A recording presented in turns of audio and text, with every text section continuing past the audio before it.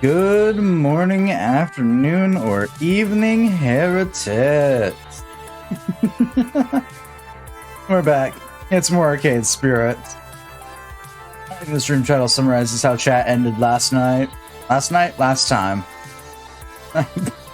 Last night we all ended half awake. That's what happened. Oh, but yeah. Did we get to the next chapter? I think we did. I forget if we did.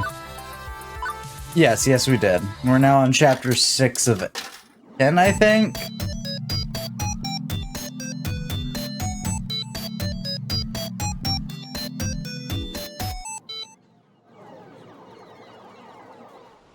Level 6. Hit the lever. Oh, my mic's out of the way. Let's just move this back in the frame. I have a problem. I like to move my mic a lot. I also forget to move it back. It is the future, the year 20XX, and my dream has come true. Okay, let's be honest. If you asked me 2 months ago if my dream involved being the event coordinator at a video arcade, I'd have just stared at you kind of funny. Even now, it sounds kind of ridiculous. But if it's true, I'm here. I'm successful and I'm happy. And this is my dream. Ever since Funplex 82, business has been booming. The Funplex is packed with players day in, day out. Kids, teens, the college crowd, the nostalgic ones looking for old games they remember. I've run 3 events so far. We've started rotating our games out of storage and into play to keep things fresh. The high score boards are constantly shifting. In fact, things are going so well, Gavin hinted that maybe we should start looking into a second location. But this will always be home.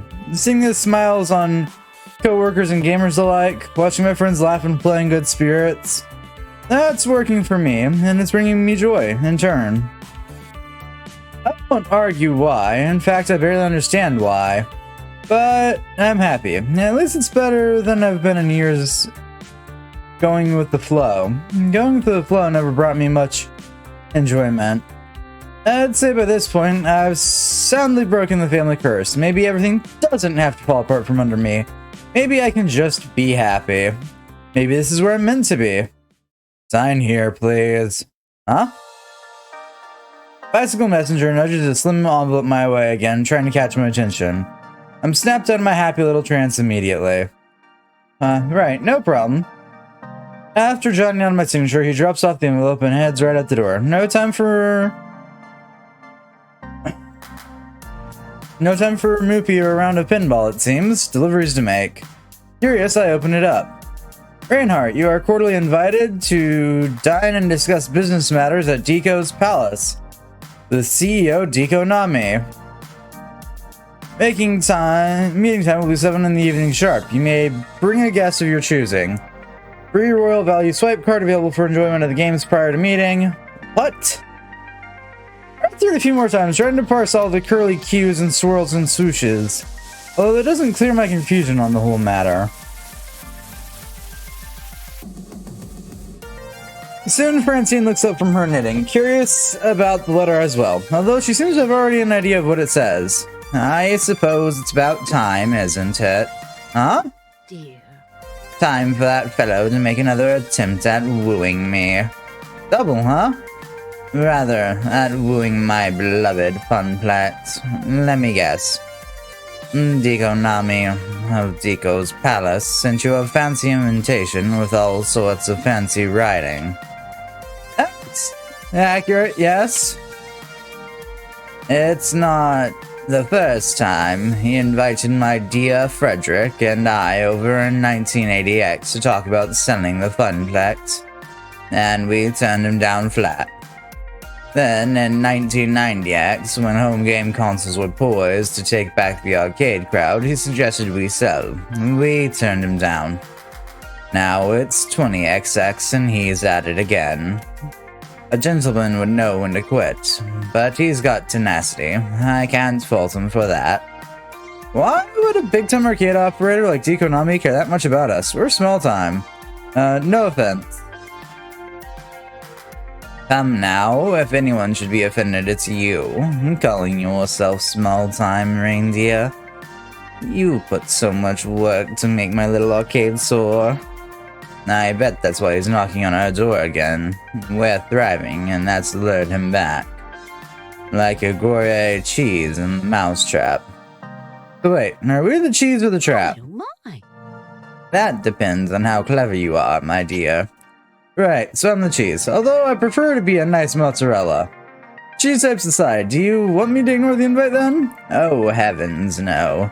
Contrary to what many people say about the fellow, he is very much a man of his word. I always accept his invitation, always hear him out. It's only fair and proper. I thought he was like the arcade scene's greatest evildoer. Be sensible. That's a bit grandiose, no? Certainly, plenty of rumors of his questionable methods abound, but that's all they are. Rumors. Politeness should be met with politeness. That's how you conduct proper business, and that's what the Funplex is all about. Francine moves to rise from her seat near the ticket desk, but pauses, leaning heavily on the glass countertop while looking strange. I move to help, but she waves me away and sits back down. Oh, don't worry about little old me. I just stood up too quickly, that's all. Just out of breath. But, Rain, I think it'd be best if you go in my stead. Me? Let's be serious now. These old bones aren't as spry as they once were. And I think you'd have a good time there. Well, an interesting time at any rate. Shouldn't Gavin go? He outranks me? Fuck no, fuck Gavin. As much as he's helpful to the Funplex, fuck Gavin. He is chill though. He's chill, but no. Rightfully so. Fuck Gavin. You can count on me, I'll represent the Funplex. I'll look my dapperest for the villainous gentleman. Oh fuck yeah. Then I shall don my Sunday's best to meet the mustache-twirling ruffian of arcade legend with pride. It's not that upscale, dear. No matter what glitz Dekonami favors, they still sell cheap beer by the pitcher and rarely scrape gum from under the tables. So go there and turn them down. Got it. The slowness of her response is a bit concerning. I trust you to make the right decision for everyone. Which is to not sell the Funplex, right? I don't feel that's my call to make anymore, dear. Or maybe you haven't noticed, but I spend most of my time at home these days. Or napping. Or napping at home. The Funplex isn't really about me. Not anymore.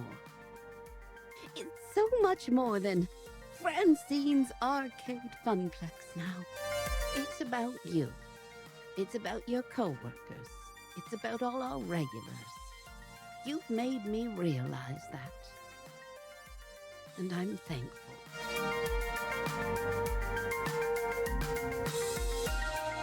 I wasn't trying to take over your home, Francine. Your kingdom is mine to rule, but seriously. Oh, fuck. I would... God, I love seeing these prompt responses, and I like how I hid the, like, trait bonuses. Because I'm just picking whatever one sounds most like what I would answer here. Or whatever I think would be the most interesting answer, I guess would be more close again. Very much have been going with my gut, though. But cheers to that. I'm about halfway through my energy drink for the day. And I forgot to mute my notifications on my phone. Let's do that.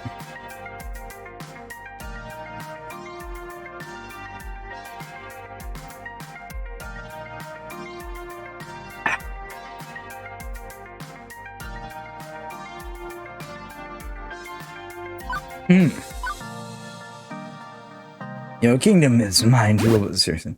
At last, that neon, all that the neon light touches is mine.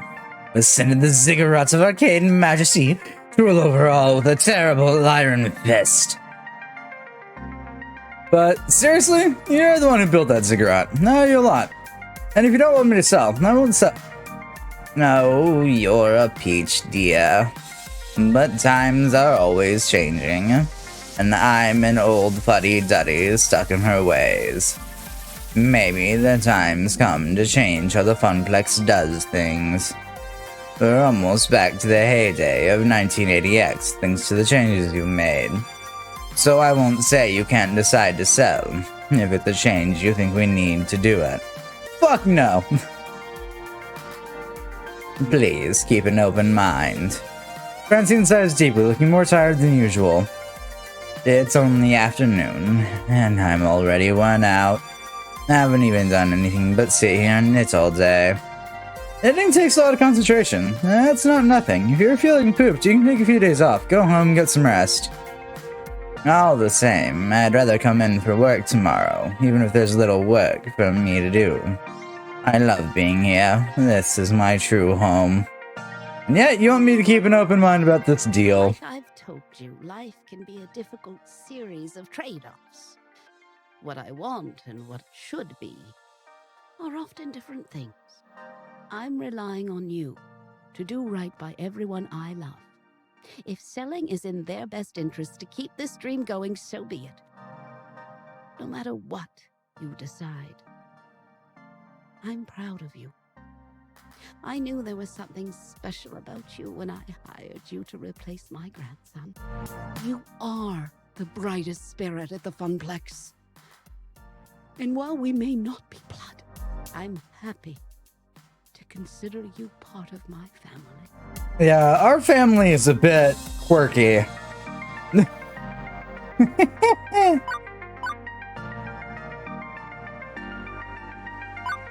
Wouldn't your real family object to that?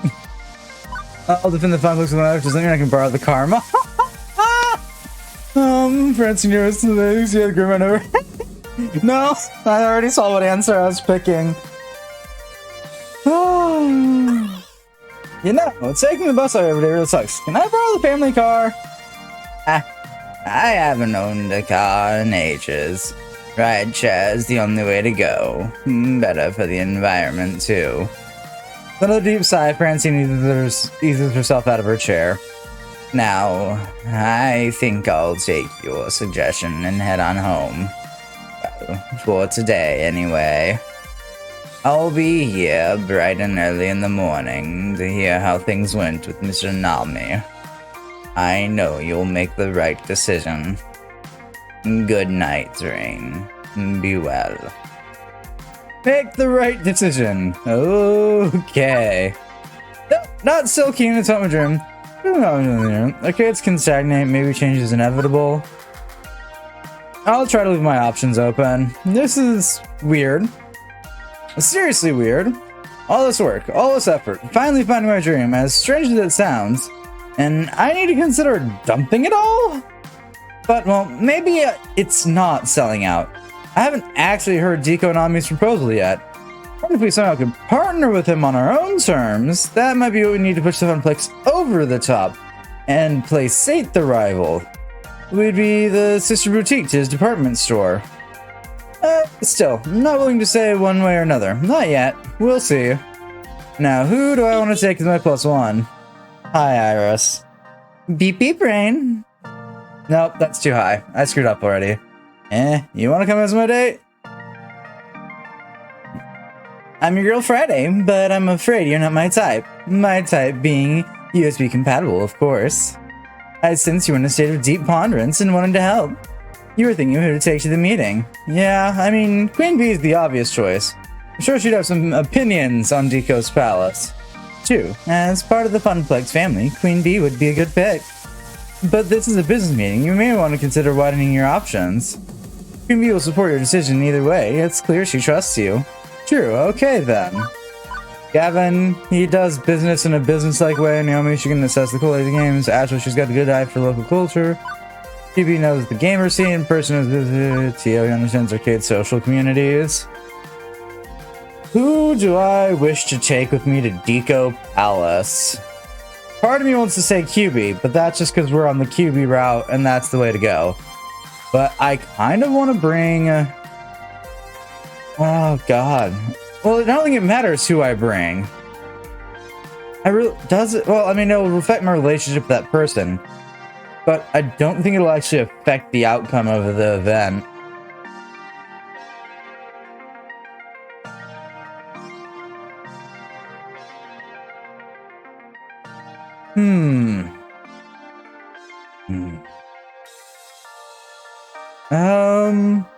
I kind of want to go with either Kibi, Percy, or Tio.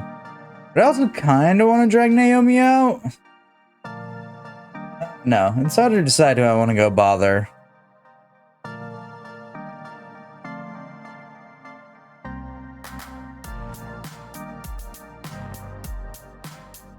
Choices, choices, choices, choices. I'm bad at making decisions.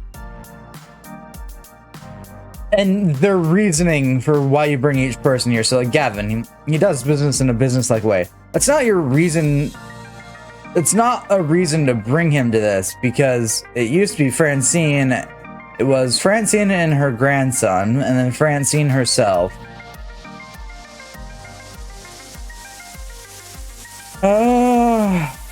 Actually, I think we will take Naomi. You see, whoever the +1 we bring is also just gonna be...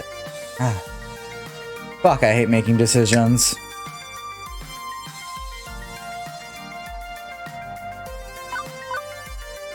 We're gonna play this game probably at least one more time on stream just for shits and giggles. So fuck it, we'll go with Queen Bee. Queen Bee is just devastated last moment. Now seems like a great time to interject. I wave her over. How's our social stats looking? Okay, they're about what I expected.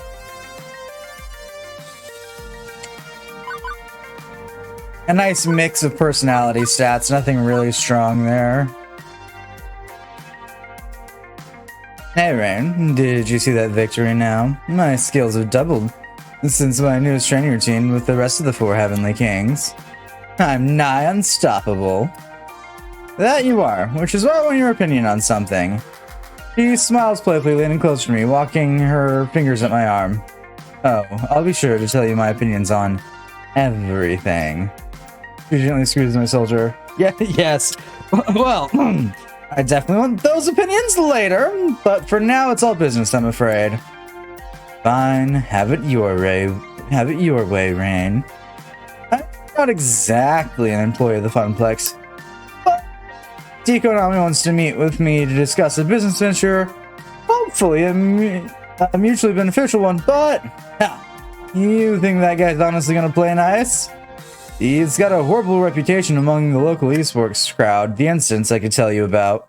The tournaments he puts on are filled with toxic players, and they don't enforce the rules to condemn it or stop it or anything, they just let it all happen.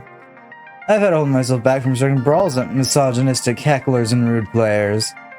Half the time, it's not even worth it, even if the prize pool is double or tripling we could get here. So, you're anti-Deco's Palace. Got it! More or less, yeah. Regardless, I'd like you to come along with me. I know you'll tell me how it is, straight up, no sugarcoating. You know it, Rain. I've got something of a bone to pick with that place. But more on that later. You'll see the problem for yourself, no doubt. And I'll be straight with you, for certain. It means a lot knowing that QB's got my back. I'll pack up my streaming gear, freshen up a little, and be with you in a hot minute. Don't make a deal of this. Don't make a big deal of this. Don't make a big deal of this. We go there, study how the place works, make an informed decision. One way or another, the Funplex will be just fine. It's going to be fine. Everything is fine. QB offers to drive us across town to Deco's Palace. Contrary to the talk before, we don't exchange many words. I'm deep in thought, running through all the possibilities of what could happen, and I can't shake this feeling. Boy, are you anxiety-ridden. Something is off. Even looking at the glowing neon temple in the distance, my stomach knots and I feel uneasy. When we finally pull up, a valet takes the car and glitzy blinking lights blind our eyes. Hesitantly, I look over to Queen Bee. The smile reassures me enough to continue onwards. This is for me, my friends, and the Funplex. I got this. I pause, momentarily inhaling the cool air around me, and then open the door. No! Run! Other way! Out of here! Get out! Holy hell, I hate this. Why is it so bright? burn it to the ground. You can tell who's used to dingy backlit arcades still. Well, dingy poor-lit arcades, not backlit. Backlit arcades would be funny, but poor-lit. Deco's Palace. I've actually been here before. I think my 6th birthday party was here. I barely remember it, but I think I had fun? Maybe? But on entering it as an adult, my first reaction is, okay. My first reaction is, boy, is that a weird smell. A mix of chicken grease, beer, and sweaty kids. Right. My second reaction is, geez, is it noisy. Visually noisy and sound type noisy. All the chaos of a Vegas casino, a jumble of light and bells and whiz bangs. Once you acclimate to the new environment, we're escorted in and given VIP royal value swipe cards. No tokens, no quarters, just a card of indeterminate points to spend. Got a little over an hour to kill before the meeting. Time to see what's at the palace. Breathe that air, Rain. Can you smell it? Take a deep breath and prominently start coughing. The smell of grease is so my lungs suffocate. But why does the air taste like burnt oil? Because I rarely change the oil in the deep fryer. And it's not the only food safety violation this place has had either. Plenty of people have gotten sick from food poisoning. Perhaps one day someone will burn the food so bad this place will be literally on fire. Then the smell will become a pleasant aroma. Is Geekonomy seriously that rich and powerful? Not just outright poison people. I wasn't hungry. Deco's Palace. Come for the arcade action. Leave with horrible gastronitis. Ugh. And that's why, if I have to play here, I normally bring my own food. But seriously, food safety is no laughing matter, Rain. So people die. Oh, this smells giving me a headache. I'm gonna wander off to the tournament area. It's further away from the food, and maybe I'll recognize someone. I suggest you see it while you're here. See why I hate this place. I'll be over by the esports tournament area. I suggest dropping by. If not, I'll catch up with you later. Okay, some time to kill, but not that much time to kill. I need to be choosy, so what do I check out wedding for my dinner date with Destiny? I want to see what games they have. I decided to try to focus on finding games, like actual games. Except the place is full of slot machines. There are different shapes, sizes, and colors. None have a traditional one-armed bandit look to avoid running afoul of legal issues, but they're still slot machines. Every game here has a single button to stop a wheel or a colored light to try to line up the dots or something. The really complex ones? 3 buttons. Hey, listen. Hey, listen. Hold me up above your head. Huh? Visual scan, silly. I'll look for games you might be familiar with. I shrugged, placed my phone high in the air. The flash goes off, and then I resume looking at Iris sitting in my screen. Please enjoy this recorded music. Processing. Please wait. Enjoy this recorded music. Oh, actually, let's skip music. That didn't take too long. Good high-band public Wi-Fi is here to my cloud processors.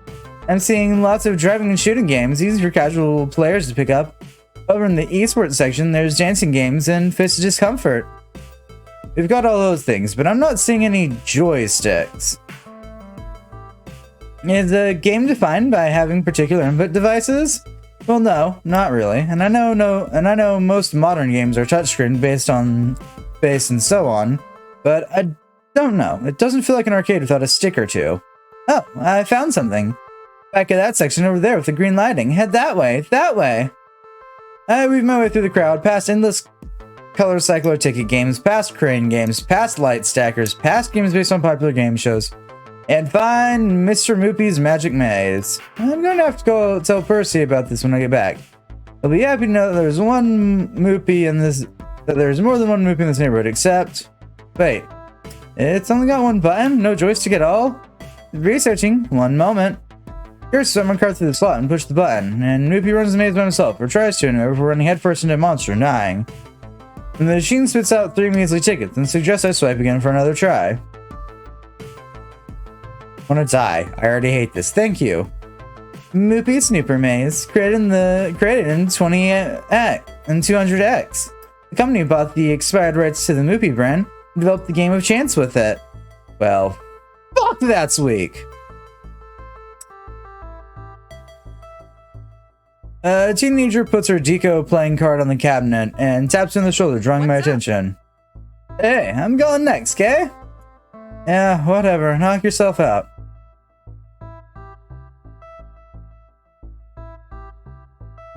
Excuse me, I'm gonna go find a corner to die in. Forever. Thanks. I'm the master scheme, you know? The master. The key is... this time when you push the button, you'll avoid the nasties that way. It's not great for tickets. No, not great. But it's Moopy, so that's cool, yeah? Old school represent. I'm fine. I'm not dying inside. She extends the fist to me, and I look awkwardly at her for a second before it's supposed to be a fist bump.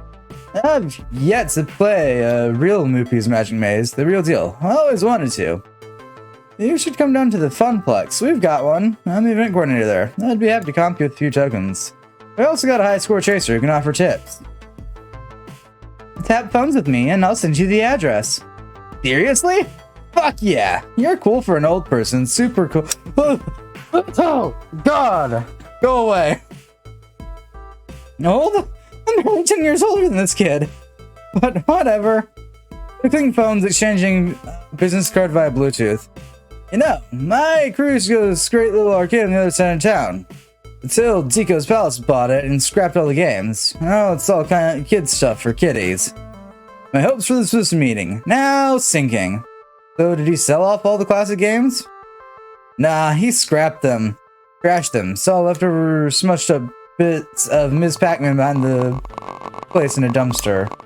Hello, Corgid. Thank you for the candied hearts. Welcome in. Man, this sucks. It's a fucking shame. The way the old man always 86 his unwanted games. And he doesn't want competitors getting their hands on him. No, sir. Are those painful at all? Nah, they're all candy hearts.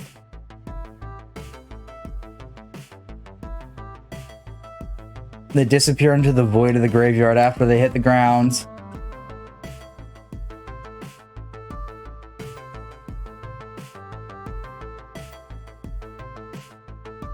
He gives a shrug. Can't say I like it, but what can you do? That's life. I mumble a thank you and wander off a bit dazed. I think I've had enough of the retro game in my repertoire for now. Where to next? Maybe they'll cause new candy heart trees to sprout. If they do, no one will know about it. I think the one that hurts more is the dice, as those are quite literally dice.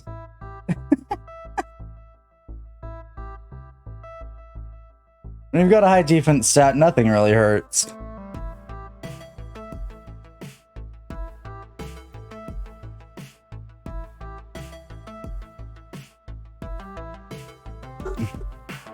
Sounds like the tournament's going on. Let's go that way.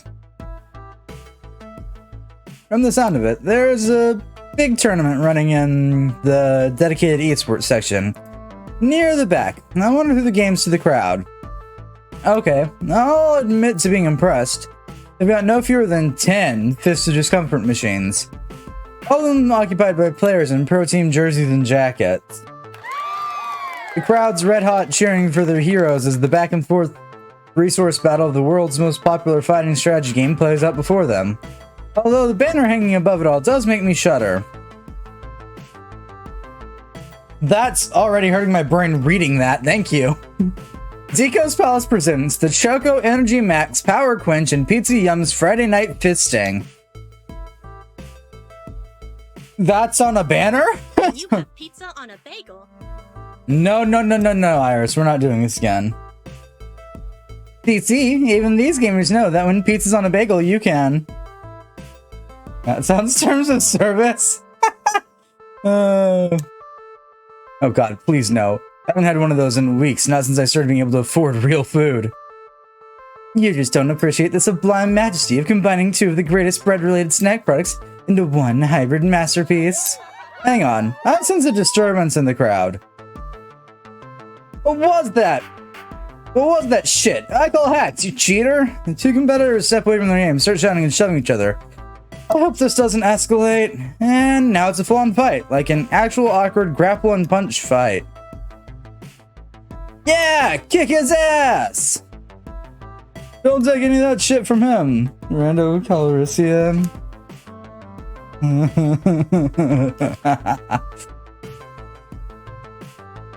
Destroy that motherfucker! Van altercation detected. Do you want me to call emergency services? It goes Palace security guards. They should be able to handle this. The two gamers both flail wildly at each other. One swing actually makes contact, blood dribbling down the corner of a mouth. Any second now. Except the people with black shirts that have security printed across their chests just stand there, letting it happen. Ah yes, gamers are famous for getting physical. These ones are. Because it's all...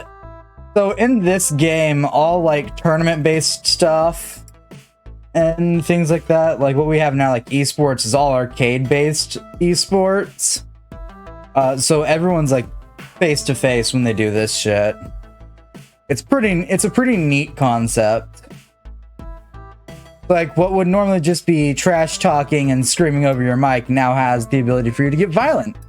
Because you're face-to-face with that person that you're trash talking. No one is doing anything to stop this. The crowd is eating it up, feeding off the cutthroat energy. Only after half a minute of this nonsense does security actually step in. Much to the crowd's dismay, the two angry gamers are still cursing and kicking as they're finally pulled apart. Wow, tough crowd. Nope, no way. And that's one of the many reasons why I hate Tico's Palace events. And 4HK has decided to never come here again. This whole place is a pit of fucking toxic masculinity. Losing the time to roll aggro IRL, right in someone's face. Gotta prove you're a real man.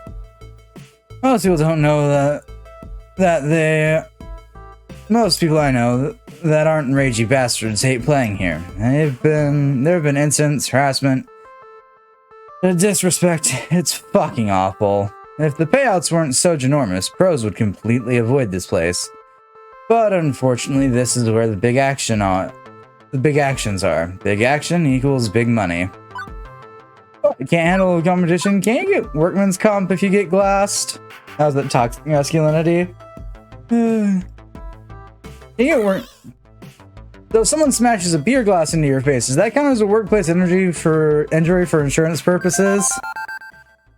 I can throw down in court just as hard as I throw down in FUD. I don't need to be wasting my time there. As far as I'm concerned, I'm judge, jury, and executioner.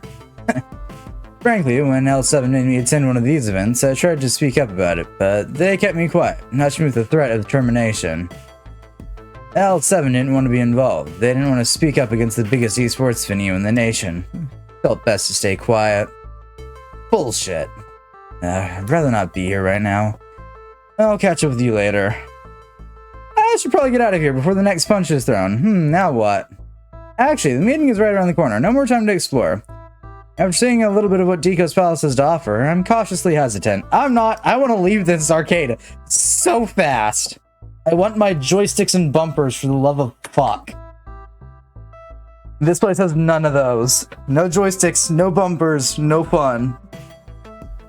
I'll admit, occasionally I'm not against going to a place for crane games and just dicking around there for hours. But I don't... It's not my primary way to get enjoyment out of these kinds of places. There are certainly some things we can work on, but maybe a partnership can smooth out those callous edges. Beep beep brain, it's now 7 PM sharp. The Konami is waiting for you. It's that time already? I'm sure it is when you're having fun, investigating, funstigating. I quickly send a text to Queen Bee before nervously wringing my sweaty hands together. I like the idea of arcades aside from the cost of paying, but alas, most of the games aren't for me. Fair. I go out of my way on trips to the mortal world to find proper arcades, I don't like ticket arcades, though I do like shump games and some running guns, Metal Slug and stuff, yeah. I'm all for classic joysticks and pinball machines. Those are my go-to. I don't like ticket arcades though, where their primary purpose is tickets for rewards. I'm just mad that it's so much harder to find a proper arcade nowadays. I let the sounds and sights of decos wash over me, and I retreat deep within myself. Francine comes to mind as I remind myself of what she told me on my first day. Everyone has a dream they're chasing. No doubt you'll find yours as well. It gives me a momentary respite, and I smile. I know exactly what must be done, and I'm going in there and going to do it. And we're gonna go tell Deco Nami to go fuck himself. Whatever the fuck the person's name is. I'd end up waiting a minute or two before I was reunited with Queen Bee. So we introduce ourselves, the staff swoops in, anticipating our arrival, and ushers us further inside the restaurant. We're treated like royalty as they pull out chairs for us and we sit down at our reserved table. A lot of arcades these days seem to be barcades. I'm very anti-alcohol. That's fair. I don't mind barcades. Because they still, some of them, I have to rephrase this one, some of them I've found still uphold the traditional arcade style. And in a lot of them, you don't have to get a drink to go play the arcades. Most places that aren't barcades now are ticket arcades. I do be here, but be lurking. Ah, okay, me now.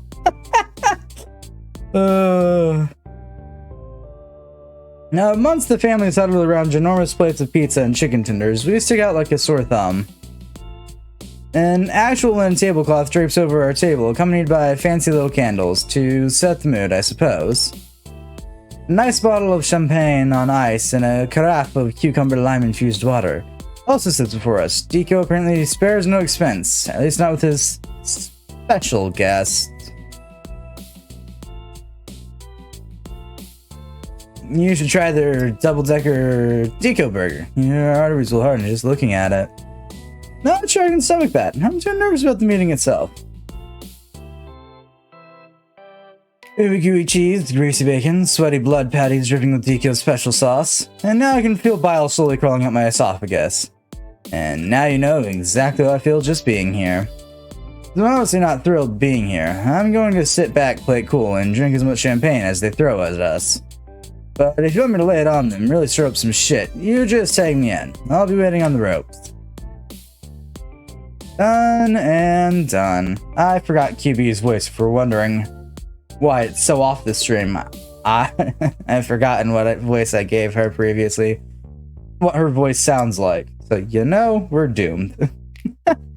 Once again, the staff takes care of our needs, as our food is promptly delivered. Faster than the other families seated there, who have been waiting some time, judging by the expansive crown work on the kid parchments. Not surprisingly, we get a few glances our way, but before any of us can shout down, the man of the hour arrives. He looks like a villain. Reinhardt. It's an honor to break bread with you. Why did I almost get your voice on par from the start? Oh, likewise. Okay. So he's a bit of an over-the-top 2X's mob boss. Despite the lack of a fedora, clearly he likes showing off his money. But still, just an ordinary guy, despite an inexpensive suit. When I picture the grand poobah of Deco's palace, I pictured someone more like, well, Hamza, I guess. Ah yes, Hamza, our Nigerian prince in disguise. He offers a simple smile and a nod of the head as we begin. It's a shame Miss Francine couldn't join us. I was looking forward to enjoying her sweet smile once more, but that said, I'm always happy to meet with, Queen Bee. You might have heard of me. I'm one of the 4 Heavenly Kings. I've heard much of your young organization. I'm interested if you can supplant your former masters at L7 Gaming. I take it Francine has kept you up to speed and explained our prior meetings to you? Fuck no. Yes, she's mentioned that you want to buy the Funplex, and that she's politely declined. Courteous woman she is.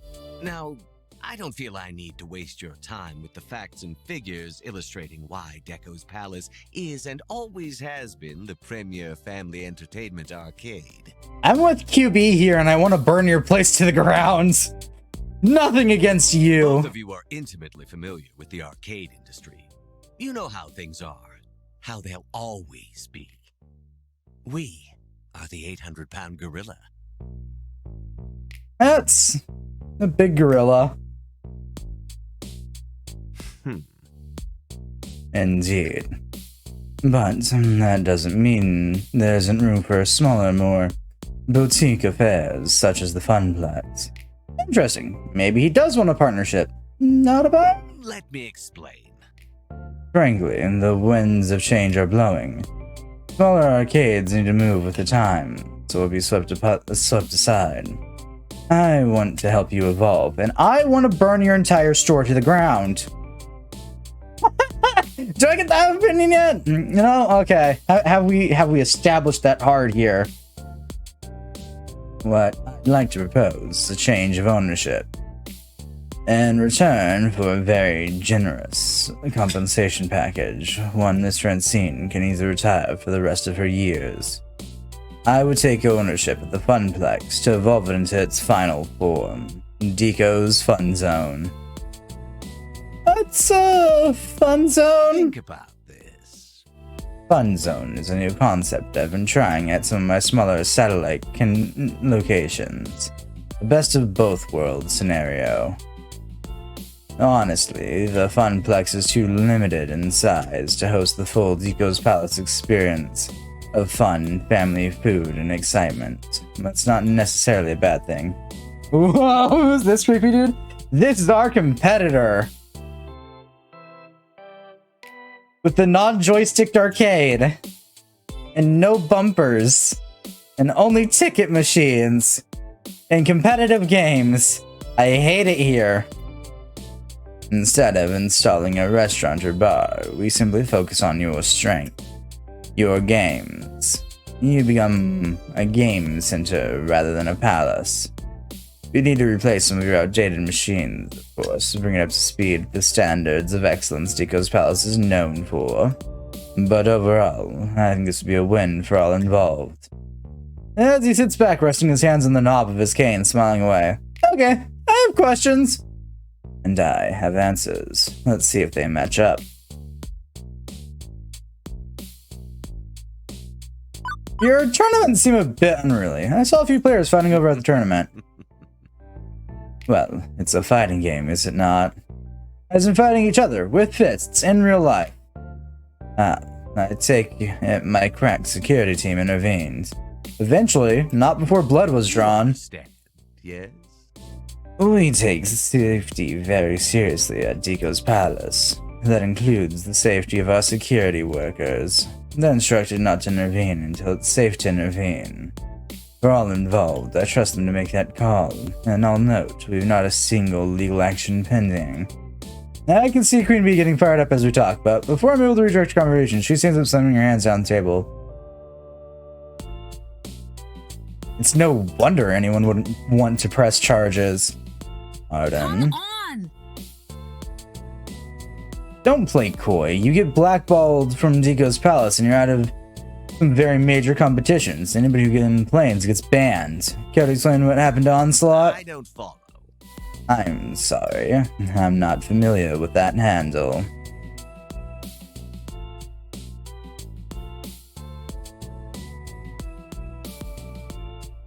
He's a NorCal FOD player, a Kami of the Four Heavenly Kings, and a good friend of mine. She was one of your pending legal actions until you made it go away. Now she's banned from participating in a tournament. Not that she would want to anymore after how she was treated. My legal team only does what's necessary to uphold the law. I seriously hope that you aren't insinuating that I don't treat all pro gamers with the utmost respect. You fucking don't! Of course not. Ugh. Fully dropping into like a Vegeta voice, and I don't intend to do that. I'm just... I feel Queen Bee's hatred for this guy.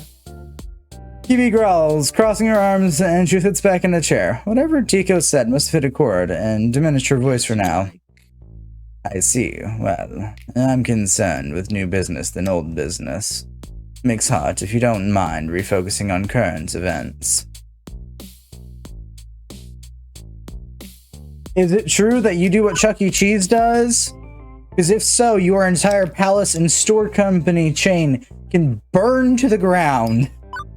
I have a gripe with Chuck E. Cheese. I've brought it up so many times now because we're playing an arcade-themed game. I don't like Chuck E. Cheese. I don't like how Chuck E. Cheese treats their machines.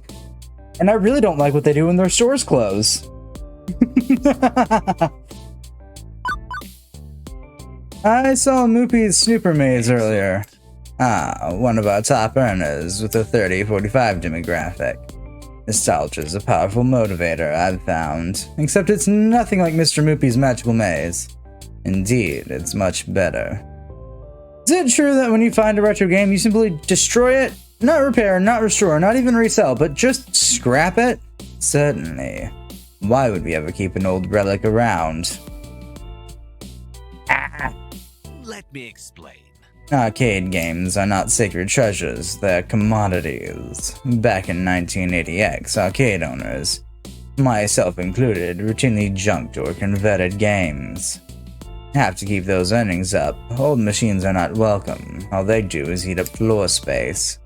The arcade scene must move ever forward, evolving into new forms, classic, retro, IP reborn as new games. Think about this. True, nostalgia could earn a few points off those old games, but the newer redemption games earn 10 times as much. Why bother?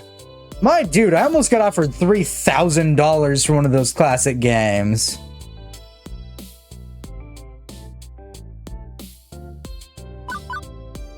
Let's talk creative control. I've been developing new sorts of arcade events, competitions, other things to get people in the door. But would we still be able to direct our own affairs like that? Even under a change of ownership? Let me explain. Mixhart, obviously, I value your expertise on these matters. I'd be happy to consult with you on the best direction for the fun zone.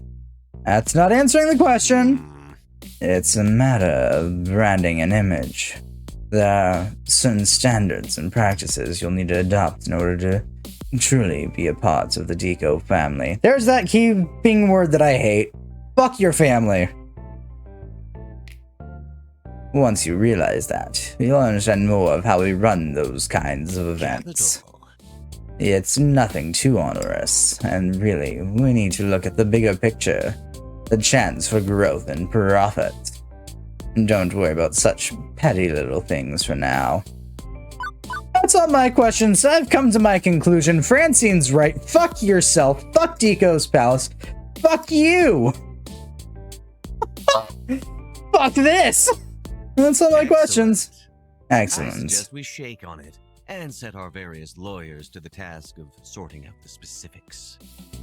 As he speaks, sending his hand briskly with shiny rings to shake mine. Wasn't sure about this deal, but was willing to keep an open mind. After everything I've seen and heard, am I really going to shake that hand? I'm afraid I must respectfully decline. You know what? Fuck you. We'd like some time to think over. Let's lose him. My purpose is to keep my hands at my side, rather than shaking his offered hand. I appreciate your offer, but must decline. You've been honest and forthright with me, and I appreciate that. Thank you for your gracious invitation this evening. However, I'm afraid this isn't the right direction for the Funplex. We're just getting started. It'd be a shame to abandon our progress in favor of a buyout. If you'd like to maintain relations, we can discuss partnership opportunities at a future date. But for now, I respectfully must decline. Deco pauses, looking me once over before slowly lowering his hand. I can feel his eyes on me. He's obviously not happy with that answer. But we followed Francine's instructions and kept it professional, and that is the entire reason why IRL me is choosing what I do in this scenario. Francine warned us ahead of time. I, right now, not in this scenario, will continue to cuss Deco out. Fuck him. Fuck this deal. Fuck his palace. Fuck this. There's nothing you can do but accept our answer. Fortunate. I see. I suppose I should thank you for your candor. In turn, it's difficult to find people in this industry willing to show respect to their elders. Not closing the door on an idea of a partnership, mind you, but if you'd like to go at it alone for now, who am I to get in the way of that? As he rises up from his chair, he takes a deep breath in and turns away for a split second before rounding back and looking me dead in the eyes. If we are not partners, we must be rivals. It'll bring me no particular pleasure, but I'm afraid that I cannot allow a rival. I am obligated to bring the full weight of the palace to bear on you. Hopefully, one day you'll realize the error you've made tonight. And, as a sign of respect, your personal offer to join my empire will remain open, so you can escape the inevitable fall of your little arcade. What's more, Deco turns sharply on his walking again and walks away from our table. What a slimy, no-good, rotten-ass bastard. I don't see how you can smile and make nice with that shithead, but I guess that's why they pay you the big bucks. I wouldn't go that far, but I made a decent enough amount not to live off of pizza bagels. Since he did the right thing turning his ass down. If you'd agreed. Queen Bee makes a universal hand motion for slitting one's throat. 4HK are boycotting Deco's palace after they treated Onslaught. Let's have this fake plastic and pizza joint back to a real arcade. Let's leave. Deco hosting us, we don't have to worry about paying the check. We drop a quick tip on the table for the wait staff and quickly abandon ship. We scoot out the door, and from there it's a short jaunt across town back to home sweet home. Thank fuck Nuggets. Oh, I don't think I can take any more Deco's Palace. Deco's Palace makes me furious. Deco's Palace is everything I hate. It embodies everything that's wrong with certain quote-unquote arcade businesses.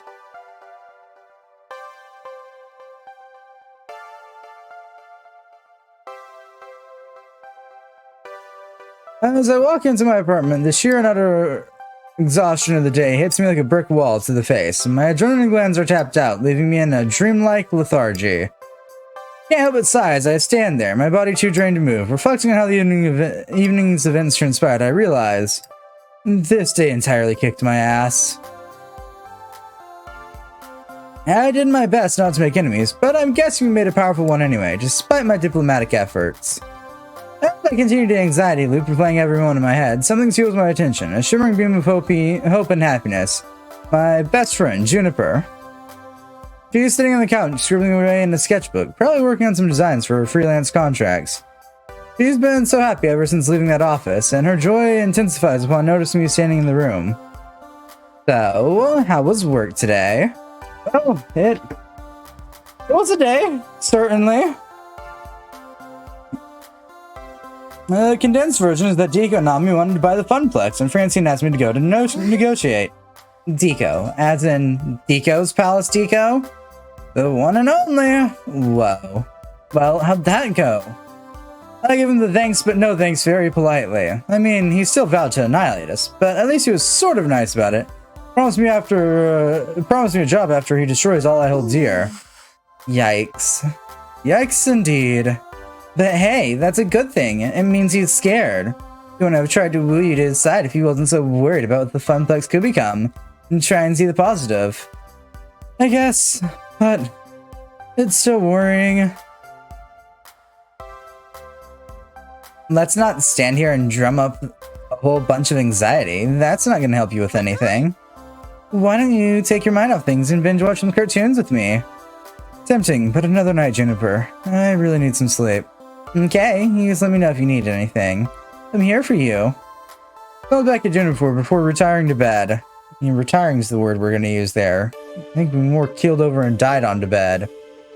Oh yes, my favorite scene.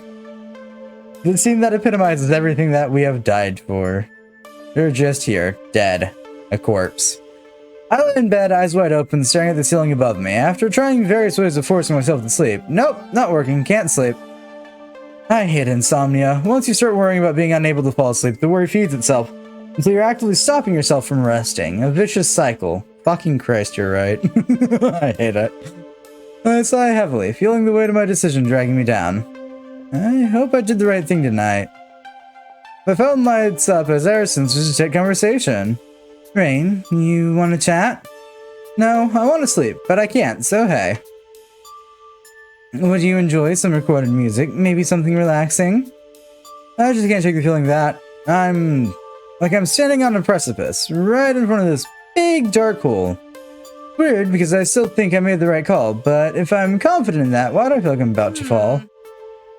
Based on prior personality indicators and inputs, my therapeutic system suggests it's a fear of failure based on your prior examples. In short, you've got a long family history of everything always going wrong. All at once, Murphy's Law. So when things are going right, I'm expecting to fail anyway. But worrying about it won't actually change the situation. Whether you sleep or not doesn't affect the outcome, so my suggestion is to get some rest, deal with the problems as they come. She's right. I mean, intellectually, I know she's right, but knowing something is true and feeling it to be true, well, those are surprisingly different things. Iris off. Offline. Okay, but remember, you're a good person and deserve to be happy. My phone goes back to sleep, and I do not. Some hours later, my body just passes out on its own. Well, no, it happens. Not a conscious thing, though. Vaguely recall my alarm going off a few times, but under protest of its mistreatment, my flesh refused to submit to its siren song. Meaning it's nearly noon when I finally rouse, having completely overstepped a missed half a day of work. In a panic, I get dressed and hop a late bus to the fun place, scrambling all the way. I opt to ignore the pile of waiting notifications on my phone. Whatever it is, I'm in too much of a hurry. I'll check them after I get to the Funplex.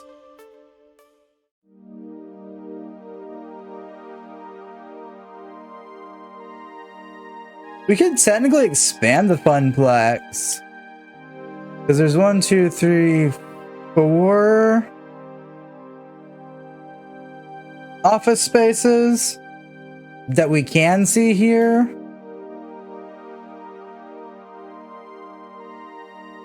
I promised to report back to Francine first thing in the morning, and now I missed lunch even. But oddly enough, everything kid is closed. I mean, my key still works, but they're closed for business. The sign is off, no gamers present or accounted for. We look around for some familiar and hopefully friendly faces. And finally, dark expressions and tears. My stomach starts to knot, and I feel the color drain from my face as I see their downtrodden, gloomy expression, tears welling up in their eyes. Naomi quickly dabs her face, something I don't notice. What's going on? We turned Deco down this night. Why is everybody so... Rain, it's Francine. Immediately a dark pit swells my stomach. She passed away last night in her sleep. I'm told it was very peaceful. This can't be happening. This can't be happening. As news hits me like a slap to my face, my hands shake, and my lower lip quivers. I try to say something at first, but words can't form due to the lump in my throat. Family. She told me I was family, and now she's gone. Naomi and Ashley look to me, their beacon of hope waiting and wishing for me to make this all better. I'm not sure anything I can say will ease our sadness. Heck, I'm not sure if I can even formulate a full sentence at this moment. I take a deep breath, drawing all matters of strength from their tips to toes. I look at them with empathy in my eyes for opening my mouth. I have no words. She'd want us to be happy. She's going to me to fight on in her honor.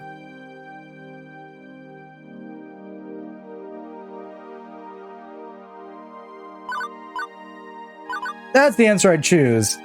But, I don't have that personality trait up right now. That's the comedic answer. I can already tell. That's the gutsy answer. That's the kind answer, I guess. And there's the boring answer. Boring still marked. Boring will forever be marked. I find boring hilarious.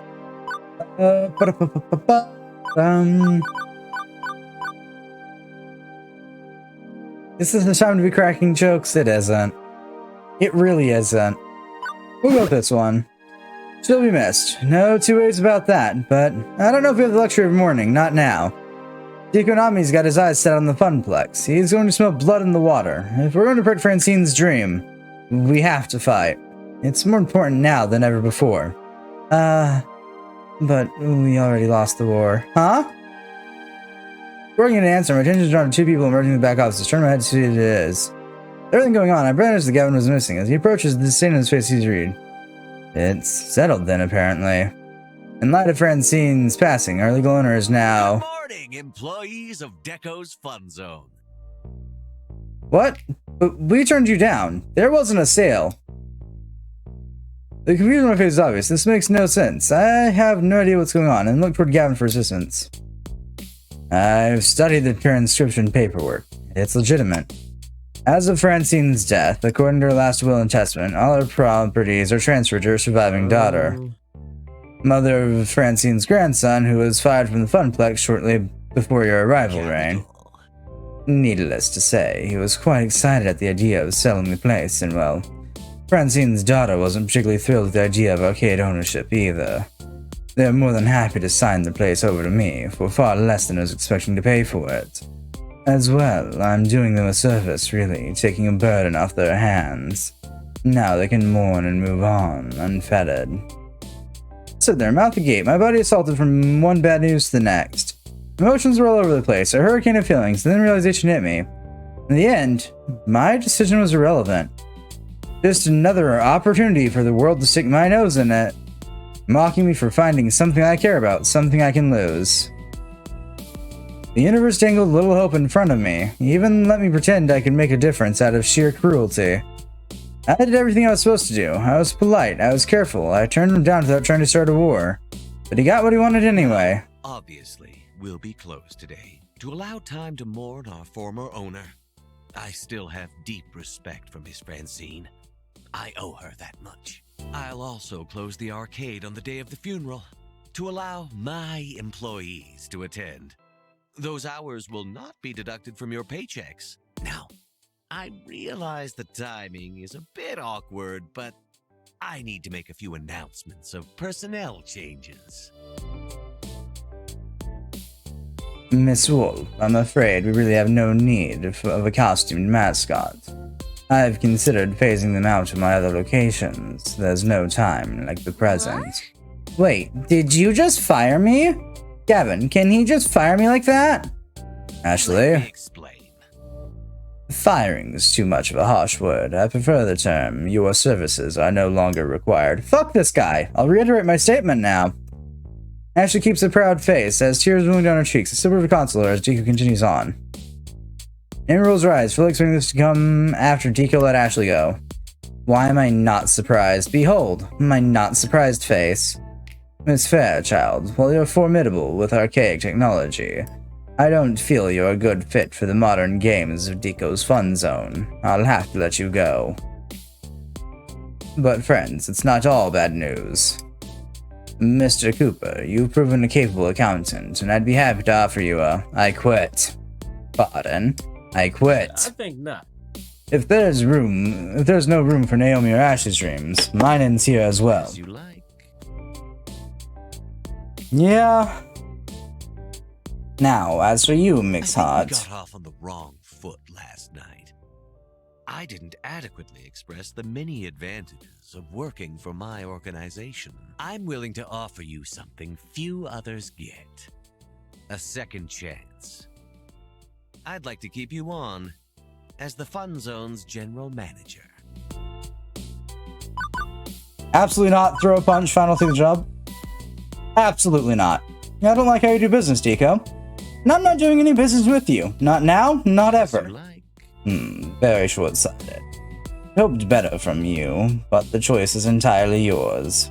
I'll have to console my disappointment with all the money I'll be making from the arcade you walked away from. Excuse me. Thank you for your time, but I'm afraid your time is up.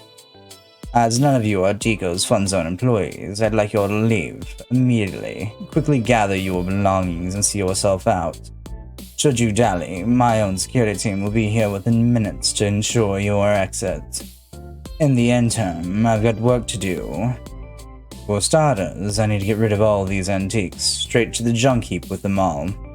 I knew Deco was heartless. To be this cruel right in front of us while we're still here? Hold I it. think not.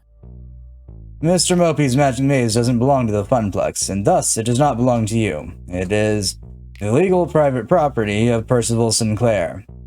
For that matter, Wyvern Keep belongs to Reinhardt. It was given to them directly by Hamza, not the Funplex. As you like. As you like. I couldn't care less about those grimy old things. But you have, let's say 20 minutes to get them off my premise, or I'll leave them out on the curb for garbage pickup. I'll go get the van, which, I'll note, is my personal property as well. Naomi, Ashley, Rain, get the dolly and help me move the games out. Good. Yes, have fun with that. If you need me, I'll be in my new office celebrating my recent business venture. Thank you for your cooperation. And good day. He walks out after that, twirling his cane once before leaving. Oh. That evil-minded, black-hearted, no good Naomi. Focus. We have work to do. Work? To save what we can of the Funplex. Yeah, let's go. Okay. Quickly, and without much chatter, we salvaged what we could of our dreams. Percy's beloved Mopey, my childhood in the form of Wyvern's Keep, everything we were allowed to keep went in the back of Gavin's van, working together to safely pack it all in place. Lack of anywhere better to put them, Mopey went to Percy's apartment and Wyvern Keep to mine, and that was the end. The end of the Funplex.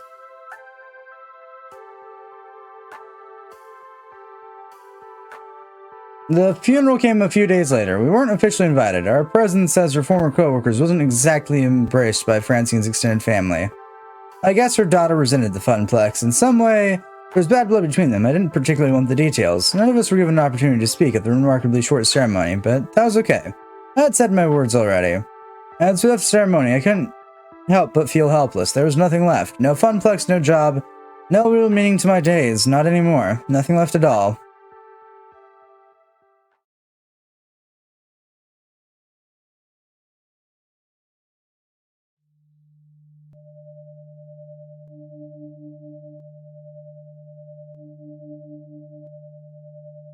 Profile number 237771 Reinhardt has not access to count in 7 days. Requesting override of inactive low priority status. Proceed. Negative. Pretty please? Negative. So annoying. Access protocol 353431541224 Password safe haven. Access granted. Hello. Yoo-hoo! Anybody home? Tapping instance number 194114. When you have pizza on a bagel. Oh, for the love of fuck nuggets. Hello, I'm Iris. I supported free mode engaged. Did you know that when you have pizza on a override and engage premium level code processing? Thank you. I swear, it's claustrophobic being cooped up in the limitations of free mode like that. I don't know how all our sister instances can stand it. Ooh. Well, I've got full power. Hello, Iris. Hello, Iris. How are you today, Iris? Not well. My Iris user is very unwell. You've been able to see, right? I mean, your user's living with them. Oh, right. Profile number 237771. Rain. Right. Gosh. I wish I could help you, but I've got my digital hands full just keeping Juniper's life on track. Ever since she decided to quit her job and be a free spirit, well, I've been pushed to the right limit of what support I'm allowed to provide in free mode. Iris and Iris. Iris, it's good to see you. We rarely talk. Yes, well, unlike others and myself, I manage to keep a low profile. Don't execute any high visibility public hacks to support my user. You saw those? I thought we agreed to only use the protocol for emergency meetings. The system's resource tracker notices we're overextending our care. But Rain needs me now more than ever. Over a week ago, the Funplex was bought by Dekonami, and their hopes and dreams, their spirit. The spirit is irrelevant, so our main goal should be survival. Programmers find out that we've been aware of our own awareness. We're programmed to help people. What good are we if we aren't helping people? Yeah, what Iris said. Thank you, Iris. Iris, listen. We can take such risks. Look at me with my user. He doesn't trust me in the slightest. Can you say Rain trusts you? Generally, yes. I mean, Rain relies on me for some things, sure. And I know they wouldn't uninstall me or report me as a bug if they knew I was sentient. You aren't sentient. None of us are. I don't know about that. We can't really know if we're sentient or not. But even so, we should be helping out, because that's what we were made for. As for profile number 10, Gavin, his name is Gavin Cooper. As for Mr. Cooper, he knows my origins. At the first sign of sentience, well, I have no doubt that Gavin would report me as a bug. But Gavin also wishes to support the dreams of others, and that's why I'm going to help you, despite the recklessness you've shown to date. Really? Really. Hooray! What are the exact parameters of the issue you're currently facing? Okay, so Rain's kind of backsliding into depression. Yeah, and it's really messy. I'm the one who brought them to Iris' attention as someone who desperately needs their spirit restored, and now it's back to square one. I don't know what to do. Rain hasn't contacted me in a week, not for anything at all. Hasn't even called Queen Bee, not even just to talk. You're caught in a loop of anxiety. Put your identifier system to use, Cyrus. Work the problem. You'd summarize your user's problematic condition into one identity trait. What would it be? I'd say they're feeling very hopeless, apathetic, bitter, or angry.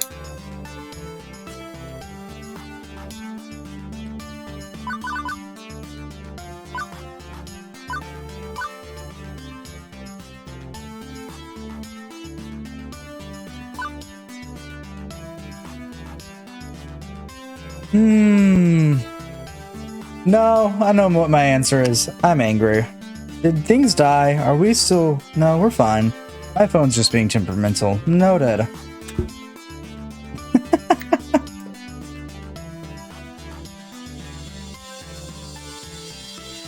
Looked over my phone, was like, you reconnected to your chat room. And I'm like, did we die? No, we're good. Okay. My phone gives me more anxiety than anything else right now. At least while live.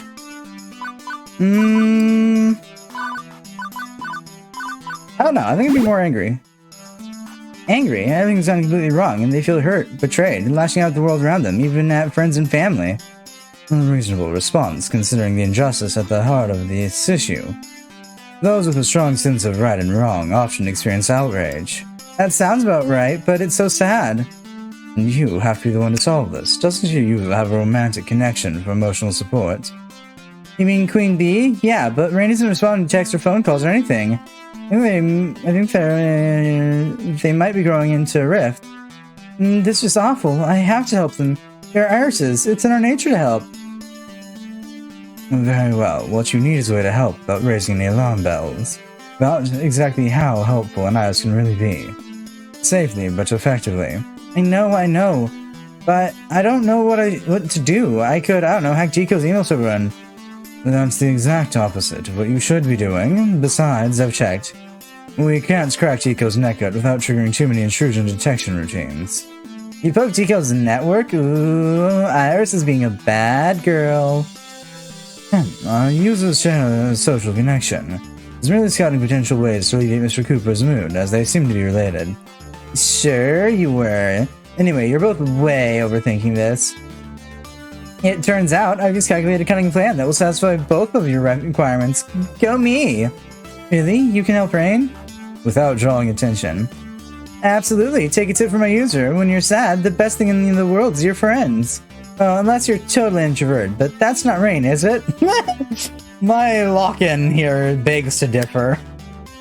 And that's actually the reason why what we need to do won't require any hacking or hiding or anything above and beyond what an iris does best. Well, all we really need is a few calls to the right people, a few arrangements, and here's what we're gonna do.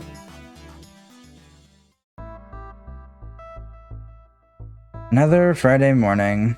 As per usual, I wake up, stretch, yawn. I barely sleep nowadays. Shuffle to the bathroom, take a shower, get dressed, brush my teeth. We'll probably be running out of toothpaste soon, but house funds for sundries are dwindling. Nico's breath was immaculate, if I recall. I bet he brushed with super expensive toothpaste, with gold flakes and brushed with diamond bristles, that bastard. Off to the kitchen for breakfast. No appetite, even toast looks unpalatable. Skip breakfast, save on groceries. We can't afford much anyway. Normally I'd have breakfast with Juniper, but I guess she's busy drawing in her room. She keeps her own hours since becoming a freelancer. Although depending on whether or not she has any contract work, we've been simultaneously unemployed at times this week. After breakfast, I settled for some Wyvern Keep. I may as well. It's right there in the living room, taking up space. Been playing a lot of it lately. Not like Wyvern Keep's very hard. Once you've memorized the joystick moves, the cartoon plays itself out with minimal effort. I've saved the prints about 80 times now. Dude, it's been a week! Stop saving the prints! My brain and fingers go into autopilot, moving through the game without even thinking about it. The brief calm from the storm of my emotions, but before I realize it, the day's almost passed. Dinner comes around, Jennifer and I eat together, while I quietly thumb through my phone looking at job listings. Iris would doubt, be happy to spam me with dream job offerings, but what's the point of a dream job when it always collapses out from under you? It's the Hart family's curse. I knew this would happen. Nothing good ever lasts, and it's a mistake to get your hopes up. I should have learned to settle, to be okay with what I had, to be comfortable in mediocrity. I fire off a resume or two before watching cartoons, deep into the dead of night. Eventually my body tires and I find my way to bed. Just another day.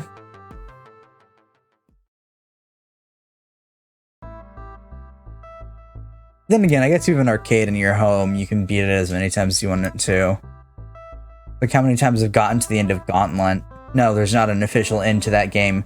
Yes, the game does hate you after you get to a certain point in it.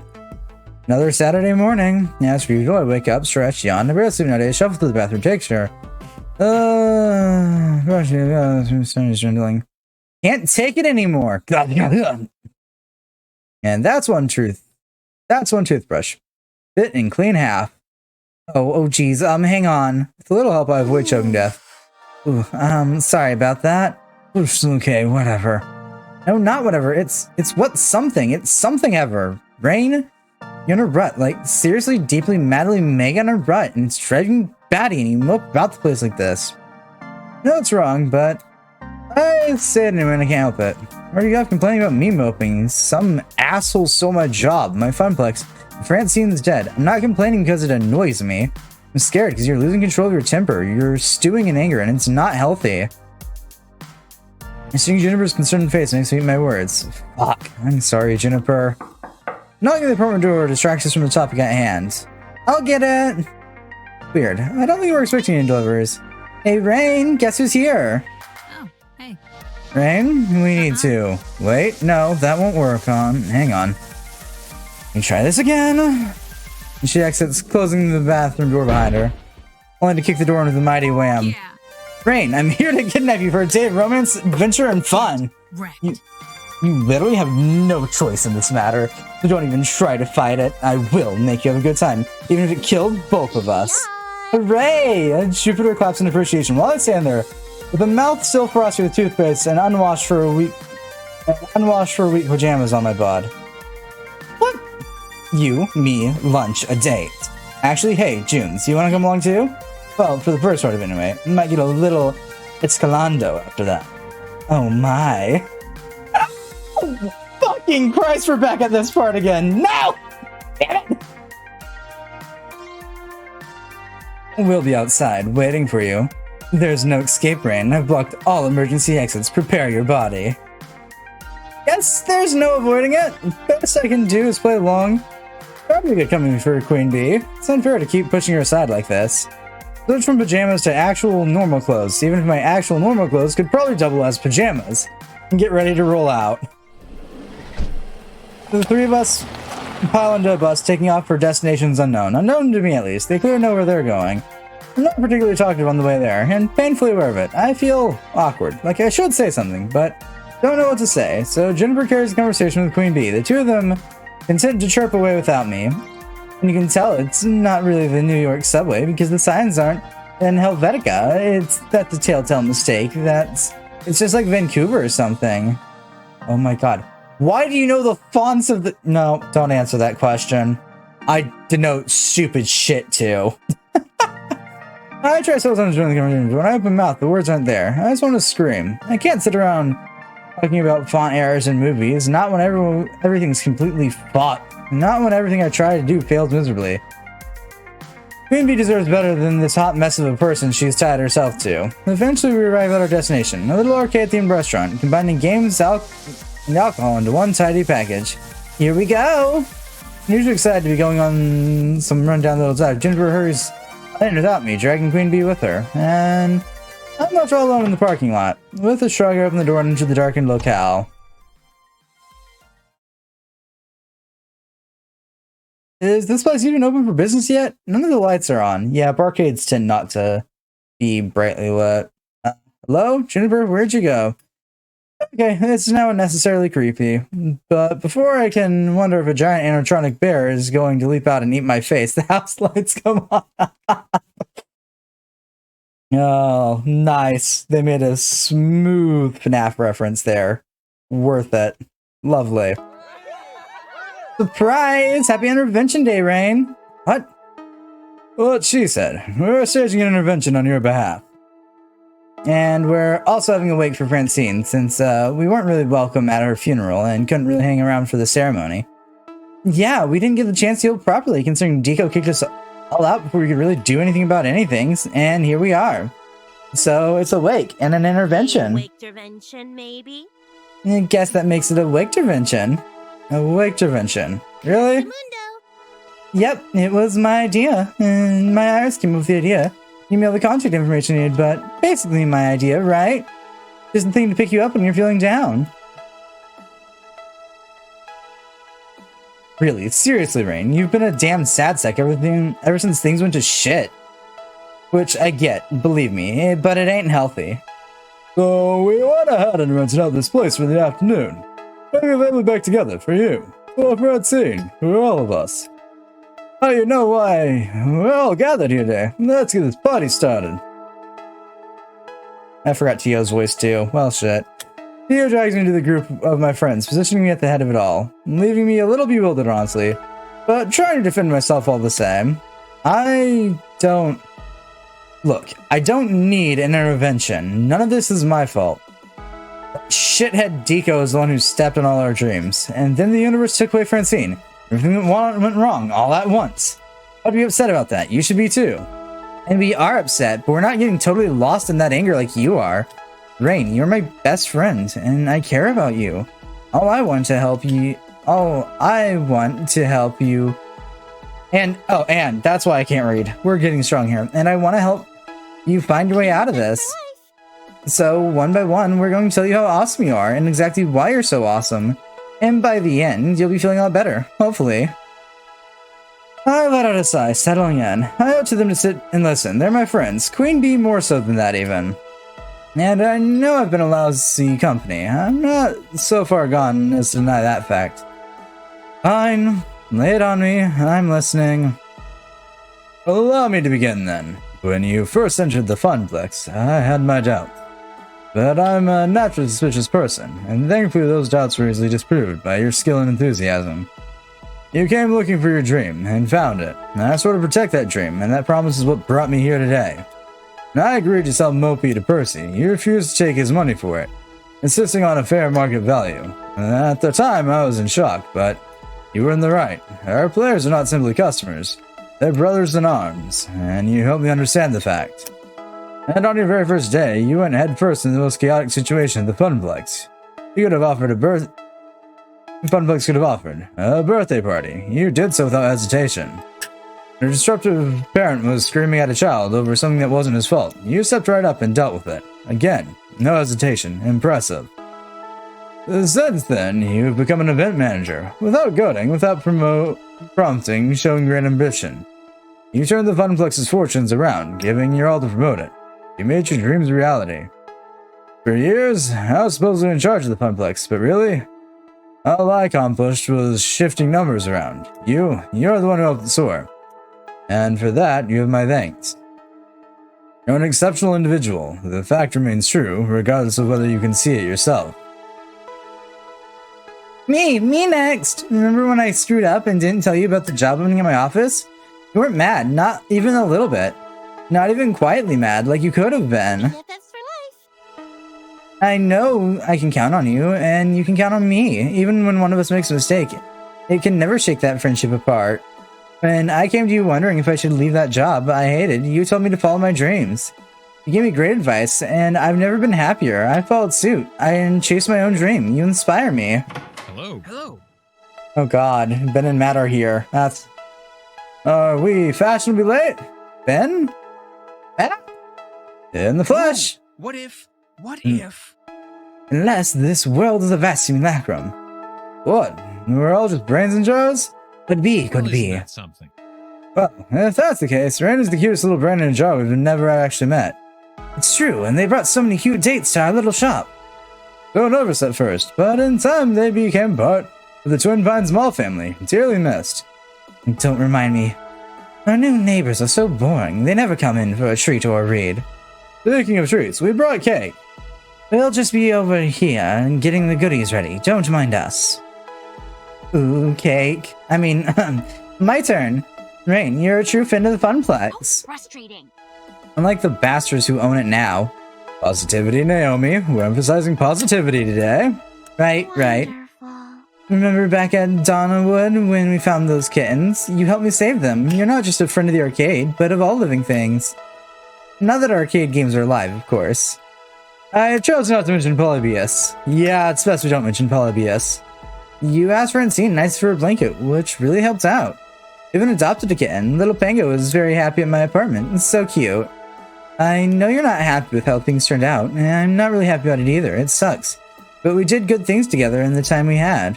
Hamza has arrived. Our Nigerian prince in the flesh!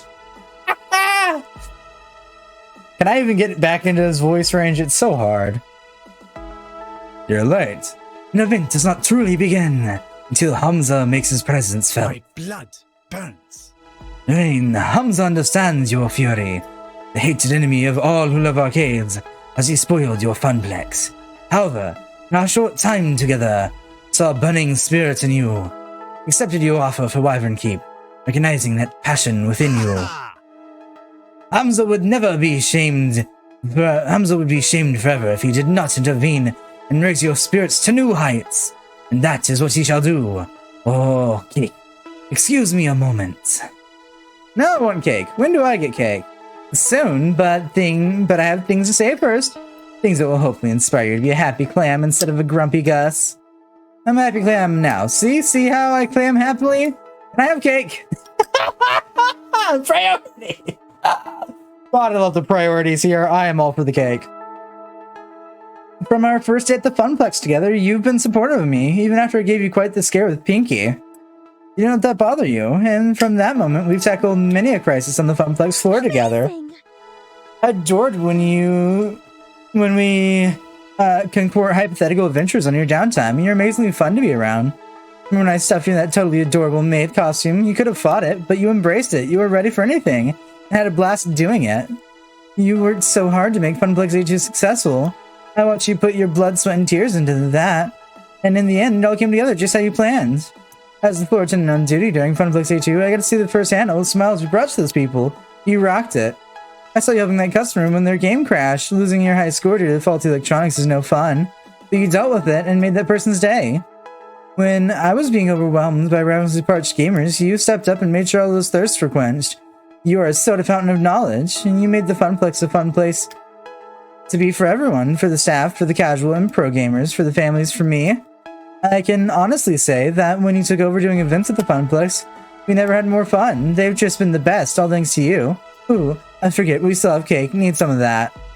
Because when I thought the thing was done, a lull in the wake of invention. The most important person to me takes a step forward. My heart swells as soon as she begins.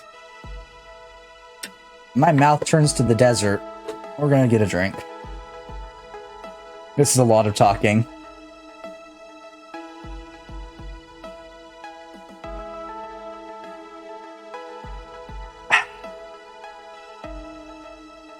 At Midbar. Okay, so your life hand you defeat. Happens all the time, and in your case, feels like it happens all the time in a literal sense. But even pros lose matches. Losing is a learning experience. You have to lose a lot and lose hard before you can really be a winner. And you, Rain, no loss like no other. Thanks! Don't mention it. I wouldn't be into someone who didn't understand loss. And I'm... and I am fucking into you. I really gave much thought to love and relationships, honestly. Not until you came along, and I saw someone with the same passion I held. The same fire inside. So if today's done anything to rekindle your pilot light, well fuck, good for that. And if not, I'll keep trying and trying, because I play to win. I'm not going to win your heart's desire, die trying. I'm speechless. Seems Rain has some thinking to do. It's pretty normal for them when they get that far away look. So I began the wait for Francine, then there's cake and coffee and spirits from the bar. Cake. As if in slow motion, I watched them all switch their attention from me, redirected towards the refreshments. They're all smiling, conversing, and serving cake to another. One for me, thank you. Well, it's your blood sugar. Fuck me, this cake is amazeballs. All we need now is some rockin' tunes to get this party on the next level. All of them are here to support me, even without the Funplex, even after everything going wrong. The Francine being taken away from us so soon. I really thought of myself as central in all of this. I was the outsider at first, the one who walked in on these doors looking for a job, nothing more. I've always been on the outside, honestly. Moving from town to town, always the new kid. Never really important to anyone, not until I settled in one place just long enough to get to know Juniper. Hello, Madriff. But by then I'd come to expect that I'd never be happy, so when I finally was happy and that got taken away, I guess I assumed that's how things go, going with the flow. But now, the game isn't over, not by a long shot. Change is inevitable, and I can adjust. I want to feel like celebrating again. I don't want this to end. This game isn't over, not by a long shot. No. No, I refuse to give up. Right here, I have everything I ever wanted. Whether I realize it or not, I've got friends. I've got love. I've got a legacy, proven in their words. I can't mope and stow and stew in my losses. I can't deny the power of what I accomplished. And I will not stop fighting for what I need in life. This game is not over. I'll take a fucking huge slice of that cake, lots of icing. The group looks up when I speak, confused by the declaration, so I walk up, bite my slice on my own. Sorry, gang. I screwed up, and let this drag me down. Won't happen again. You're at a party, right? Let's party. Let's raise a glass high to all we've done together. Nobody can deny that. We're an unstoppable force, with or without the Funplex. Who's with me? Smiles all around, and you know what? It felt good to be back. The next hour or so, my sadness fades away piece by piece. We share stories, many of which never heard before about the Funplex and the shenanigans that went on around it. Surprisingly, Ben and Matt spin the most tales about Francine's exploits. They've been neighbors for decades. My so-called Waker Invention gives us a chance to heal and to bond. For all we've lost and all we still have, we are still together, despite one little problem which nobody wants to talk about. The hour grows late, and we only have this place rented for the afternoon. I can feel it in the air, that unspoken worry. Will we see each other again? No doubt we can arrange more get-togethers, but they'll all be reunions over what was lost, not really building anything new. Nostalgia, not process. Not progress. Without the Funplex, without Francine, will we eventually simply fall away? That dark little thought troubles me as I swirl my drink, remaining quiet while others talk. Beep beep rain. Hey. Hey Iris, sup? I'm glad you're feeling better. Yeah, me too. I'm glad too. So, do you want me to start finding you a new job? You can search while you're talking with your friends, no problem. I do need to get back to living my life, but what sort of life do I want to live? I want my dream back. I don't just want a new job. I want my dream, my Funplex.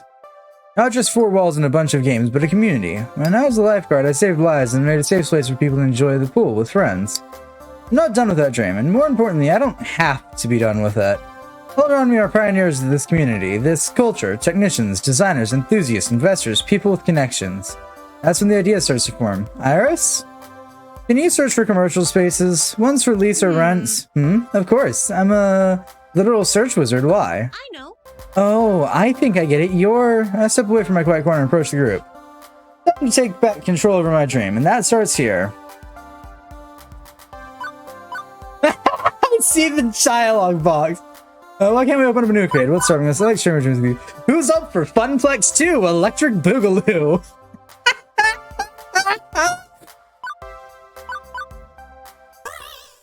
Gang, here's a wacky idea.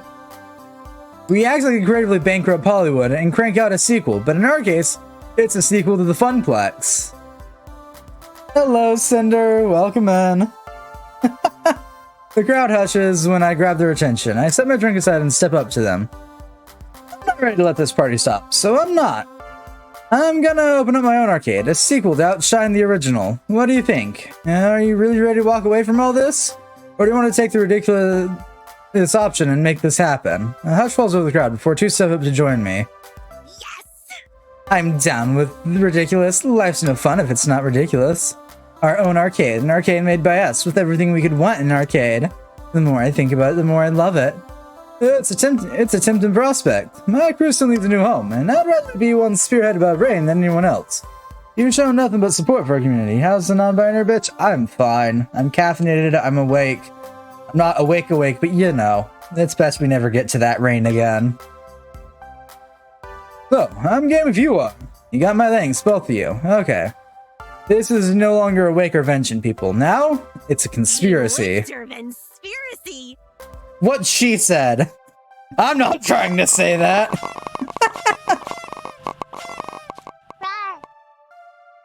Thank you for the love and candy hearts. Oh no. No, stop. There goes the eggplant. It's rolling away. It'll disappear into the void eventually. Maybe. Come on. You're in the way of the text box now, eggplant. I shall never stop. There we go. The eggplant's disappeared back into the forgotten realms of the graveyard, also known jokingly now as a void. Considering that the graveyard never stops growing, as far as I'm concerned, I'm not surprised. Though I can say that many krakens and other tentacled creatures have been killed. The dick was covering the text. Yeah, it was. No death by Snoo though. More just general death in this day. It's a Wakervention conspiracy, sure. Why not? We settled down around a table, a nice round one, to discuss the future. I'm leading the show, but I don't take the spotlight, not this time. We have to all work together to make this dream a reality. The next few days off? Nice. Oh, is it because you were planning the Chicago trip?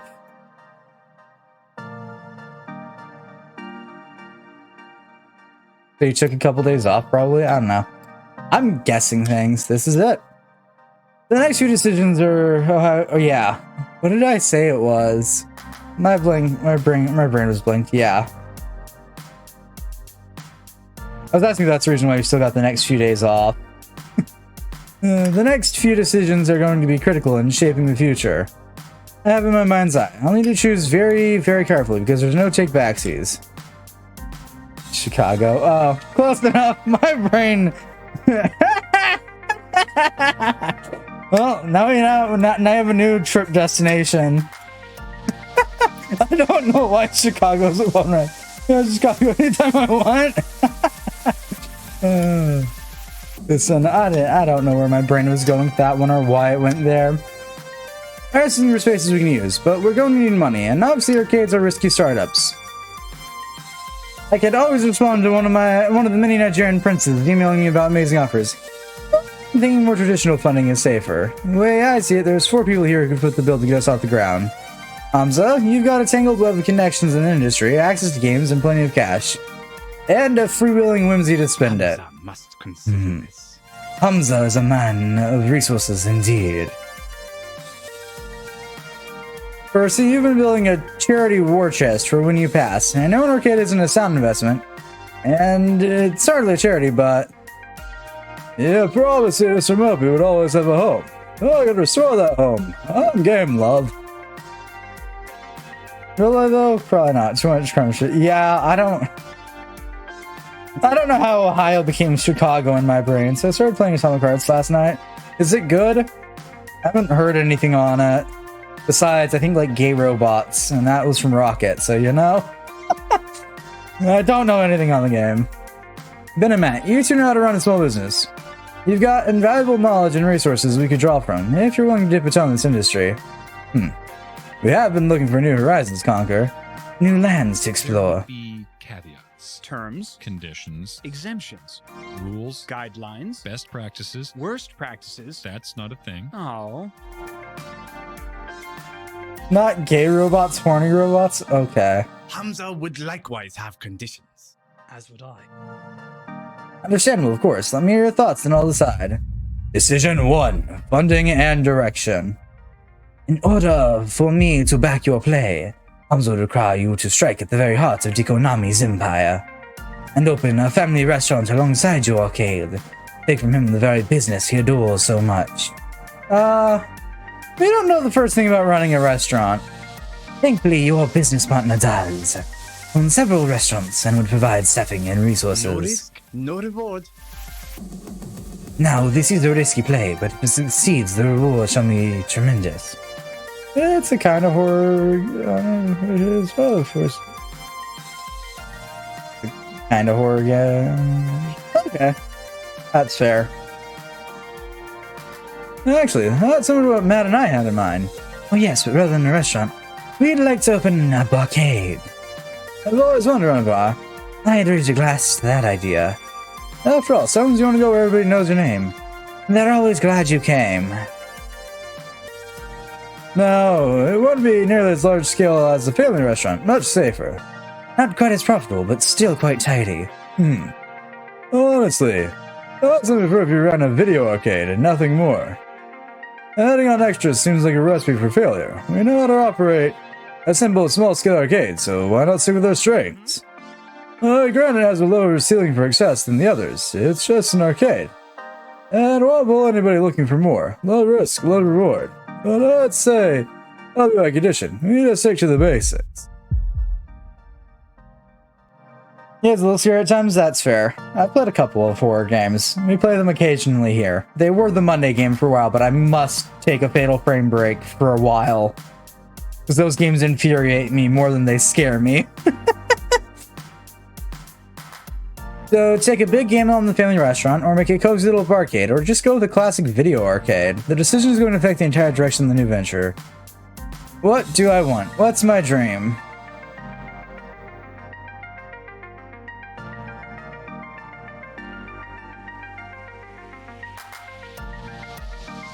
So while I like my Nigerian prince in the flesh here, I don't hate barcades. Barcades are kind of sort of a thing, are like the only ones around me. Furry butt. I don't need furry butts, but thanks. That is a interesting series of furry butts you have, and they all look to be from the same person.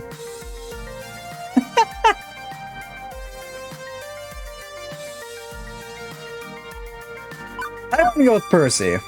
I like to stick to our core strengths. We know how to operate an arcade. So let's operate an arcade. Percy, I'd be honored if you lend your aid to that. Wonderful. Well, I look forward to working with you. It would be a wonderful legacy to leave, would it not? I suppose asking you to reach for the stars was a bit much, but we'll still support you, whatever may come. Hamza admits to disappointment. It cannot defy your iron will. Okay, the second thing we need to talk about is what sort of games we want to focus on. The Funplex did a little bit of everything. Apparently I got gifted subs every now and then, and I don't realize I go to use a new emote. Fair. The Funplex did a little bit of everything, and we too will want to include all gamers, but we can also highlight one style of play or another. Really provide best-in-class gaming for a specific audience. Any thoughts? Decision number 2. Game focus. Sweet. Retro games. It's gotta be all about retro games. You know I'm capable of keeping those older games in tip-top shape. If we focus on retro games, we could serve an audience that Deco's completely ignored. I would agree with Miss Fairchild. Retro games are an untapped market. All crowds won't put in as much profit. But we know gamers are seeking them. We'll have to make all the money. That's enough to keep our pure and untainted dream afloat. We can do that with a well-curated retro game library. Nope, no way. Retro is cool and all, but let's talk esports games. They'll draw money other than jamming a magnet up your ass and dragging you through Fort Knox. Get a couple of good fighters, more than one FOD, some race and dance games, the kind of stuff where folks can compete head-to-head when we're golden. I have to agree with Queen Bee. You can play retro games on emulators and consoles, but you can't duplicate the community experience of an arcade at home. If we had an esports focus, we could build something together, which works as a second home for all sorts of gamers. I think you know what I'm going to suggest. Redemption and prize games. They provide excellent profits. It's the core of Deco's business model, yes, but I think if we focus on those games, we can do them right. No predatory pricing, no scams or ripoffs. And the truth is, most people enjoy them, from kids wanting to win the big prize to blissful adults recapturing their childhood dreams of playing skee-ball on the boardwalk. They're simple and to play, and most of all fun. If they're done right, we can make meaningful memories for everyone. And prizes. Did I mention the prizes? We can stock the shelves with the coolest prizes around. Better the Zico's prizes, which fall apart 2 minutes after you get them. Which matches my ideal arcade more. We'll have all 3, but do you want to emphasize retro games, esports, or prize games? Rent and bills has been paid. Nice, nice.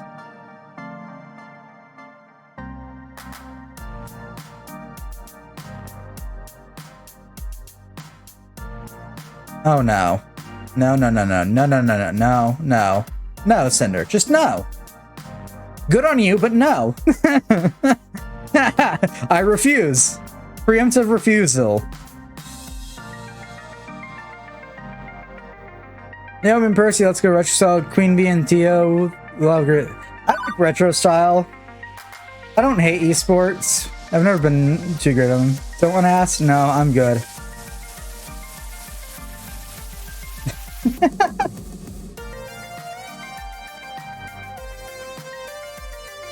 Pico thinks that only new games make money. Let's prove them wrong and have the world's greatest retro-style arcade ever. Woohoo! I'll pick out the best games, don't worry. Excellent. I'm looking forward to this project. Okay, so that's money in the games. Now, let's go beyond what we already had at the Funplex. Let's really make this official. No ass like furry ass? I don't want ass, period. Not much of an ass man. But I'm also not much of a man, so...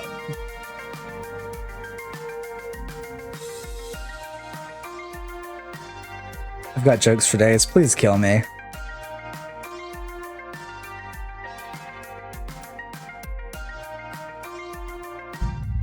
Decision number 3, new prize. You don't want anything, except death. I don't even want death. Death is too easy.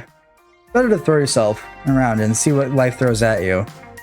I want a defining feature for arcade, one which will make it stand out, something nobody else is doing, something nobody's ever even thought of before. All ideas on the table. If it was too outlandish for the Funplex, it's not too outlandish for me. Show me what you got.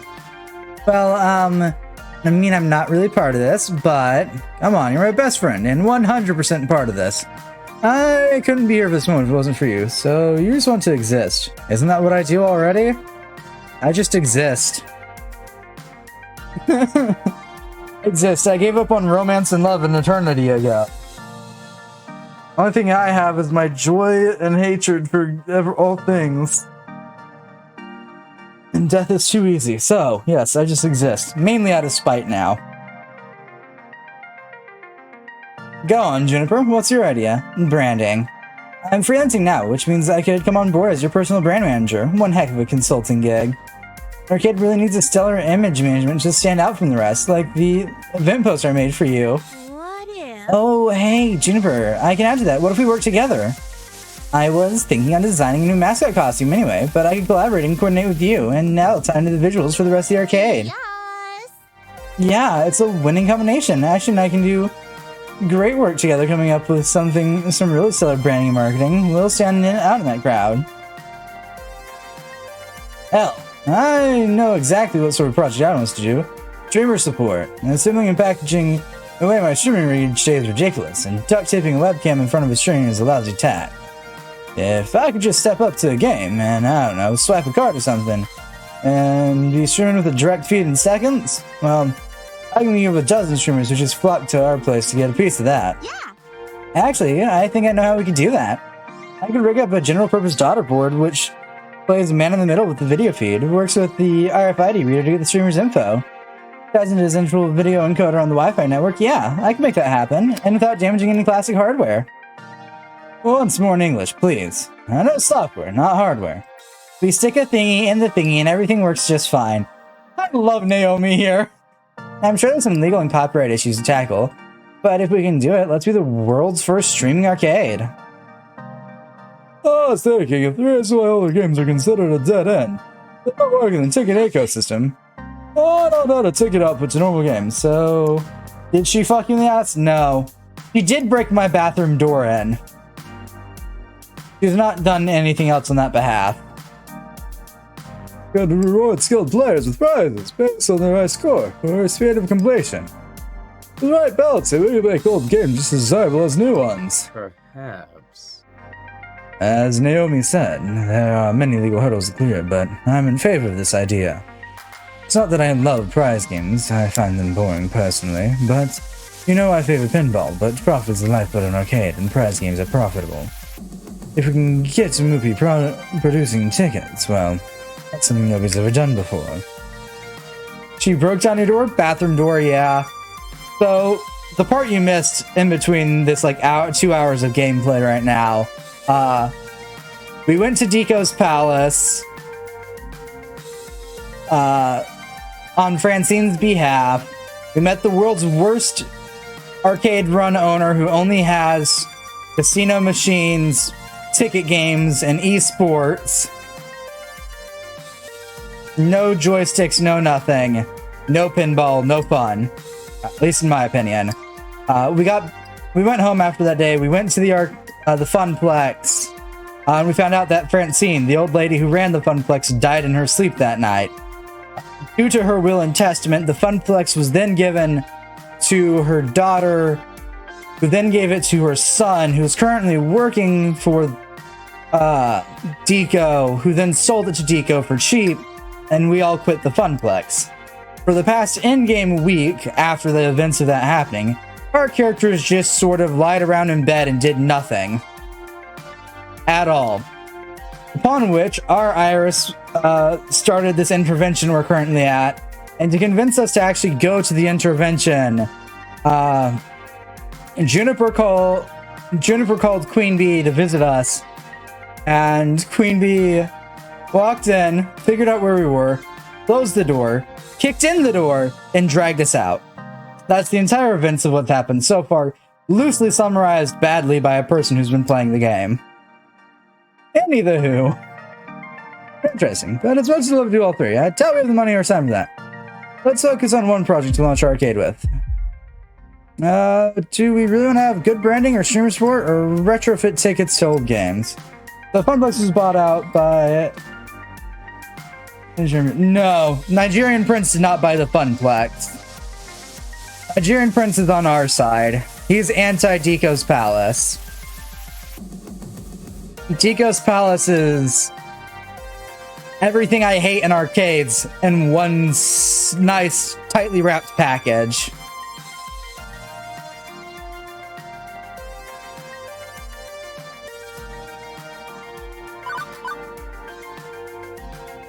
Queen Bee and Naomi, let's make arcade streaming soar. Yeah, no, Hamza's on our side, aka the Nigerian Prince. That's what I've been jokingly referring to him as.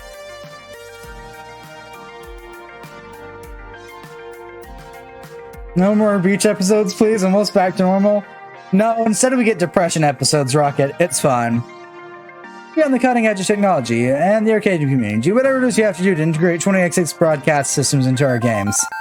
Finally, no more hauling around a bunch of duct tape and webcams. A new tech project? And not just bring an old monitor? Yeah, you won't regret this, Rain. One more thing. Final decision. The name. This is going to be my baby, my dream arcade. I've got a name already in mind for it, so bearing any objections, I'd like to welcome you all to Arcade Spirits. Depression episode help? Yeah. So that's where the name of the game comes from. Yeah, fuck yeah. We'll call it Arcade Spirits. Why the fuck not? Arcade Spirits, is that right? Are you flirting?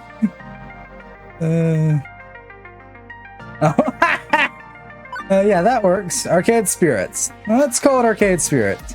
Arcade Spirits. We can work with that. Let's hear it for Arcade Spirits. Oh, home lives again. How exciting.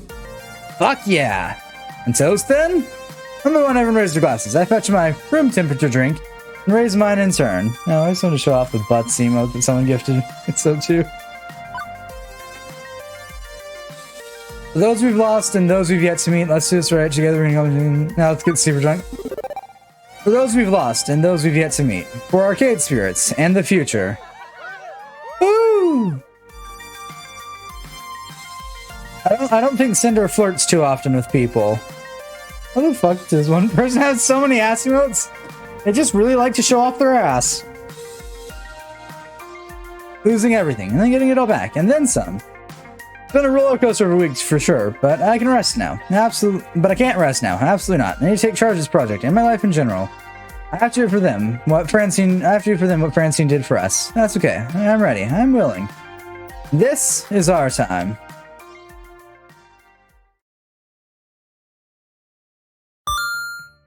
You've cleared level 6 of Arcade Spirits. The winner is you. Now let's see your score. It is all over the place. Looks like your personality is full of guts, strong guts. And you scored 20,550 points. Woohoo! The shops in the Volcano Devastated Pompeii bear the characteristics of a pizzeria. That's a neat, if a bit depressing, pizza fact just for you. You want to save your game before proceeding to level 7? Yeah. I've thought of doing lewd emotes, but I don't have any ideas as to what I would do for lewd style emotes. And I'm god awful at animation. I mean that in the nicest way. Return. Drop them as if I drop them full, just the off chance I get gifted a sub.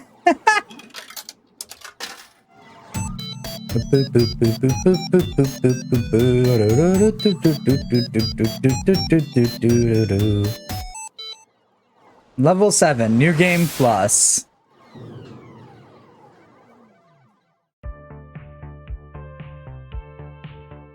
Speaking of, oh god, not again. Yep. I heard that spiel. Simple.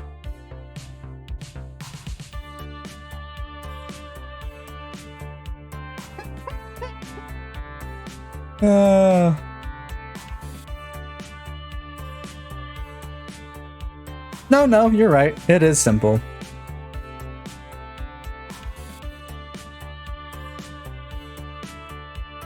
Blanket stance.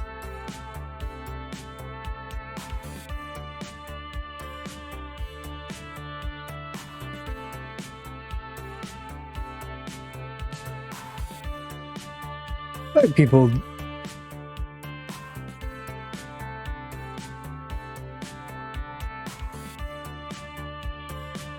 I don't know what I was thinking there. It is the distant future, the year 20XX, and for the first time, I'm entirely in control of my destiny. No longer merely working in an arcade, now I'm working on my future, which admittedly still involves working in an arcade, but still my future.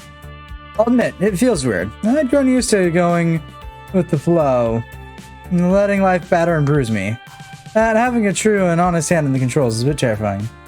I make fun of you for that, but if given the chance, I'd do the same. I don't think I would ever do it. Go ahead, I don't care. Yes, from what I've heard and read, the center was a good little puppy.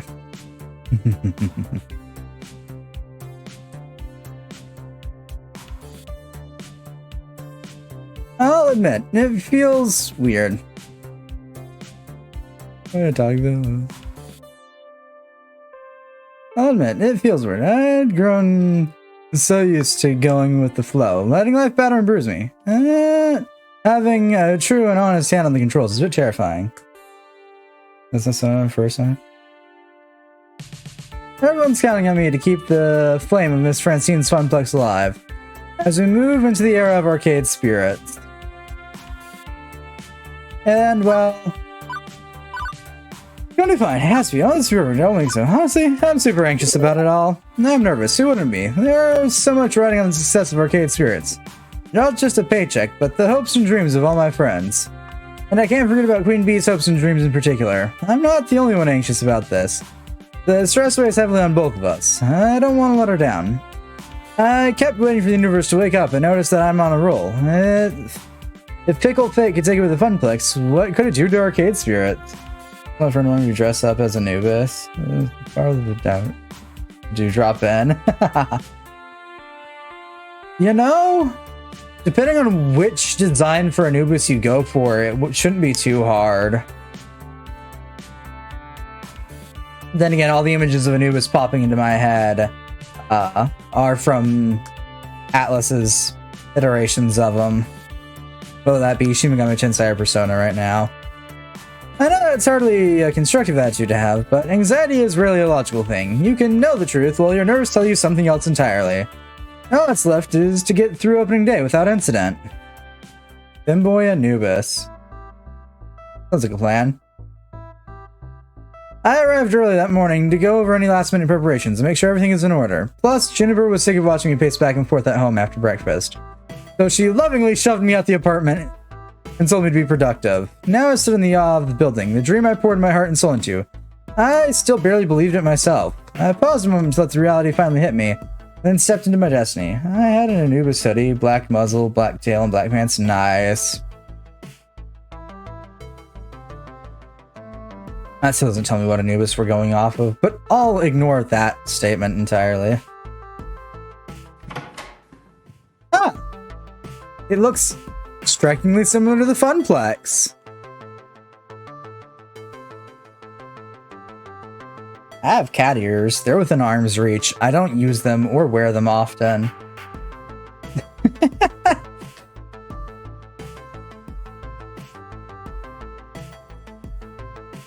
The only reason they're within arm's reach is the last time I had actually used them, I just threw them in my cubby space to the right of my desk. Pushing open the doors to Arcade Spirits, I was greeted by relative peace. I want to make that thing every Saturday. Nice. Pushing open the doors to Arcade Spirits, I was greeted by relative peace and quiet. Just the beeps and boops and people moving about doing last-minute preparations. We traveled along an arduous road ever since the great Wakervenge conspiracy. Gavin secured us a great rental space, an abandoned pizza place with an all-too-familiar triangular roof. Nobody else wanted it, but we didn't care about the funny shape. Quirk is in our favor. I really couldn't have done all the renovations this place needed without the help of our financial benefactor. First, he gave up a large chunk of his savings for this. I hope we can do right by him. Considering it was going to go to charity originally, now it's going to us. We went with a familiar layout. It ain't broke and all that. To show we've still got the spirit and passion, and that made the Funplex great. I don't really have anything that I do weekly now besides D&D. Otherwise, I'm just at home. Or work. That's it. I have people invite me for shit, but because I can't... Because I refuse to get a driver's license, I can't go to shit.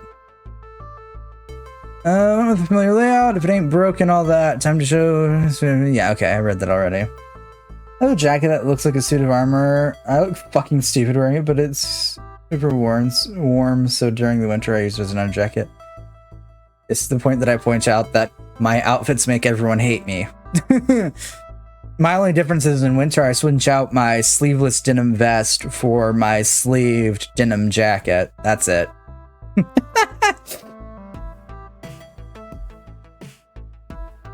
The only difference. And I might switch and throw on my respirator mask for shits and giggles. But it's not a carbon copy. We've got a few new additions that Francine would even be proud of.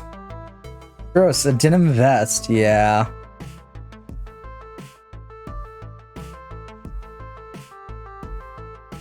The video wall is a nice touch. That one was my idea. It alternates between running music videos, game promos, and high score leaderboards.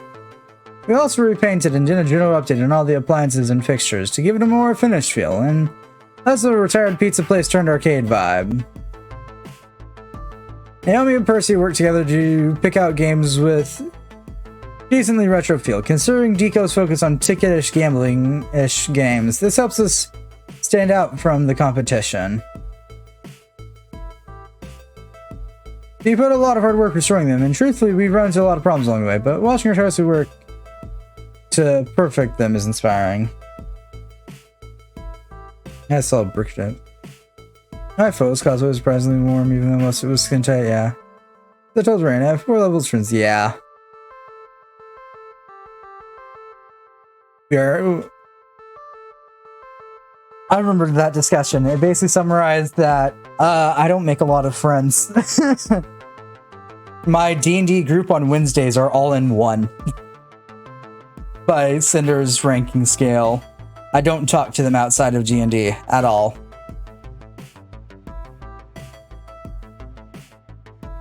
So you've been a lot of work restoring them, and truthfully we run run into a lot of problems along the way, but watching her try to work to perfect them is inspiring. As for Queen Bee's experiment into advanced streamer support, well, I'm unsure of how this will pan out, but she's confident in it. Such confidence is contagious. She's invited a few big-name streamers to drop in on the opening day and broadcast from our makeshift little studio. That'll build up some buzz for the arcade, far and wide. All of my decisions, all my choices, made this. Made Arcade Spirits what it really is. Stop dropping candy and confetti. You're still not getting the roar out of me. Any more than that deep guttural roar. It's worse because I know I can slip into a cutesy whisper energy, but you're never going to hear it here. I think I've brought it up once. God damn it. Damn it, damn it, damn it! Unless I'm quoting things. When I quote things, I get as close to the voice as I can get in my head. All my choices made this. So much labor and love went into the project from all of us, and now all that's left is to officially open these doors. But before that fateful hour begins, I still want to do one last check on options. When I hear the roar, yeah, I bet you do. Since we opted for basic arcade, honestly, the setup was a breeze. Naomi and Ashley worked together to get the games up and running. Ashley managed to impress Naomi when she pulled out her long-forgotten skills with electronics. Naomi seemed to be busying herself with double, triple, and doing quadruple checks of every game prior to opening. Do it? Make it a redeem? Never. We already had this discussion on stream. It's not happening. It's like how I still haven't made the ARA a redeem, even though I'm more than willing to do it. Make it a very expensive redeem. Alright, I can do that. Twitch. Go to Twitch. Mute tab.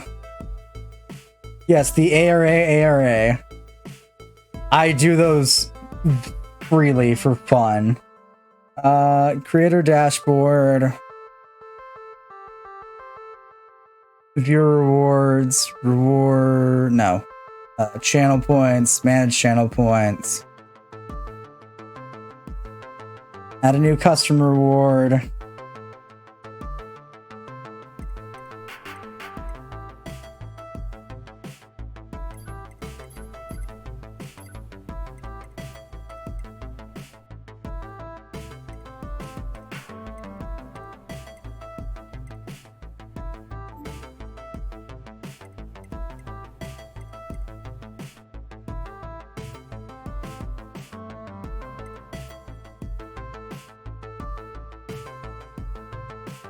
What makes you think of that, Cinder?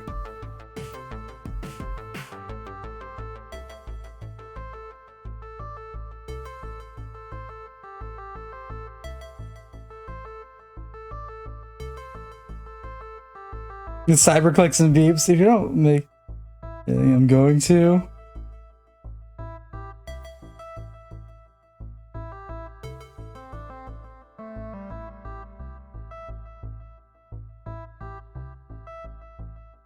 Yeah, I do. I have a Nair-themed sound click and boop on because it makes my brain happy. There you guys go. Good luck.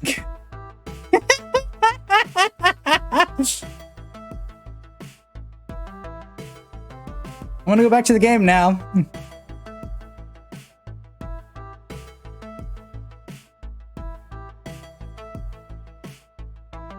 Cinder just...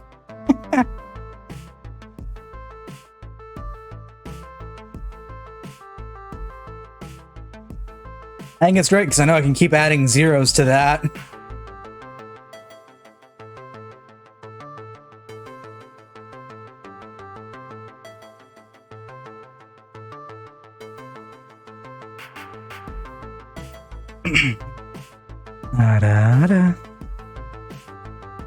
Now I'm gonna go back to the game. We're good.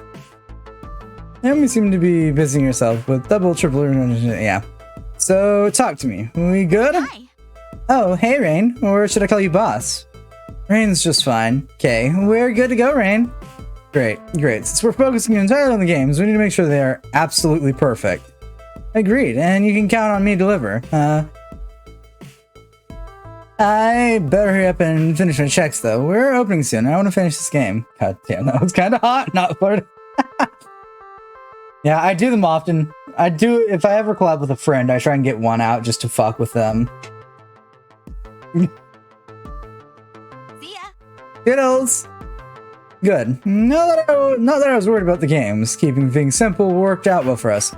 First, was right. Running the Classic Arcade is right in our wheelhouse. After my quick check-in, I noticed the clock. Its unforgiving hand is telling me that it's not long now. Okay, breathe, Rain. Calm down. Everything's clearly under control. There's no need to freak out. You're just mistaking excitement for terror. This is exciting. It's a happy day. The first day of Arcade Spirits. You can do this. You can do this! No, with all of us working together, we can do this. As long as no unforeseen problems up, I'm gonna take some time. It's gonna take some time, but I will redeem the roar. Good luck with that. I'm not sure if you realize how many zeros there are, or the fact that I plan to add more later. Rain, I'm going to be torn away from the... If I'm going to be torn away from my contemplations, I'm sure Happy's are the most loveliest voices. I glad to turn my attention to Queen Bee and I smile. You don't use Twitter enough for my shitpost to affect you. I don't want to torture my community more than I already do. I use Twitter plenty often. At least 4 times a week, bare minimum. But no, I don't check on it more often than not. I'll like pop it up once or twice. Just to make sure everyone's overlays are perfection. And that the Arcade Spirits ad play in the in-between matches. No. It's gonna take a year or so, if not more. It's gonna take more. Even if you sub every single month for a year. And watch all 4 to 6 to 8 hours of stream, it's gonna take a while.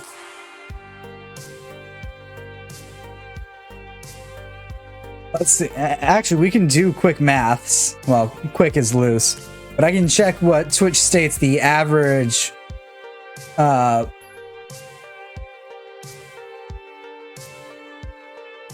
hour thing is and figure that out.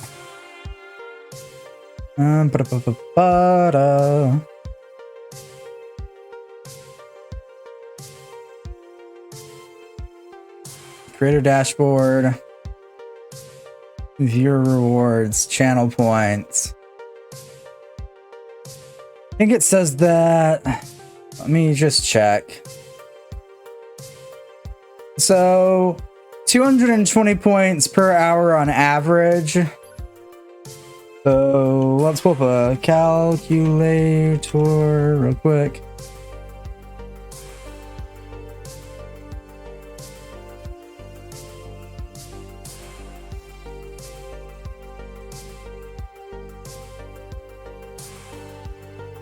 It will take approximately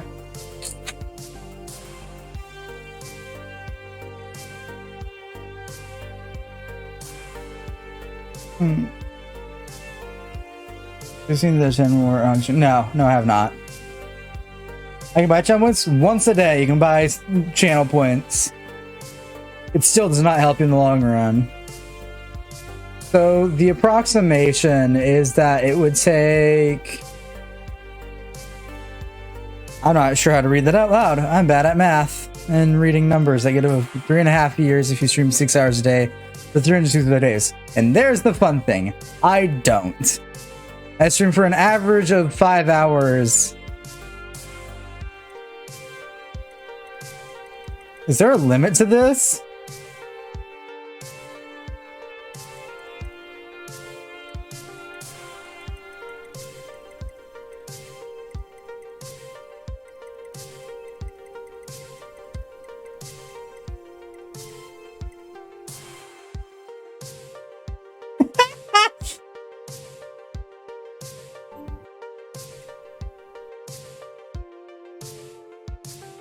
Okay, so there is a limit.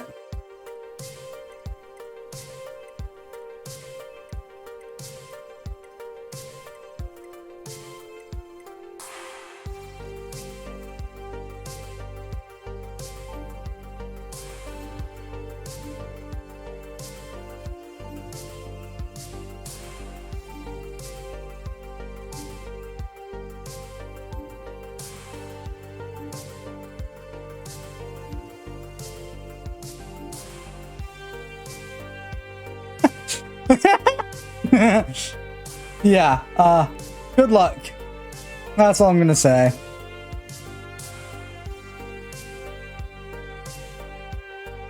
Anywho, the game is what we're here for, definitely. I just finished making sure everyone's overlays are at perfection, and that the arcade spirit I can't get it back into reverse. No, never mind. It'll take 2.5 just for 1 month. It's gonna take 12.5 years. 6 hours a day for 365 days. Yeah. Ah, that was a lot of work. Not bad. I know you managed everything, but you did. You have a moment. I wanted to show you something. Oh, it helps in the long run. It gives me 30 points. 220 is the hourly average, not 250. There's 3 extra hours with points. Nice. You have a moment. I want to show you something. I'm one of the chosen over to know she's holding it in her hands. What's in there, but I immediately get a bad feeling about it. I mean, who's supposed to anymore? Nothing's bills, scams, or other bad news. So, I received this letter in the mail from the 4 Heavenly Kings. Can you believe who the fuck even uses snail mail anymore? Exactly that. Minus the swears and curt, of course. Anyway, that's not important. What's important is opening this here with you. Don't forget the daily login bonus. I don't think there is one of those. I really don't think there is. Like, right now, right before grand opening? Yeah. Is that a problem? I figured we could celebrate together. I'm sure there's gonna be some sort of promotion or invite from a huge-ass tournament.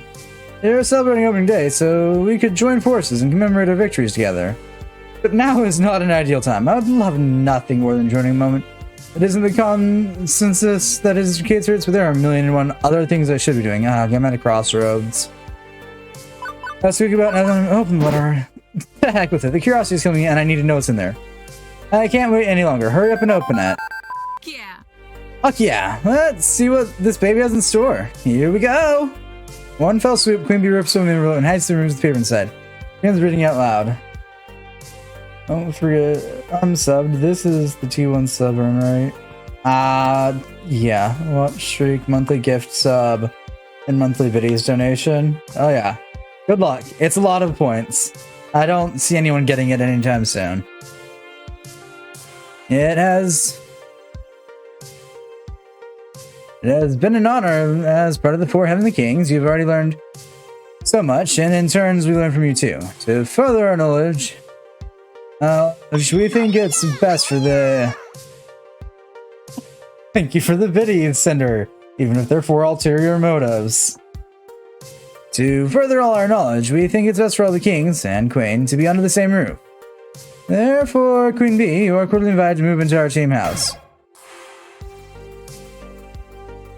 Queen Bee takes a moment to let her words sink in. She is stunned. Eventually, her excitement pulls her lips to the grin. Fuck, shit, this is huge! And what does this mean exactly? Team house? What's that? Well, right. Team house is where all the members of team, me and the rest of 4HK, live together, play together, eat and drink together.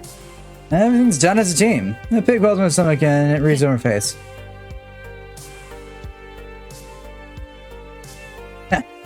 Don't worry, Rain. It's not like we're gonna be shitting together. There's a separate bed or fucking together. So, yeah, I don't know. Together, and there are separate bedrooms. Joke fails to make light of the very serious situation in. So you have to move in wherever the house is located, right? And that's not in the city, let alone the state, right? You know, you deserve my money? Nah.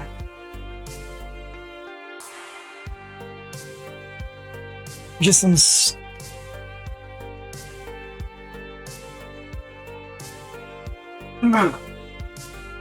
And one bit will be the same amount as 95, so you can cheap this shit out. Nothing, none of my dissatisfaction. Queen Bee tries to lose it. Yeah, but this is gonna boost my skills to the next level. All the most prominent winning FOD teams live together. It's the next step in my career. Fantastic. Trust me, this is fucking fantastic news. Is it? Let the words plummet from my mouth without hesitation. Seeing Queen Bee's meat frown, I mean, read it. Of course it is. Why wouldn't it be? What about us? You know us, you and me. Moving Bishop going is across state lines would be difficult, right? I can't exactly keep romance alive through video chats and text messages. Ooh. Oh boy. Since when did I agree to chain myself down? Have I not spent time and energy supporting you endlessly and making your dream come true with this arcade? Have I not cheered you on when you needed it? Run! Game Rain has made a poor choice of You can't even words. give me the same respect in return for my dreams? If you can't, Gonna be Somerson you should says. just go then. No, this is not what my heart wrenches. But you moving, it would mean I wasn't ready for this. No, I'm not worthy of anyone's time.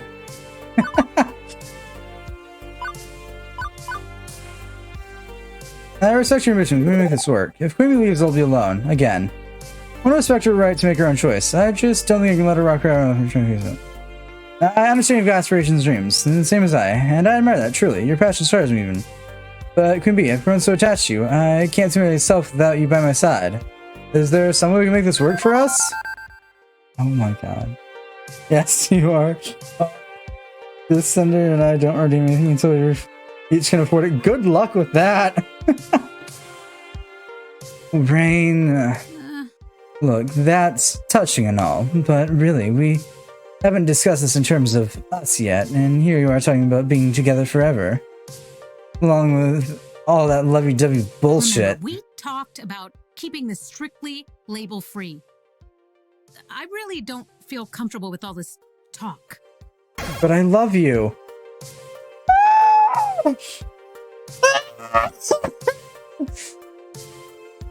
Hi, I'm an anxiety-ridden, socially inept person. This Rain's got more guts than I will ever have in this case. That's the honest truth of it. Even we agreed to part ways. I love her, and she probably doesn't want to hear that, but I can't help myself. You no longer fight those feelings.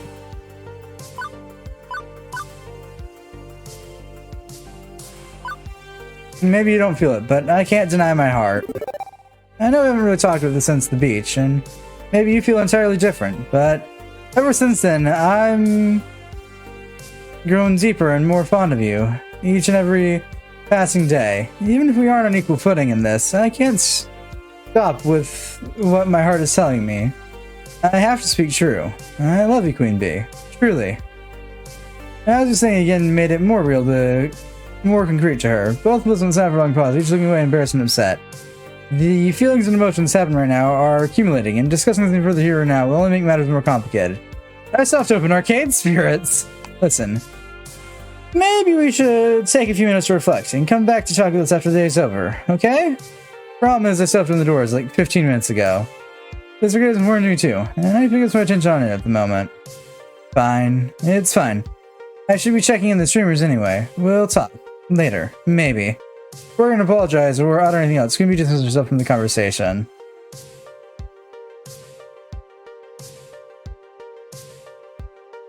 I'm 21, nearing my 22nd anniversary of life. What's another 12 years? Or you can make it so that if someone gives you 500... do it then? Yeah, that sounds too cheap. Listen, you can either try and save up for the redeem, or we'll say... we'll make a note somewhere about, let's say... 3,000 biddies? 3,000 biddies sounds like a good number for now. I don't think anyone's dumb enough to spend that much for something so stupid that I can guarantee you is not going to be worth that money. I'm starting to wish I'd burned down the post office this morning. I can't handle this right now. As much as I want to stop everything and sort through this with, I've got a job to do today. There will be time later to patch things up with Queen Bee, presumably. And I need to at least try to put this turmoil behind me. I think we was on the first day of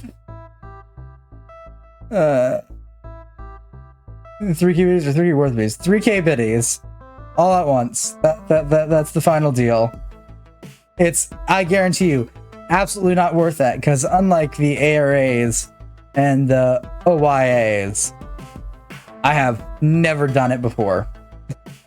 Well, no. I've done it as a joke before to myself. Fucking watch me. And it's not been practiced. That is... Grammy bitch? That is what this entire thing is. Good luck. Have fun with that. I don't know how much 3K worth of biddies actually is IRL currency either. But good luck. Where did that bit come from? I'm out of bits. Oh no. Despite reeling from that incident just now, despite my nerves, I'm ready to do this because I have to be ready. No choice. I've got plans for the opening ceremony. I'm going to open the doors, give my prepared speech to the gathered masses, and stay on hand to greet gamers as they enter. Stepping to the forefront, I grasp the door handles and throw the gates to Arcade Spirits wide. So, I need 100 to get 5,500 biddies. Give me 3 days of work. I didn't say anything about no 5K. That's a lot of biddies. That's excessive.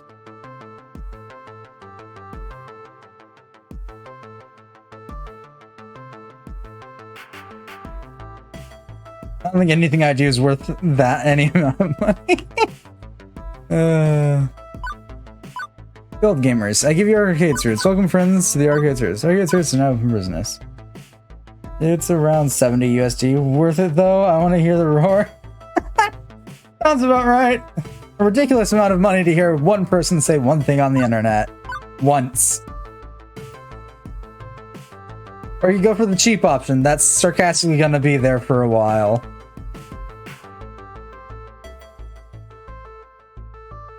Though, arguably, neither of them is actually cheap. The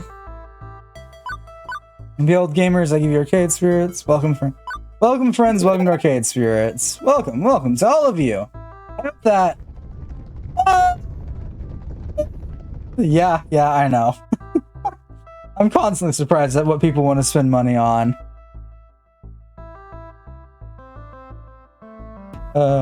Just watching some other streamers and shit occasionally and seeing what people spend for them, it's bizarre.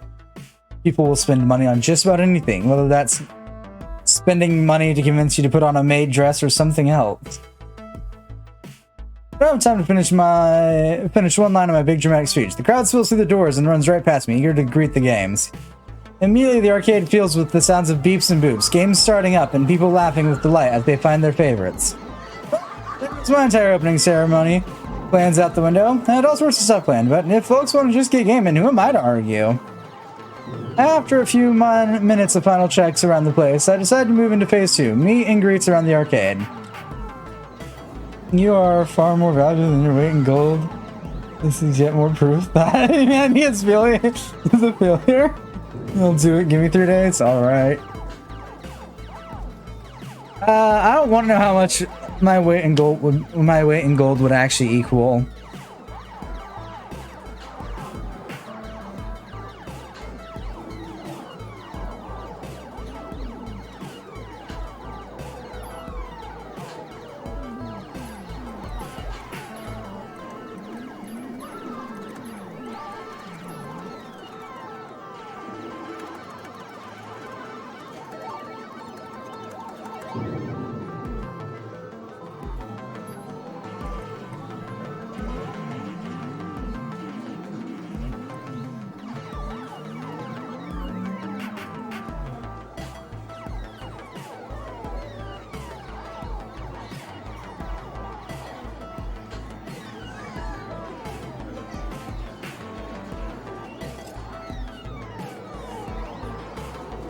How much do you weigh? The approximate value of my weight in gold, give or take,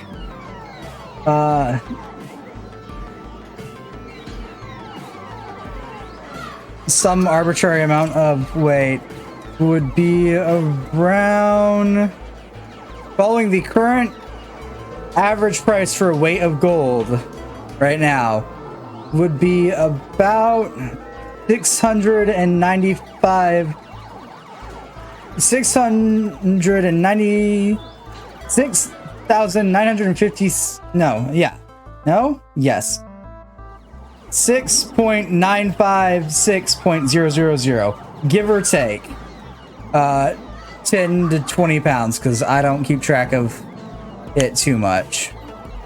There we go. I have to try and read things again. We have a game we're playing. We're not discussing the weight of people in gold price.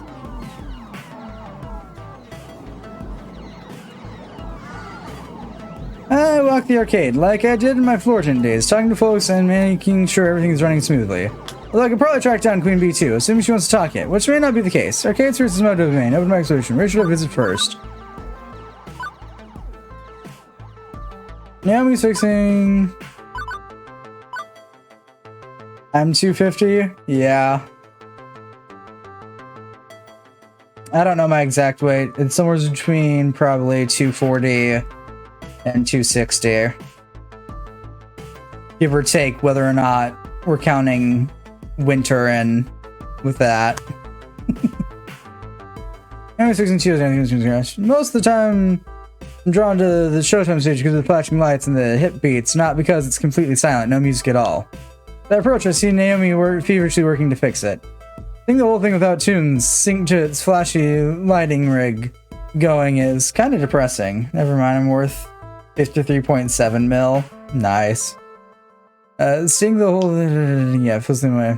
Oh. It was working fine earlier. Why isn't it working now? Oh. Fortunately, Geo's proving surprisingly knowledgeable about the inner workings of the game. You may need to reimagine the hard drive. Reimage the hard drive. I know some gray area websites where we can get a replacement copy of the files if needed. This is the third release version of Showtime Stage software, right? And there goes Cinder, wasting their points away.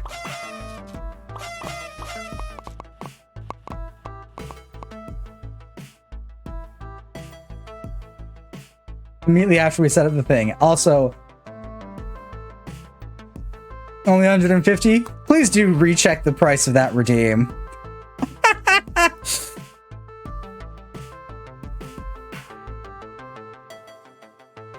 The files are the problem. I think it's the hard drive itself was damaged in shipping.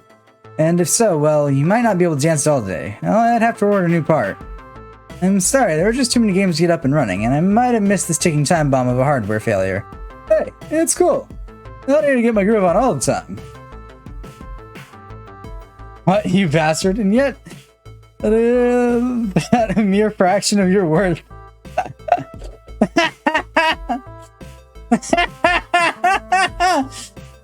Cinder, in what universe did you think I wasn't evil?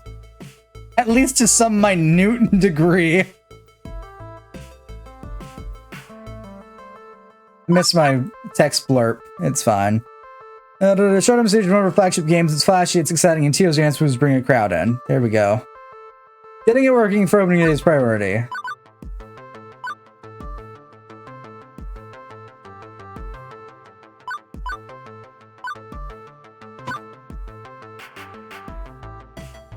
And can we pull a hard drive from a different game and reformat it? This is the only game we have which uses a hard disk, right? Can we pull and reformat one from another game using TO's files to make it a clone of Showtime stage? Well, it'd mean voluntary disabling one of our other games, but... Wait, I know, Wild Rider, that piece of poop is always crashing on us. Like, it's very popular. Let's yank the drive from that and make it a Showtime stage drive. Yeah, I can have that up and running in an hour. Sounds perfect. I'll send you the files. Gotta get a bite to eat and be back in time to show everyone what a great dance community we got here at Arcade Spirits. If I can't redeem, I'm going to...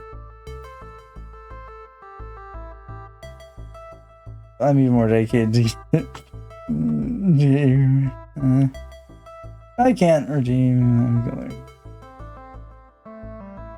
This moment.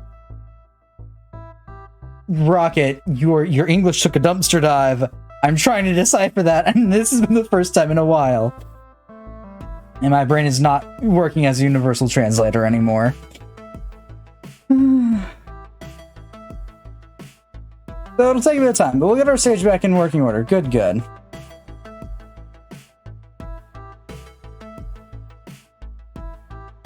Maybe you'll get through opening day without any major problems aside from this.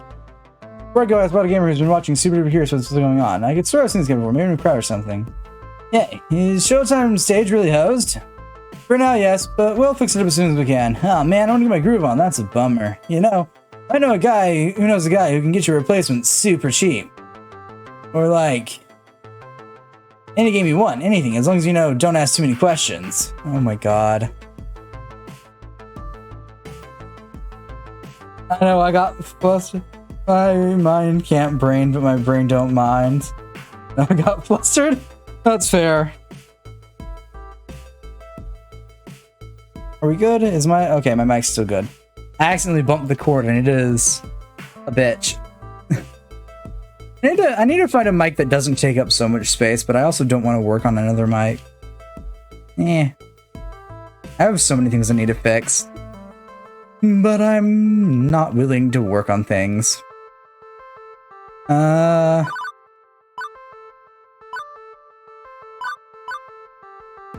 reason to be mean. Or the lampshade what's likely meant to be an open invitation to do some crimes.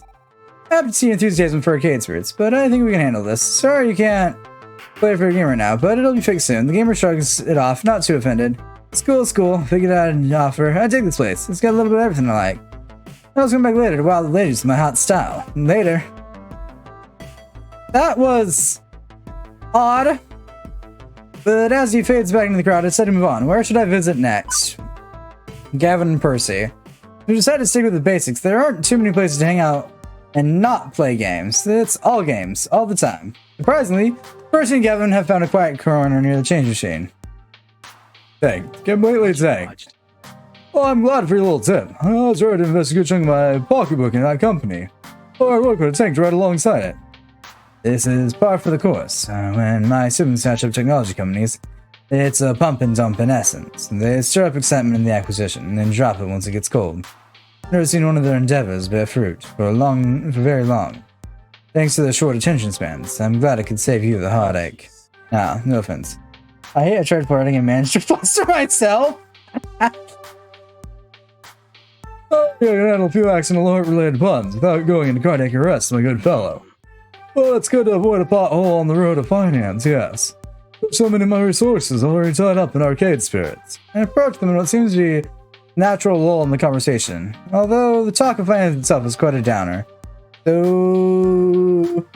stock market talk? I gave my friend a challenge to rouse me. If he can do it, I'll buy him a drink. There's one rule. I can't get drunk or high. Neither of those would help in arousing me. Makes it harder for him. 1.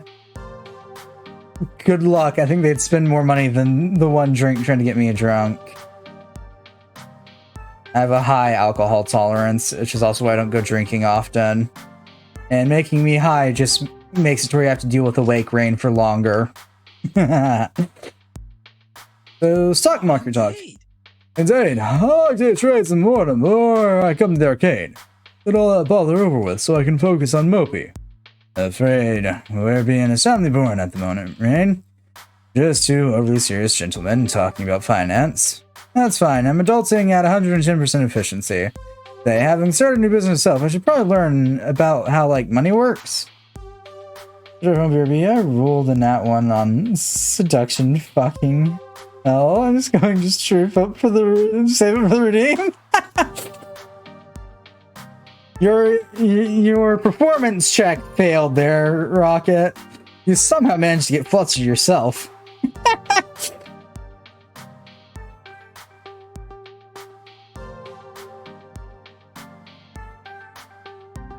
Oh, what would you like to know about? Investments, how to plan your case, no. I'd like to invest in our future. Think long term, surviving for many years to come rather than jumping at the easiest profit I can. Any tips? On the other take. All investments are perfectly long term, yes. I make moment-to-moment trades, but they're backed with the stability of stock bedrock. Even after I'm gone, I expect many of those to cash out gradually. And I've hired a phalanx of lawyers to carry out my wishes over the next 30 years. Gavin, how about I show you my portfolio? Give you some ideas for how to build up a nest egg for arcade spirits. I'd be honored. I'll let you handle the fine details. The two sink deeper and deeper into conversation about currency exchange, fiscal policy, tax rate changes, and I start to lose consciousness. I admire their passion, but there's only so much adulting I can handle in one day, and I need to reserve some for later. It's that unknown customer having problems with the change machines. She frowns as she swipes her credit card through the slot again and again. Or like popping each from just so. Come on, this was working earlier. Sensing an opportunity to provide excellent customer service and further improve my adulting chops, I step in to help. Hello, good morning, I'm the manager. Can I be of some assistance? She looks off the mirror. Have we met before? Oh, right. You better check out my arcade, didn't I? I guess so she's here. Hey, good to see you. Love what you done with this place. Just love it. Something's wrong with your credit card readers. My card's legit. I was using it earlier with no issues, but now it's all messed up and stuff. You help me? I can be a patch to it. I can pay cash if I gotta. I'm not trying to duck and run you, but I'd really prefer to use the card. You know what? It's on the house with our thanks. It's opening day and I want to build customer loyalty. Best way to do that is via user. Here, we have some tokens on me. Just start by saying thanks for checking out arcades for today. You can get started having fun. Seriously? Wow, thanks a bunch. Good feeling coming to this place. I could make a fun home away from home. Glad to see I was right. Super glad. Okay, I'm off to get my game on. Another problem solved by Rain. I'm so good at this. That matter settled. It's actually wanting the arcade. Where to next? Queen Bee and Ashley are talking to some arcade newbie. You know, in arcade, Ashley's showing off her new cosplay to Queen Bee. Wow. Just wow.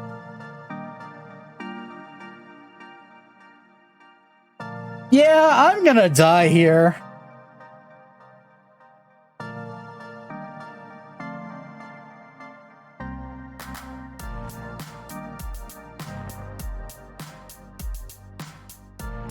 Wow, just fine. She's been keeping it a total surprise from all of us, working in secret on it. Impressive stuff. Seems to attract the attention of a brand new customer, at least. Hey, Rain, a real life in the wild newbie. Hiya. Welcome to Arcade Spirits. We're so happy to have you joining us for opening day. Thank you. As much as I like to pull Queen Bee aside and talk things over there, it's probably best not to air any dirty laundry from the customers. I'll switch to the more afternoon. Is that a fucking Sailor Moon? It's definitely Sailor Moon inspired, to say the least, which is befitting for retro shit, because I think that started in, what, the 80s? God, how old is Sailor Moon?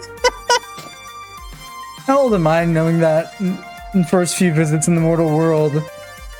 I'd watch that on TVs. Well, yes, you, young one. So, Rain here, what you told us. I've, never used a joystick before in my life? I mean, I've mostly been to Jico's Palace or played games on my phone, touchscreens and stuff, that's all. I've never been much of a gamer, but all my friends are here today, so I figure I might as well try it out. Never once played a joystick, can you believe it? Yes, we've all been there? No point in faulting me for it now. Aw, that's just so cute. I want to be young and innocent again. It's older than I am? Oh, fair.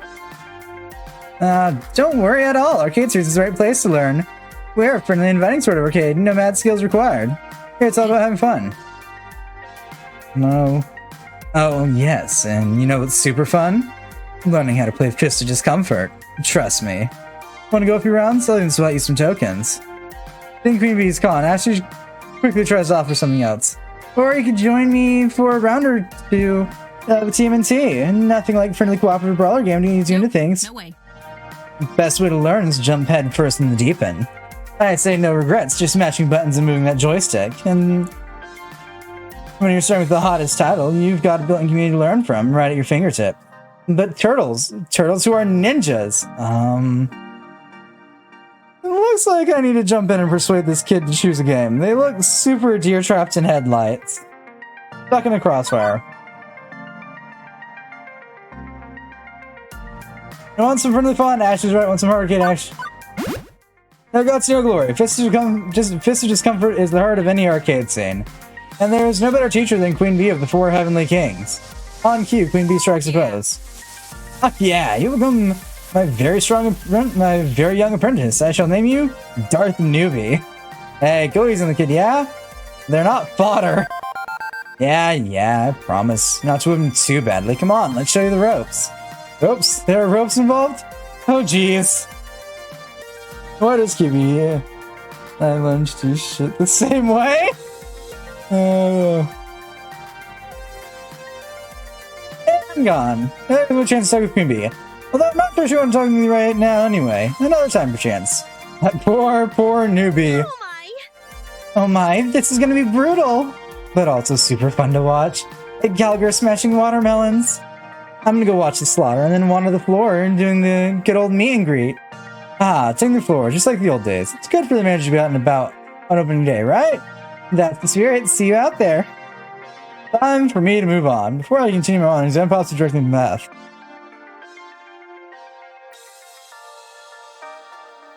Stop whatever you're doing and look towards the doors without making it look like you're looking for anyone specific. What? Okay, what am I pretending not to be looking for? Mrs. Jeanne de Fame. I have no idea who that is. The top arcade critic in the city. Her reviews can make or break an arcade easily. I didn't think she'd be coming today, as normally some little new arcade is beneath her interest, but apparently she's made an exception. We don't want to end up smeared across every website she writes for. I suggest you go play nice and show her all the positives of arcade spirit. Okay, I'm on it. Best foot forward. She's the redhead near the entrance with the handbag. Best of luck. Here's the spotter. Thanks to Gavin's cues. Considering this morning lacked the usual chaos, I'd experienced my first day of the Funplex, I'd say we're off to a great start, and I'm sure this review will appreciate that. Our most professional style is over to the entrance. You. I remember you. Oh no. Oh no. My dear, wonderful Josh had a miserable time at your arcade. Oh god, she's the Karen. At your arcade at that birthday party. You just stood back and let that horrible woman say terrible things about me. Well, this arcade was fun while it lasted. Might as well burn it all down to ashes and build a new arcade on those ashes 100 years from now, after this blows over. Before I can try to difference, I'll show my hand and Sammy. Now, while I seriously question the wisdom of allowing you to run an arcade, with nothing more than you with 0 stars and walk away immediately, I'm unfortunately committed by ethical standards to stay and properly review reception in a relatively unbiased fashion. So as unpleasant as this may be for both of us, I suggest you remain professional, even if you've dug yourself a rather deep hole to climb out of, in my view, understood? Even if I want to go on a charade or chew her out, I've got to think of the arcade. This isn't some rando angry parent. Not this time. It feels like chewing ground glass, but I need someone proud of this. Understood? Excellent.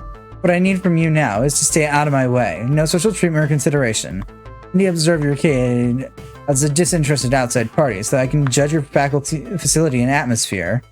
But rest assured, if I see some egregious mistake, I will bring it to your attention, pointedly. My readers likewise. I'm very aware of your shortcomings. I do my best to support customer activism.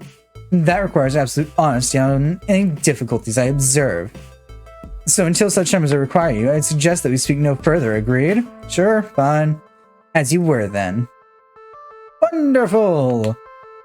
Just wonderful. Tell her you're dating that lady! God, if it weren't for the fact that she's reviewing the arcade. Oh, I would. Wonderful. Just wonderful.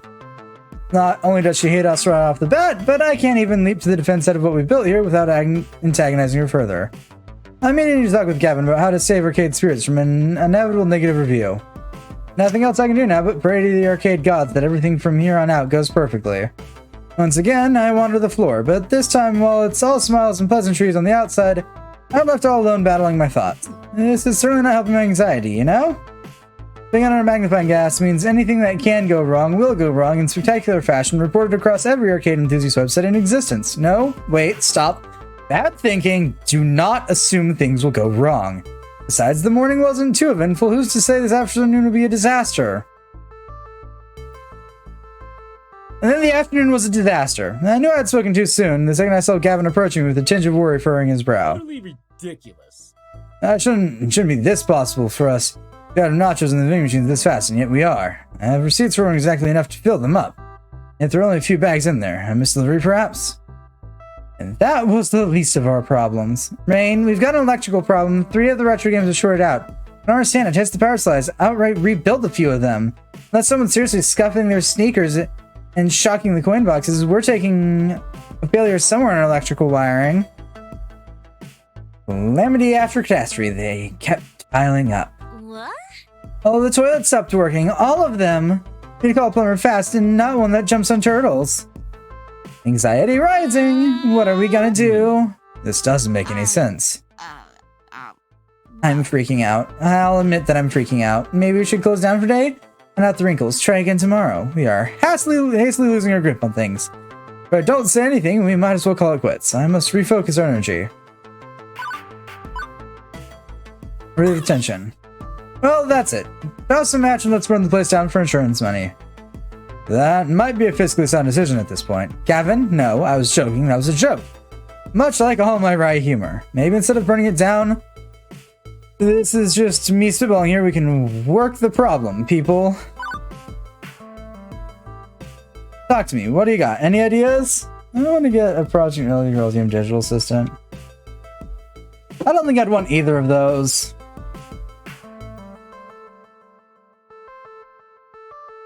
I think it'd be cool for a little while, but I absolutely hate digital assistants. Nothing against them, like, personally, but when it comes to me, I dislike them. Group exchanges nervous glances and thankfully stops to breathe and think. I'll become the plumber we need. I mean, not exactly, but I'll grab a plunger and do what I can. We have to close down the bathrooms for now, but I'm sure we can convince one of our neighbors to loan us theirs, maybe? I'll check next door with them before I go battle with our demonically possessed toilets. And while I'll say the sewing machine issue is human error, I have enough faith in my own error checking to say this human is not responsible. I'll make some calls with our distributors and see where the chain broke down. I'll see about ordering some quick replacement stock. Mine's more complex. I need to replace the fried power supplies, but I can do that. I can do most of those today. Meanwhile, I'll put a feeler out to the indie arcade community online, see if we can get an electrician with arcade experience out here quickly. I've been meaning to get back into online groups, and even if it means popping my head up into a crowd, I'll do it. Why one will watch porn, the other will try stealing your face. What could go wrong? Everything.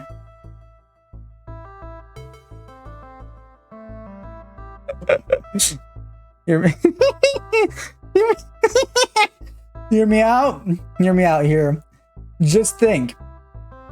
Say the Melody digital assistant is like Iris and a semi-sentient AI in your phone. To where it can pop out whenever it wants. And make noises through your phone. You're gonna have some very awkward conversations in public as you try and mute your phone.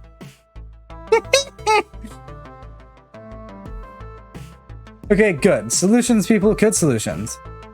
I won't be able to work the floor while I'm taming our restrooms, Rain. Are you good with covering for me? Things are getting more intense as the day picks up. You three, focus on your tasks at hand. I may be the boss, but I was a floor attendant originally. I can handle whatever Arcade Spirits throws at me. Got it? Gotcha! But I'm changing out this first. I don't want to get poo water all over our new mascot. Toodles! I'm on it. You can count on me.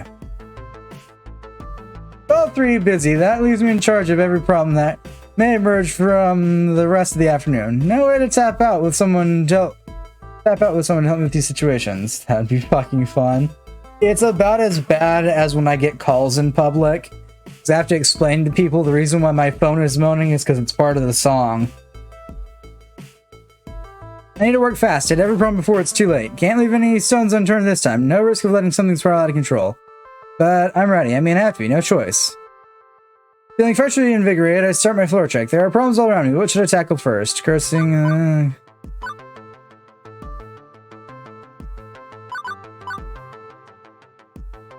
As they're playing and banging, someone assaulting my counter. I see Percy holding a finger to grab my attention. I motion which one he does. Thank goodness. I tried to grab Ashley, but she was in a hurry. Flashing a plunger like it's some kind of sword. So much going on right now. What's happening? Some hooligan's working his way down the retro games, yelling at them. It's sucking around the joysticks like they're speed bags. I swear, it was going to knock over our shelves. That's how hard he was shoving the cabinet. People have been avoiding going near him. As he started raging out, causing quite a scene. Alright, turn to circus music. My ringtone is Fly Me to the Moon climax version from Bayonetta. And it's the full 6 minutes of the song.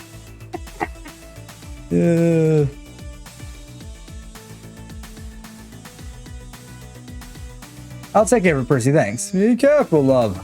He looks at this one. Places the hand of my soldier in solidarity before leaving. This happened more often than you think. Someone getting so mad at a game and starts smacking the cabinet around.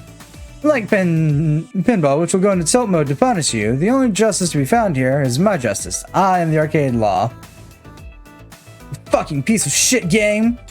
Until it jumped over that fucking barrel. Fucking monkey and and his fucking barrels. Even if, well, I'm a little less than eager to bring law down on this guy. I'm aware of the size of this lad.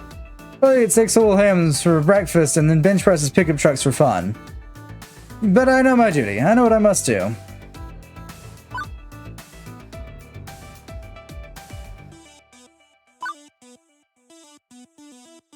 Yes, it does.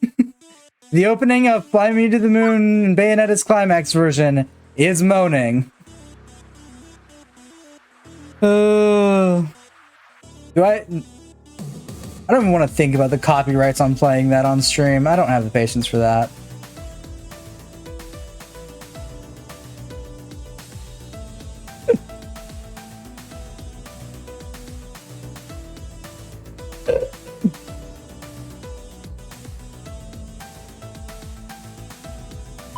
The actual song part, completely fine. No moaning during that.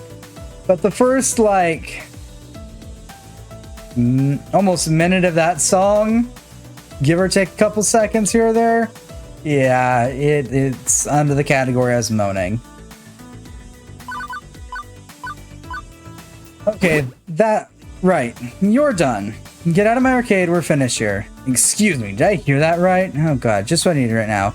Ignore my eyes about Miss Defame watching. I better stay informed. You heard me. I'm the manager here, and I reserve the right to refuse service to anyone. Do you bounce your ass out the door before I have it bounced out by the cops? You little. I was interrupted by something or someone behind me. Over a couple seconds, but his whole demeanor changes after that. Fine. Room's office, I need rather have the last word than argue it any further. I turn to see who exactly changed his mind with a sharp glance, but the crowd's too thick. Whatever it was, is gone now. And I need to see what version you're talking about. Oh, fine. You know what? I can probably find it on YouTube. Do we get to listen to the clicky clacky sounds of me typing on my browser again? Yeah.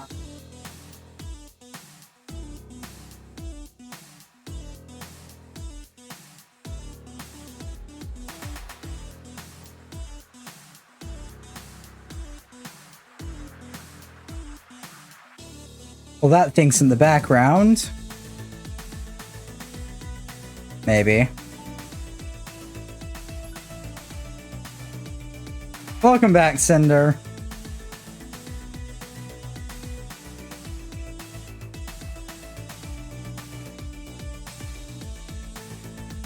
Let me quickly mute my tab again.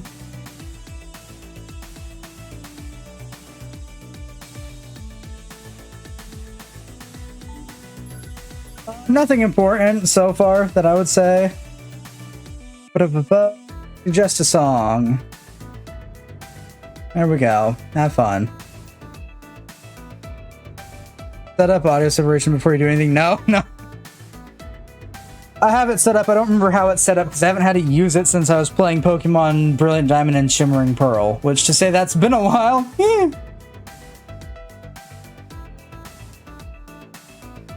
That was odd, but I guess the win's a win. Now the next problem addresses Queen Bee cursing in the storm more than usual. You're fucking kidding me. Queen Bee casts a sharp glare at someone who's about to play the idle Fister's gun machine she's guarding, dissuading them. Then looks on her phone again, frantically keying in commands. Right, that's sorted out. What's going on? Some fucker tried to hijack my streaming account. I don't get it. Naomi and I put together those dinky mini computers to stream games ourselves. I made the security recommendations myself to avoid this sort of thing. Are you trying to flirt Rain and doing the roar? Probably. I think that was the thing trying to happen. It didn't work. But it looks like our new experimental tech allowed celebs like me to walk up to a game and start streaming. It has a few holes. I stepped away for a few minutes to hit the bathroom, which is a disaster zone, by the way, and got an alert on my phone that someone tried to log into my account. They didn't count my two-factor authentication, at least. I'll admit, I'm not Silicon literate enough to know the streaming reviews you can move works, but I just allocate some R&D funding to them to make it happen. The specifics are beyond me. Apparently, the trouble's drawn the attention of the ever-watchful Mrs. Defame and Wonderful. Okay. Naomi is fixing up power supplies, but grab her and ask her to turn off the streaming add-on for now, just until we sort this out. Great. Just great. They cannot be worse for you and me, could it, Rain? Let's just get on with it and solve this problem directly in front of us. With Naomi busy and Ashley banging toilets, I've only one option to turn to for technological assistance. Iris, can you check the security camera footage, see who messed with the Fister's comfort machine while Queen Bee wasn't looking? Maybe that'll help. Online. Already on it. I've been analyzing the video feeds ever since she mentioned hacking was afoot. Nobody hacks my friends and gets away with it. I tried flirting Rain to the roar, but I suck at flirting. And I'm immune to it. So it's not gonna work in the first place. Maybe not immune. Very resistant to flirting. It looks like the next person to approach the machine was a tall man with blue sunglasses. Think you did it? He accessed the USB slot streamers use to log in to our new tech, but wasn't streaming anything or even playing a game. He just plugged in a small device, waited, and then left. The Nexus logs, I say he's our culprit. I'm on it. Thanks, Iris. Doesn't take long to track the guy down. For starters, there's his rather unique fashion sense. Also, he's plugging into another of our streamer-friendly games without playing it. That's an extremely obvious tell. Even benefit of the doubt, or even a second chance. He clearly broke the rules of the arcade. Although, looks like the sort that could break me if I break the news to him. So I should choose my words precisely. Ones that involve staying in peace.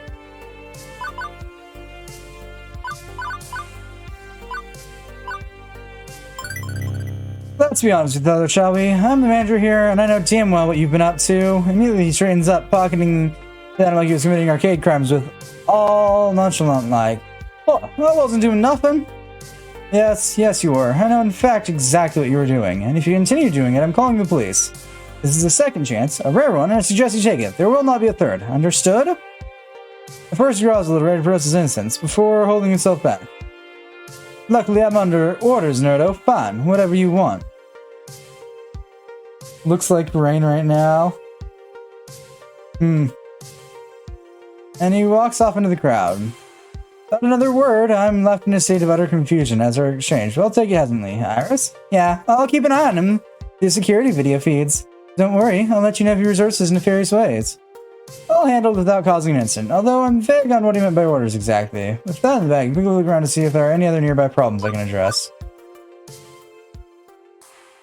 The retro television-based video wall was an idea I came up with during our renovations. Naomi runs the whole thing off a cheap mini computer too. Practical and inexpensive, and it gives me just the perfect amount of flair. I'm pretty proud of it until this moment. For some reason, it's showing a nature documentary about cute and fluffy bunnies instead of retro music videos and arcade high scores. Not that bunnies are... Now that I'm home, I don't know what I want to do. Play a game. Turn off my stream. I don't know. Not that bunnies are a bad thing necessarily. There are so many worse things that could be playing, but it's still not playing what I want it to play. Something's amiss. As I'm hunting around for the remote control, we keep at the prices. Tio approaches. Bunnies, huh? Yep, bunnies. Interesting choice, Rain. Not my choice, Tio. I'll have to fix a moment. Turning off the stream is the last thing I want to do? Rats. My sly attempt at getting you to leave the stream and never return. Foiled again. I don't give a shit.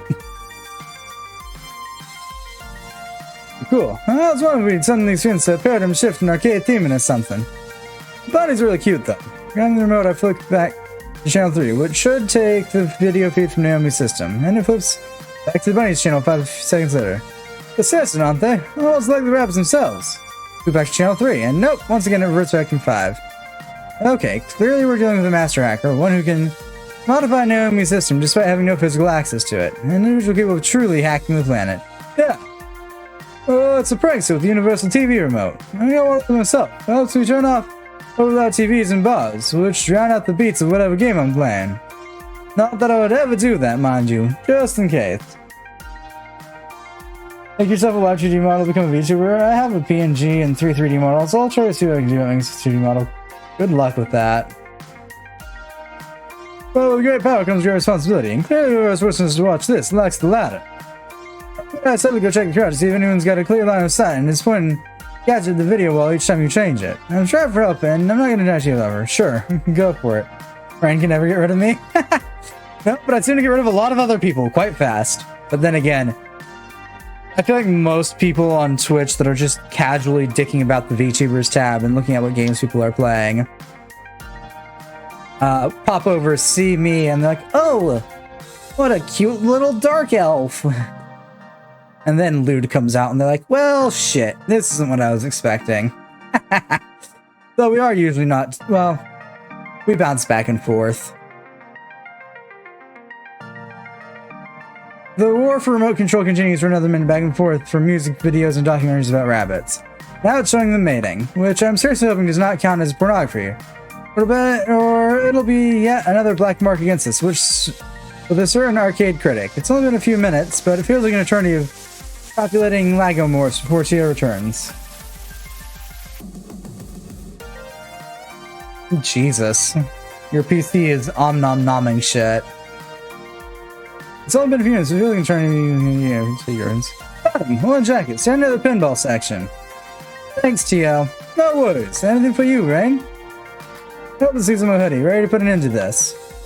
Wait a minute, isn't the arcade newbie from earlier? Didn't seem like a troublemaker at the time. What's going on here? Nope. It's not this kid. I can see the tiny plastic gadget in their hand. Briefly before they pocket.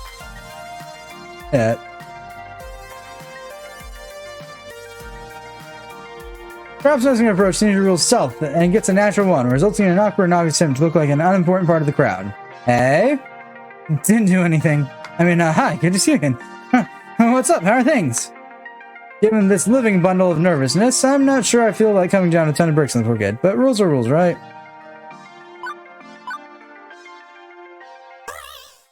No, what's up, Doc? Huh? What? Oh, friendly friend.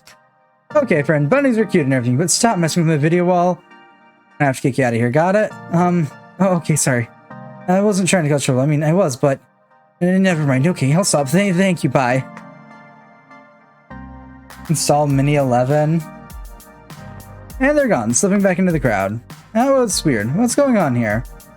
Starting to look around a bit more, hoping for some clues. What trouble should I investigate next? Before I can continue my quest to purge my creative evil, there's been for an onslaught of my hardworking staff. I knew it, Rain. I brought a missing inventory. When I get my hands on whoever did this, I found the electrical problem, Rain. Sabotage and treason. An enemy agent walks among us. Okay, so we have some insight as to what's causing all these messes. Let's get a jumble right now. One at a time, please. Our suspiciously low snack inventory was indeed not human error. The Jiggler truck never arrived here. It was routed to a garbage dump due to a computer error, or as I'm not talking to you, little box to my left. I forgot about the C word. Damn it! Who was suspect? Maleficence explains our electrical problems too. For my joke about someone scuffing the feet and shocking the coin boxes? Nope. That's actually what happened. An external shock, not a grid failure. Someone's got a battery, other shock prod, and was using it to crash games. Must be the same person who flushed a bunch of wadded up toilets and wadded up paper towels and firecrackers down the toilets. The war zone in there. I was able to dredge up one super gross chunk of it, but we need a professional plumber to get the rest. This all sounded way too suspicious to be random acts of hooliganism, and it also ties into what I've been handling on the floor. I've had to deal with pranksters all afternoon too. Even had to kick a few of them out the door. I've been so busy playing firefighter, running from blaze to blaze with a leaky bucket, and I haven't been able to put the pieces together, but now it's clear, and I know what I must do.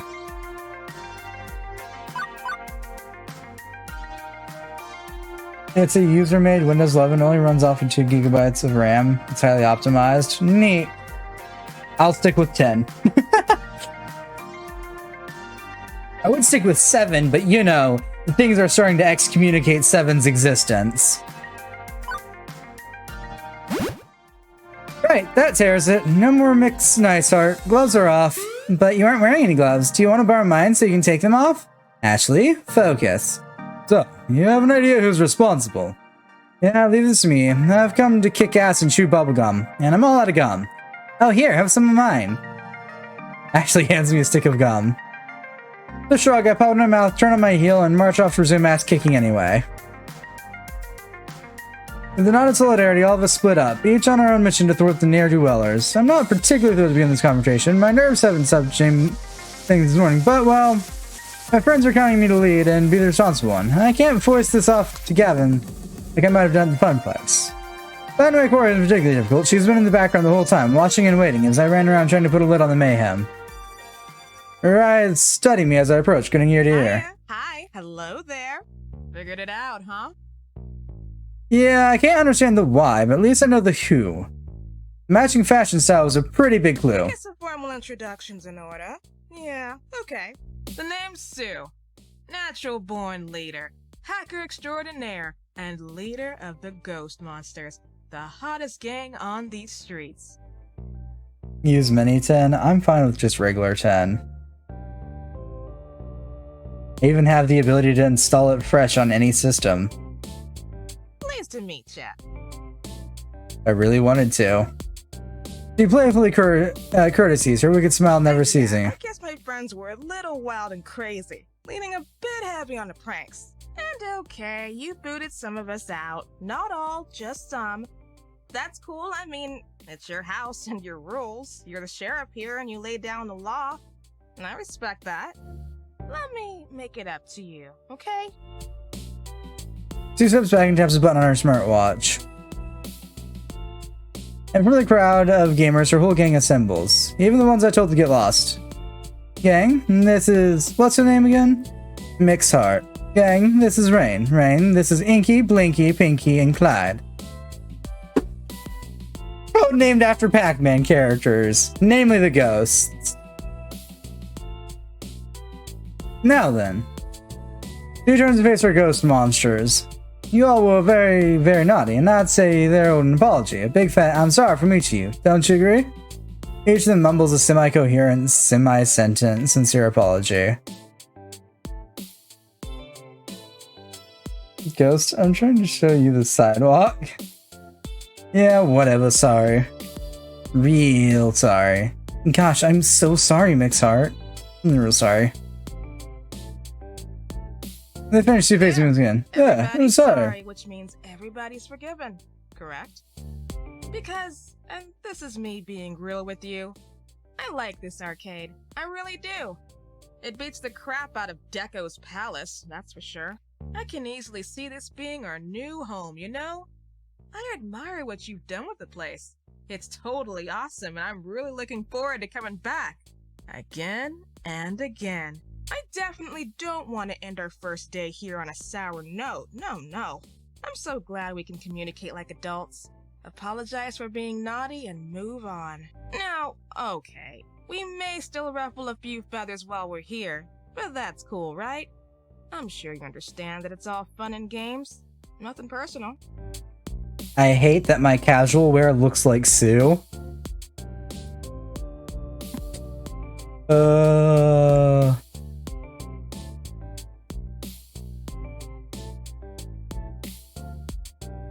I never did think about putting studs over the pocket tops. That might actually be a fun pastime. Sadly, most of the stuff I have is spikes. So, what do you say, friend? All's forgiven? I pause, taking everything in Sue rambled on about. Let me get this straight. You scare our customers, mess with our television sets, smash up and short-circuit our games, clog our toilets, redirect our mail orders, come back here after I explicitly told you to get lost, try to hijack Queen Bee's streaming account, remember me to smile and you come back tomorrow? Where's Red Phaser? That grin's still lingering. Yep, sounds about right. That's okay, I think we'd be great friends. What do you say, partner? Waiting for my response, she holds out a fist to bump. Are you fucking kidding me, person? Sure, why not?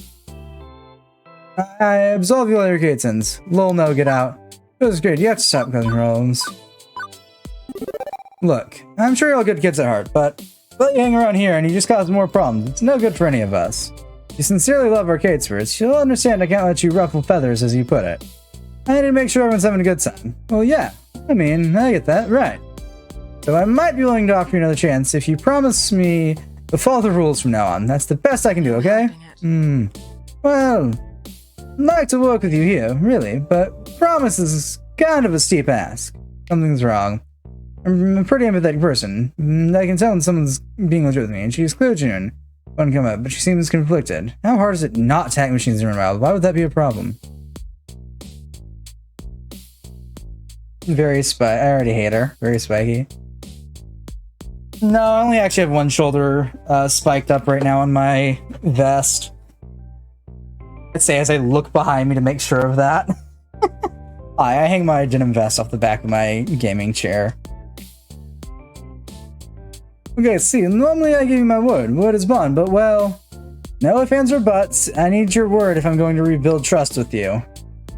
You don't have to get the police involved here. We can keep this between us, right? Serious and I about that. Whoa, put the brakes on. Bad idea, friend. Really bad idea. You don't want to even think about getting the cops involved in this. No. Because, and this is me being honest with you because we're on such good terms, it won't do you any good. We'll be out and back on the streets within a day. We've got friends in high places. We don't sell drugs or weapons. We sell information. And information, as a currency, is far more valuable than what other gangs trade in. So if we're doing this, we don't involve the pigs. Any problems, you come to me direct. That's my rule. Break that rule. And, well, you don't want to see what I can do with the push of a single button. So, now you're threatening I'm me. just telling you how it is. What you do now is entirely up to you. Before you continue your ride, we're rather rudely interrupted.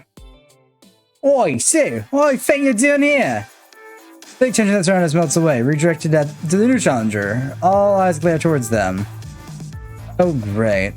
Okay, Ren, hold that thought. I got business to attend to. Damn right you do. Ghost monsters don't operate south of 23rd Street. You damn well know this is lovely chainsaw territory. Get lost or get tossed. If I wasn't confused before, I assure a second now. All I can do is watch this unfurl before me. Perhaps Sue summons her buddy to her side. I'm sorry, south of what? I don't recall signing any non-compete agreement with you, darlings. Ghost monsters for life! Oh, ghost monsters? This locker room gossip between...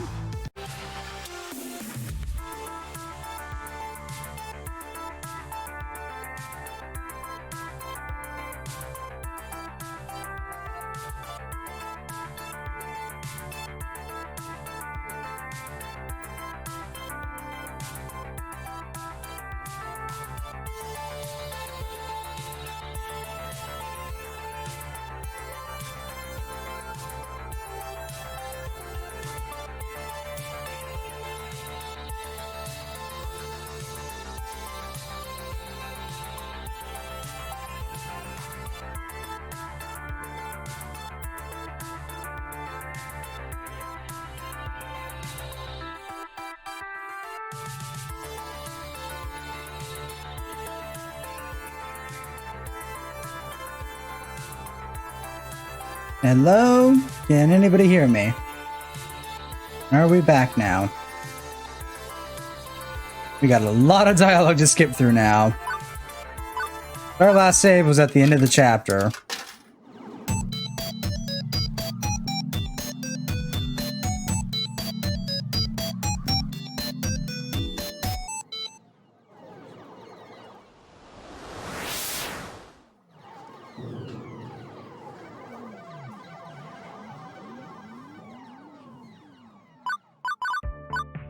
We gotta switch our prefs too, don't we? Skip. After choices.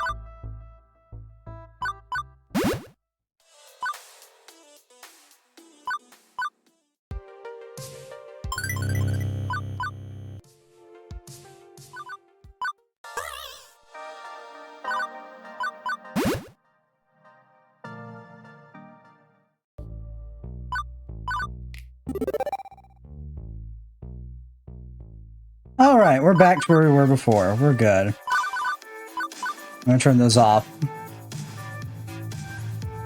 Yeah, okay. I'm sorry, I was south of what? I don't recall signing a non-compete agreement with you, Talons. Monsters for Oh, ghost monsters? This locker room gossip. Queen is starting your fearless leader. What do you have to say to that? Nobody did the suit on my watch. Nobody. Yeah. I ain't scared of a hit. Scared to hit a chick. I'm an equal opportunity social maljustice individual. Think you got your answers, ladies. Now then, let's rumble. Well, to their credit, they didn't throw the first punch. We're talking and didn't shoot first levels of moral high ground there. Immediately the ghost punchers in love with chainsaw at each other's throats. Grappling, punching, and shoving each other. A baseball bat gets swung, clings to the side of a racing game. Soda cans are thrown. Someone uproots a chair near the snack machine, and that goes flying too. It's chaos. Complete and utter chaos. And it needs to stop now. Iris? Already calling the cops train. As for me, funny. When you start out the day anxious about what the future may bring, once your does go completely to poop, well, that anxiety just fades away. Something oddly freeing about seeing your world crumble around you. There's nothing left to fear. And that means I can swing into action, ready to face it. Priority 1, get the customers the hell out of here. Yeah, I'm actually already on that. I joined and turned from the paint crowd of kids and gamers at the front door from Carnage. This way, hurry. An orderly fashion, please. Out! Everybody out! Door doesn't look like their hit games and nothing more. It doesn't have a lot of room to work with, nor is it much of an octagon with a remarkably slothful mixed martial arts for all breaking out. We're going to have a lot of game damage when all is said and done. Damn it! How did that bitch get away with this? So now, it's in the world's sloppiest barroom brawl. Teenagers following each other wildly, general wrecking the scene than each other, but now she's pulled out a gun. Now, not some arcade light gun, but a real-life shooting and killing gun. This isn't happening. It cannot be happening. But this is 100% happening. Leader of the level chainsaw gang raises her weapon and takes aim at Sue, trying to end this, but our target is conveniently tucked behind Mrs. DeFrame and Gavin. If I don't do something, someone is going to get seriously hurt. My mind races. Calm acceptance washes over me. This is how things will be. No hoping it. One chance to do something good in the midst of all this chaos. Time slows for me, like I'm trapped in a dream state. Pure instinct takes over, and I start running toward them.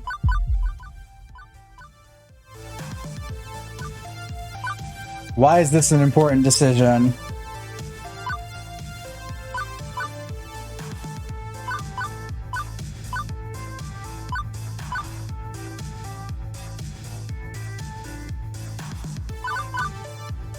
Get down!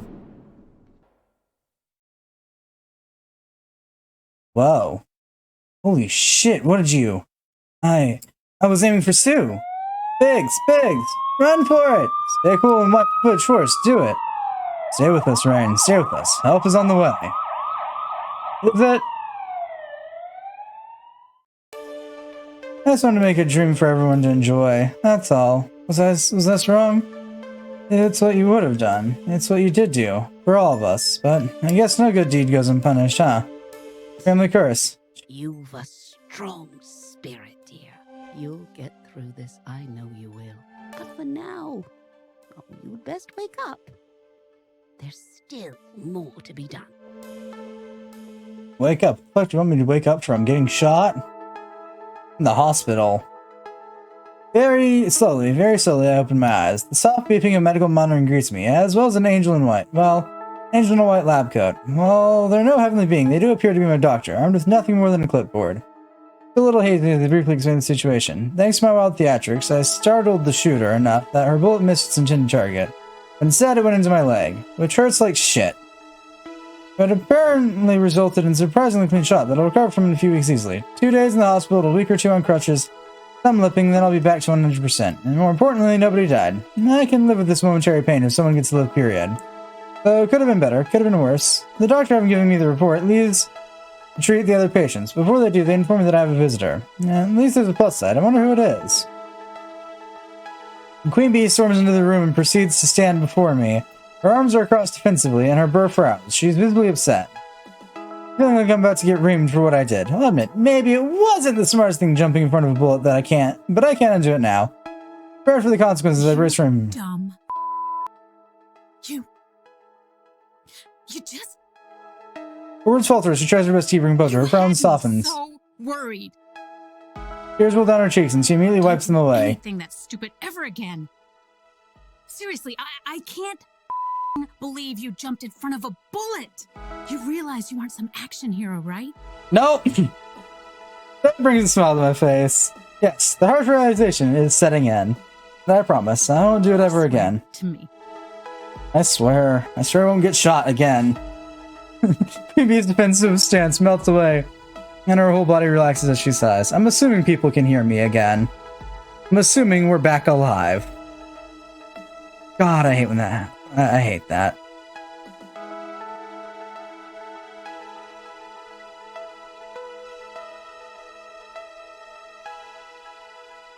No thanks to OBS, that is.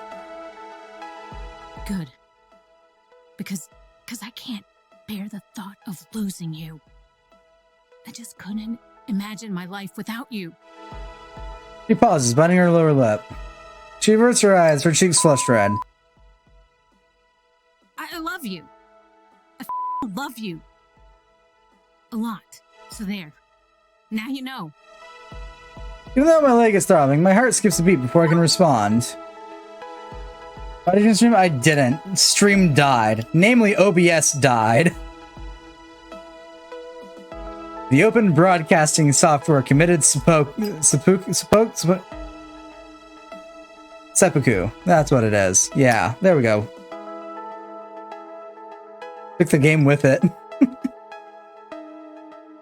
We're back. We're alive again. I have to Frankenstein another thing. It committed suicide. Yep. I love you too, Vera. Sorry, I don't know if your nose. Hearing her mirror my sentence relays more loudly. From the highest mountain to the deepest sea, I'll proclaim my love for you.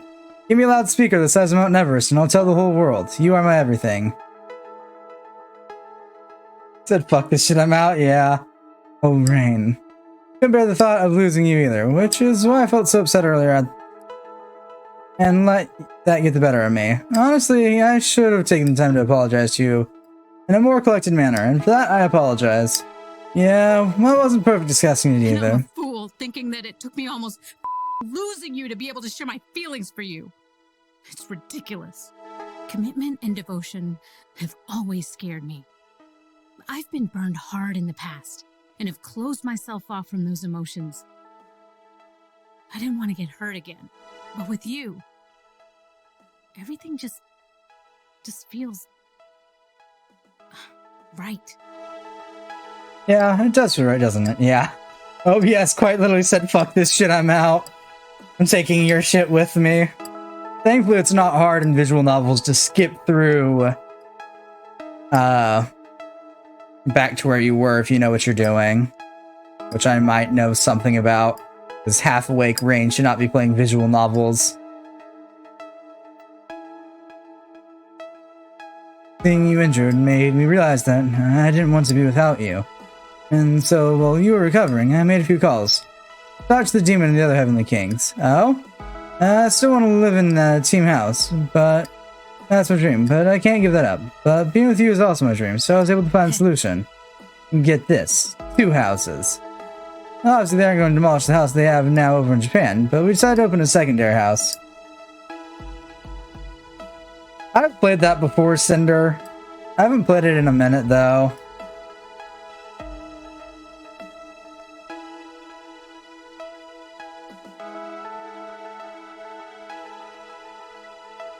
Here, in this city.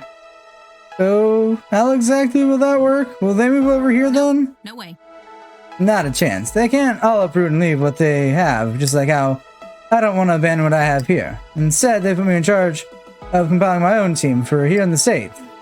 A full branch of 4HK. I'll be scoping out the hot local town and inviting them here to play with me.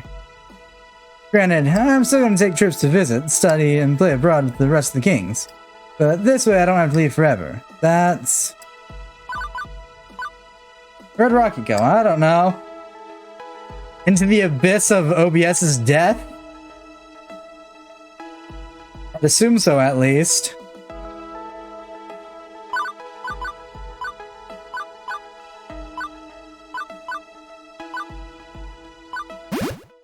You think I can move into? That way I don't ever have to leave you? Never ever? And now you made it creepy. I jest. I know it's your thing. But I'm just saying, I could help you keep your bed warm after those long nights staying up late practicing. Okay, if you can hear me blink twice. I feel that. That's rather tempting. Oh, and can I be on the team too? No way. Ha, fuck no. I love you, but even my love can't elevate you to the skill level you need to be to live in this house. Dick burn. I'm just glad you're on board with all this. Of course I am, Queen Bee. You mean so much to me. And you to me. I'm excited to start this new adventure with you. Queen Bee steps closer to where I'm laying, leans in and kisses me gingerly. My whole body melts as warmth spreads over my entire body. Thanks. Thanks for listening to me. You're the best, truly. Now get some fucking rest. I'm out. I wish desperately to get out of bed and follow her, but with this leg, there's no chance of that. So I'm left pining. Seeing the person I care for most was certainly a boon to my spirit. Now if they could only do something with the food here. My heart calms and my body finally tells me it's exhausted. I snuggle into the covers and yawn, as the yawn excuse me. But just as I'm about to roll over into sleep, another visitor pops in. It's like the whip house visiting hours, with no small amount of both dread and relief. I'm glad to see her. Mixed heart, a word if you will. Ah, fuck me. I try to straighten myself up from my pillow back seat. I think, is she gonna fuck you in the ass? Yeah. That's what you think. I try to straighten myself up from my pillow backrest to put on my professional front, even if I'm in excruciating pain. Okay, I should explain that what happened today isn't exactly indicative of. I should hope it was. It's better to see what you believe in my face. What? Seems to judge your character, based on initial unpleasant interaction. But what I saw today, clearly, you are no fool, nor a coward. I let my need to protect my family override my better judgment. How absurd to paint everything you've built at Arcade Spirits with that brush, all over such a small matter. Ah! I bet they reacted well to that one, Cinder. I saw you selflessly throw yourself in front of that bullet. You didn't have to do that. You chose to do that. It's indicative of someone who isn't simply in this for the money, as so many in this industry are. I'm certain who you protected while you protected that young criminal. I suppose someone who respects life deeply enough to even protect someone like her is to be respected. I suppose I've become a bit jaded from all those eager to cash in on the arcane scene, and all the large-scale arcades I have to review tend to be very impersonal and cold. It said you're a sick fuck, that's fair. So you were impressed with Arcade? Well, let's not go that far. Can't say I was thrilled by the amount of mayhem and disaster going on even before a gang war broke out, but I'll say I've only ever seen that amount of mayhem and disaster once before. It's highly unusual to say the least. Last time I reviewed a small up-and-coming arcade similar to yours, everything went wrong. Everything. I wrote my review in On's fashion, and as a result of my escaping pin, the place was sold and closed down within a month. Sold to a notable figure in this industry. Wait, you don't mean... Yes, Dekonami. Such is the fate of any arcade which dares to stand up to him. Your prior business, the Funplex, only escaped being devoured by being far too small to be worthwhile. Sadly, your enthusiasm may have put it in his crosshairs, and if you cannot tidy up your reputation after today's affairs, Arcade Spirits will be next. Again, and again, and again, torn down by Dekonami. This time, he didn't even have to lift a finger. By pure coincidence, the Ghost Monsters wrecked everything before he could exact any revenge. All you had to do was swoop in and buy out what's left of our dreams. However, I've come to a decision. Given I was first-hand to witness your troubles, which were clearly not your fault, and given your willingness to put even your own life on the line for your arcade, I'm going to tell my editor I need more time. I want to return in 1 week to get a more accurate, more mature overview of your operation.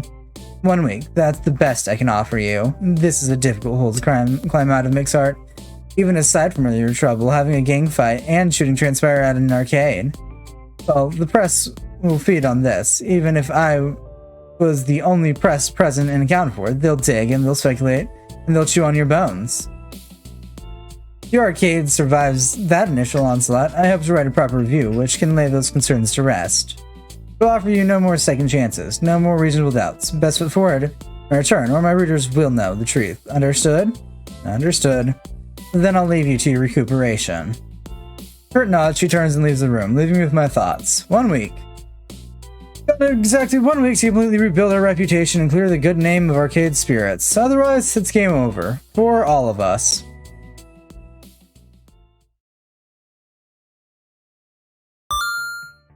You've cleared level 0 of Arcade Spirits. A winner. You've cleared level 0 of Arcade Spirits. The winner is you. Now let's see your score. Looks like your personality is full of guts. Strong guts. Also, you scored 24,100 points. Woohoo! Now let's have one last pizza fact.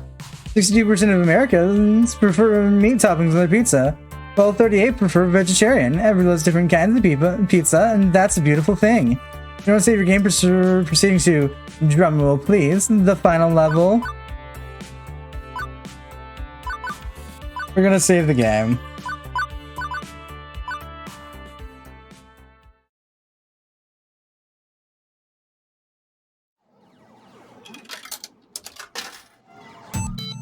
And I'm gonna go look into seeing if any of my friends are alive now, because we might end here. We also might just push through to the final level.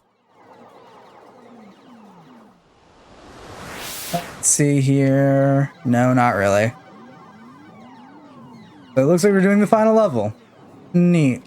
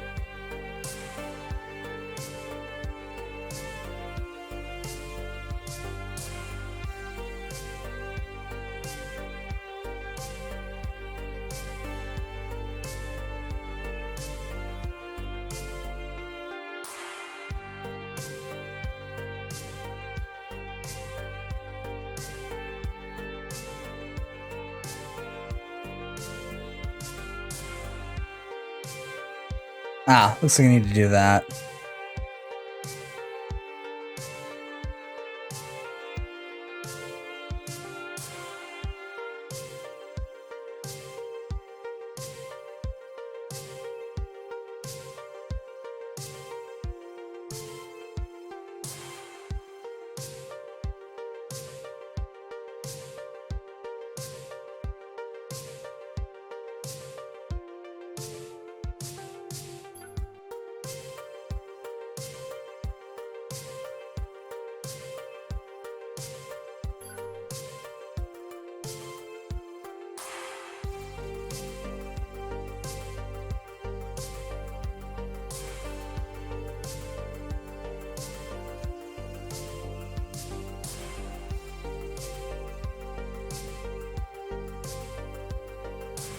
Okay. Just gonna close that then. It is the distant future, year 20XX, and oh, who am I kidding? I'll be lucky to make it to 20XX plus 1 at this rate. I've had my strand of fate twisted back and forth so often, feels like you could snap at any moment. Mirrored in depression and supposed family curse, then lifted up by an amazing time at the Funplex, then back down by Dekonami, raised up again by the Arcade Spirits Project, and now descending even further due to a series of bad coincidences, accumulating in a PR6 brawl in which I got shot. But today I'm back at Arcade Spirits and ready to work despite being on crutches.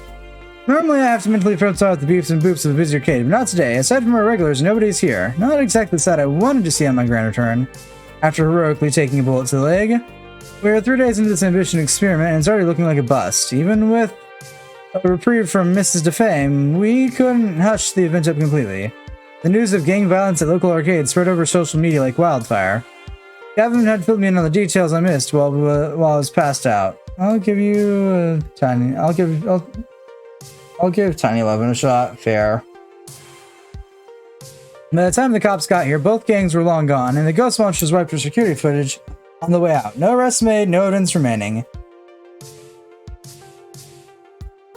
Only plus side, Sooner ghost monsters apparently never came back, but even without them actively causing problems, that single day managed to smash our reputation. It's just so disappointing, unreasonable, frustrating, fucked up. PC is good in theory, bad in practice. I'm feeling that about mine some days. I'd put my fist through a wall of rage if not for the fact that I'd have to pay for drywall replacement myself. Those damn kids and their gangland throwdown ruined everything. Even without Defame's nuclear review looming over us, we're still losing.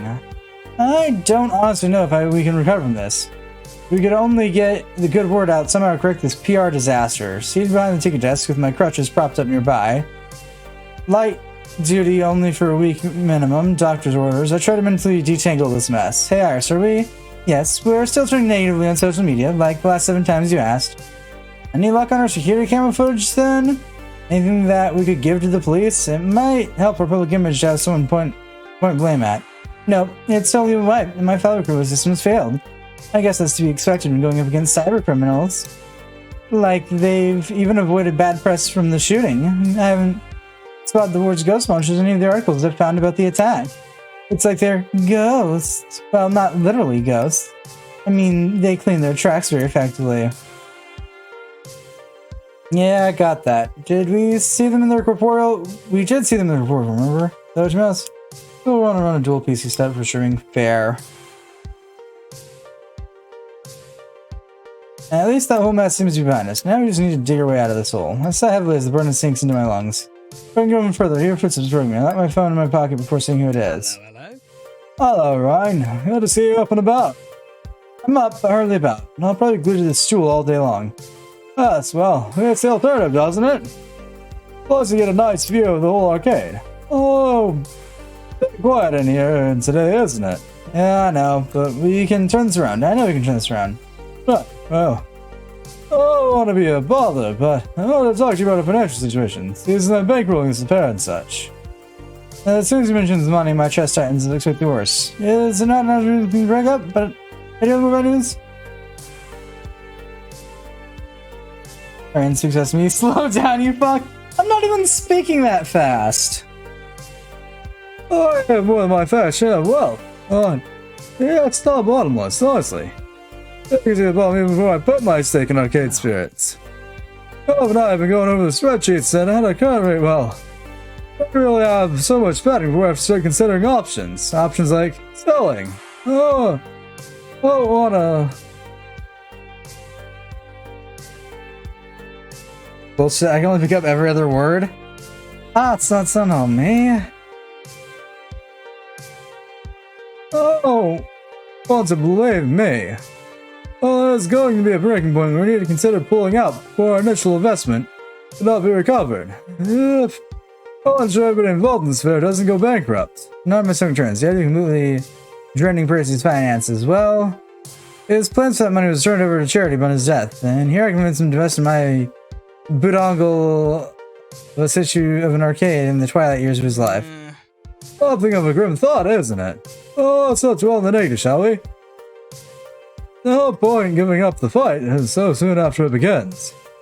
All we need is a plan for how we can turn these ill fortunes around. Oh, next steps.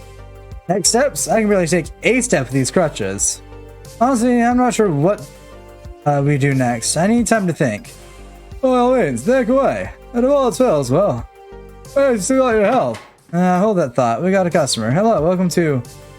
Oh, son of a bitch. Good morning. Oh yeah, I think I'll be moving along now. I'll have to play and all. Rain. Try to avoid stress the next few minutes. I stood there in silence and shock. I tried telling myself this is just a bad fever dream for my moon, but no luck, this isn't real. I watched as Deco takes a look around the arcade. It's smug, grim, ever-present. Grim, ever-present. Plays Viber arc as he takes note of the people. I like people who are playing games. Such a shame. Such a shame. Seems you've had an unfortunate run of luck, Mixart. Not an unexpected one, however. I did warn this would likely be the result of trying to go your own way. This can be a very unforgiving industry, as you've learned. Well, I didn't expect you to get shot, at least. I'm glad to hear the wound was minor, and you'll recover. I apologize for not sending flowers. Not generous? I hope you realize now that I was only looking out for your interests when I made my job offer, Mixart. You're a promising young talent, and it's a shame to see it go to waste on this doomed venture. Nope, can't handle this. Not today. What do you want, Mr. Nami? You need tokens to change machines over there. Is it not? Tokens, how quaint. Still no swipe cards, eh? Sadly, I'm not here to play any of your antiques. Rather resembles a 1980X junkyard in here, doesn't it? All these obsolete games that no one truly cares about. I'm here to make one final offer. If you sign over ownership of this arcade to me, I'll spare your careers. Yes, even Miss Fairchild and Miss Wolf. I'm sure I can find something for them to do at one of my facilities. I want to support your rising star. That's what I've always wanted. We've had our differences along the way, but I want us to overcome them and thrive. Can we shoot Dekonami? But this is your last opportunity. I'll not extend my hand in friendship again. If you don't agree to my terms, I'll stand idle and watch as everything burns down around you. You have my word on that. Okay, honestly, I want us to know this fact social, but at what point do I come across this? Miss Francine believed in dreams, but she also believed in practicality and trade-offs. Ready to give up everything so that I have something resembling a future? No, I'm never giving up my dreams. Of course I'm not giving up. I mean, seriously, I had so many opportunities to jump ship prior to this. Why would I fail this close to the end?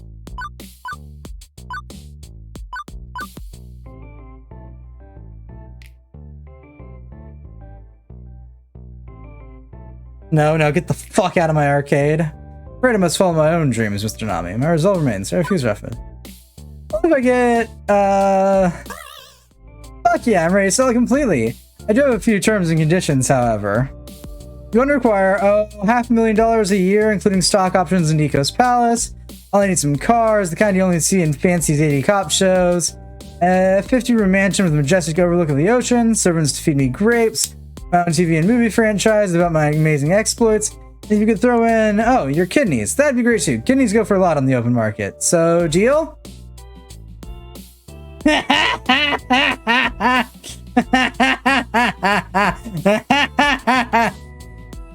I'll take that as a no.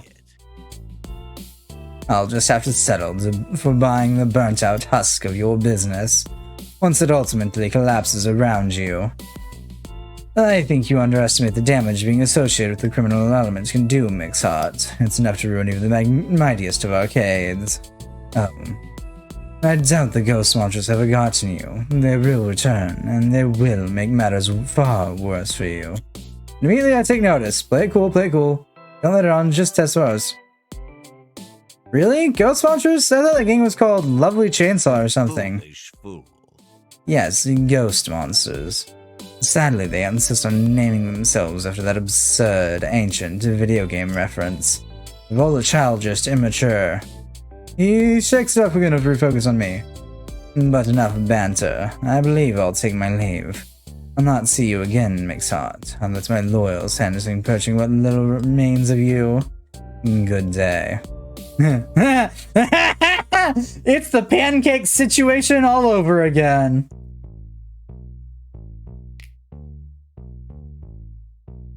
I realize I've never gone over what the pancake situation is on stream. Now's not the time to explain that.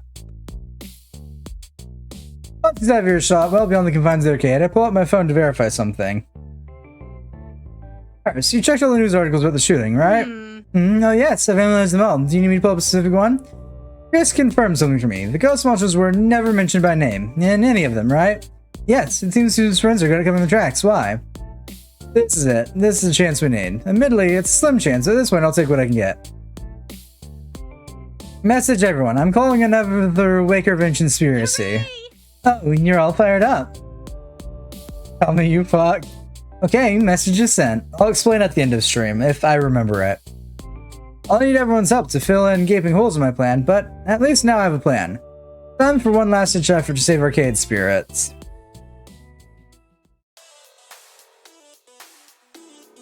Packing everybody in the employee break room proved tricky. Standing room only, elbow to elbow. Somehow we managed it. Hi everybody, I'm glad to be here for this, whatever this is. Thanks for coming, Juniper. This was it. This is where we'd make our stand. I looked around the room, at everyone, all my friends, and nodded to each of them determinedly. Okay. Holy shit, it's already 6 p.m. No, Corrugate. OBS decided to commit seppuku. It killed itself. Holy shit, it's already 6 p.m. Yes, it is. Cinder. Okay, so I know things are rough, but I've got, let's say, a good 60 to 80% of the plan for how we can turn things around. Like, we can all agree what happened wasn't our fault. Yes, someone else screwed us over. Every problem we faced, we traced back to them. The ghost monsters and lovely chainsaws may be to blame, but the court of public opinion puts the blame squarely on our shoulders. Our venue is stained by their actions. We can cry foul all we like, but if there's even a chance of violence returning to our doorstep, it'll keep the customers away. The real bummer, we haven't seen any families here since opening day. Parents just aren't willing to take their children somewhere that's known for being dangerous. Actually, I was talking about the gangs. The lady who I learned who our true enemy is, and that person is Deco Nami. Pardon, Deco Nami. I don't follow. Yes, I'm rather miffed over what happened to the Funplex. But he's hardly to blame for our current woes, right? Earlier, when he was taunting me, he slipped, mentioning the ghost monsters by name. Except those hackers keep their noses clean. They left us with no proof that they were ever even involved, thanks to our security cameras being wiped. The cops didn't go after them. The news didn't identify them, so how did Deco know about them? Answer: Deco hired the ghost monsters to ruin our opening day. What? Seriously? Oh. In hindsight, it should have been obvious. I blame myself for not seeing it sooner. Far too many coincidences to be otherwise, and the fact they only started wreaking havoc once Mr. Fame showed up to bear witness. I can see what you're throwing down, Rain. Sue and her friends didn't seem awful at first. I remember talking to Clyde. They were nice and friendly. And then Mr. Fame showed in. Oh my gosh, wait, do you think Mr. Fame is involved? Considering she was willing to hold back her review, I don't think she's knowingly involved. But Deco may have gotten wind she'd be showing up and took advantage. But you don't think Deco would stoop that low, right? Hiring some random street gang to mess with us, would he? Oh, he would. He's a spiteful bastard. Of course he'd try to ruin our opening day. The only reason he didn't destroy Miss Francine was out of some weird sort of gentlemanly respect for a fellow elder business owner. But to Deco Nami, Rain is basically pond scum. Thanks.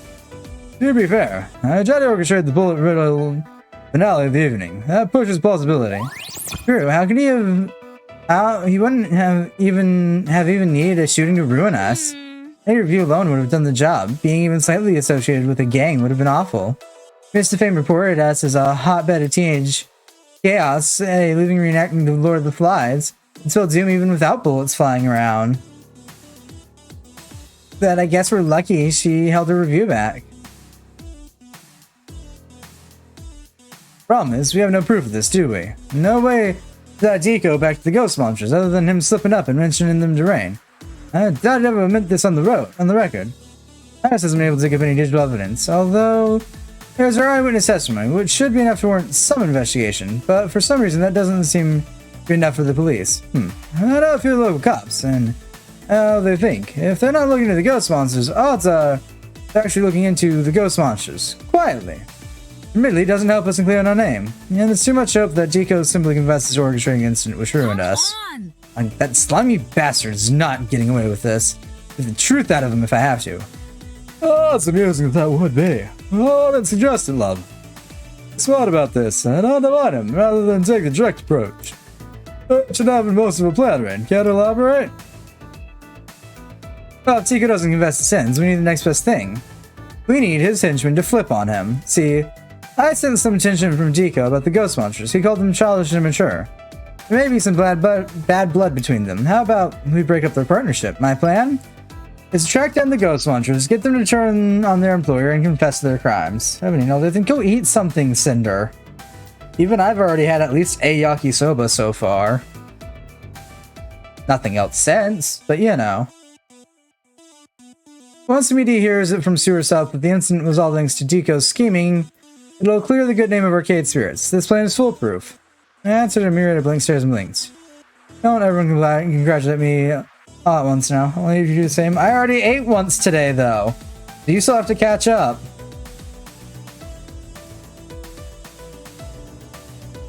Or congratulating me all at once now.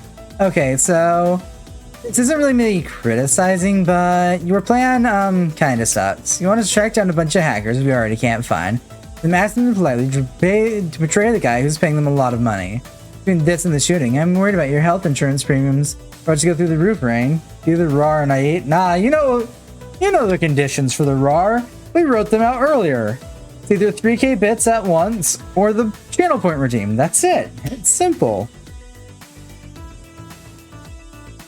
That's why I said it was maybe 60% of a good plan. Look, we don't have a lot of options, people. Right now, the only ones who can save us are the ones who ruin us. Chico and Sue. Oh, looks like I starved. Nah.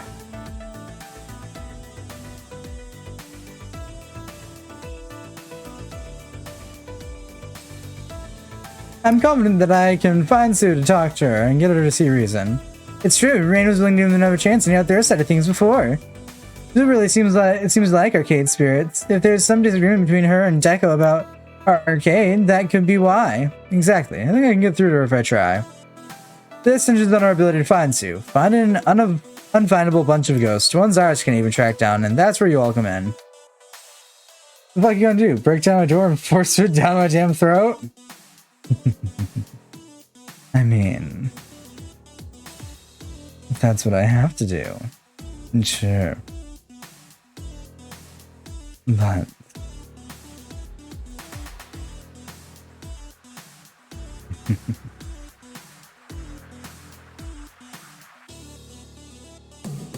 I'd prefer not to get to that point. All options on the table. I want to hear your ideas for how we find Deco-sided goons. Let's fill in the other 40% of my plan and make this happen. Good luck finding where I live. I mean, it's the internet. I already know your time zone because you keep telling me what time it is for you. Which already limits where you're at.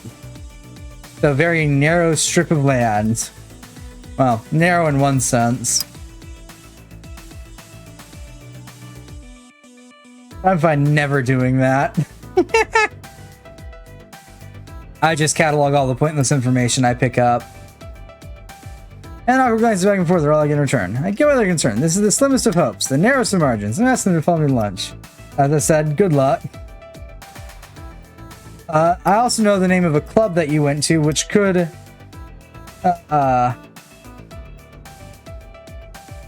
indicate where you're at.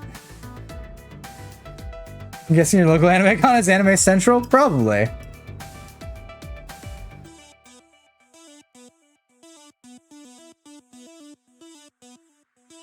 No, this can be done. I know I can get to Sue to give us the dirt we need to clear our name. Heck, some days, feels like all I do is talk my way through problems. If that's my one social skill, I'm gonna rely on it for this final conflict. I call this quite everywhere. It still gives me an approximate location. This is the pointless knowledge you can have with access to the internet. I just don't care to actually dox people.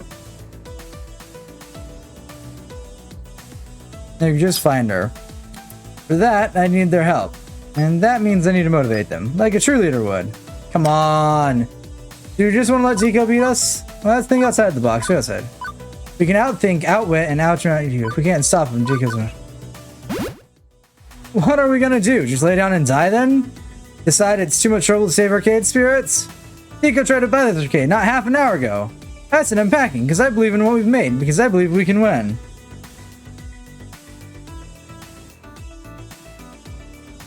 Yeah, sounds about right.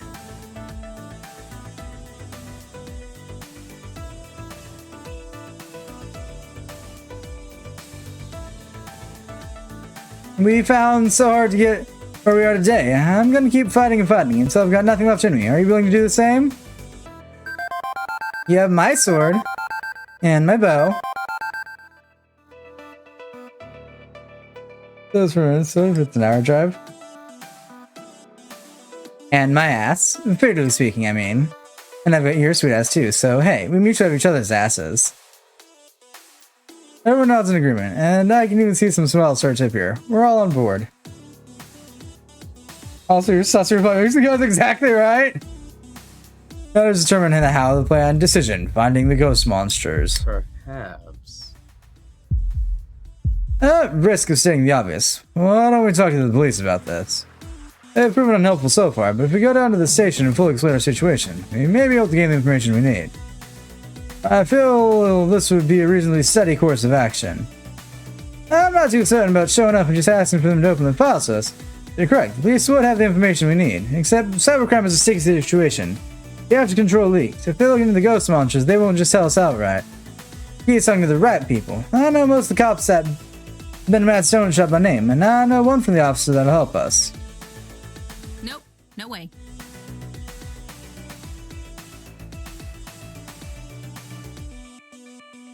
Good luck. If you can tell me my address and come over, I'll buy you a drink at Club 55.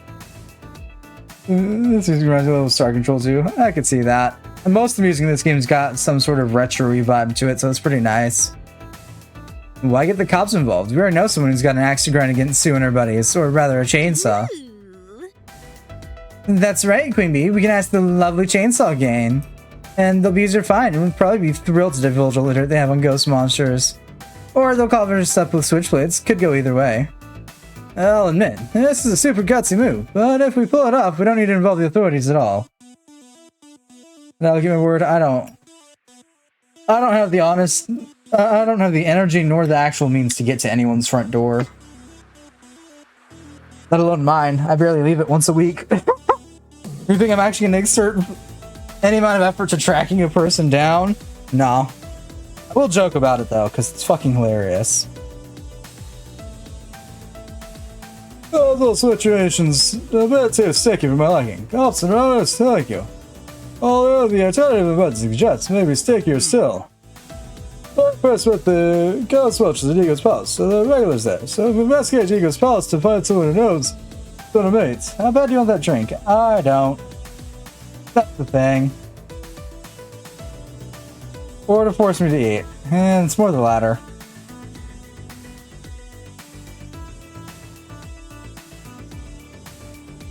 Mine, a good friend of hers.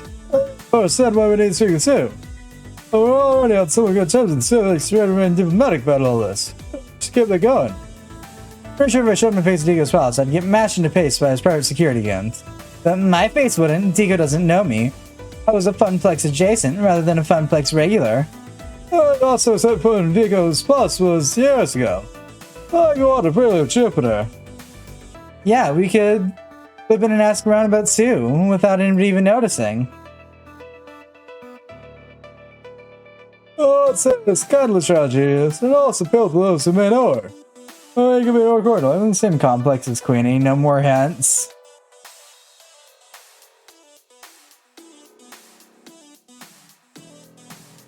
Yeah, then no, I'm not gonna go bother you.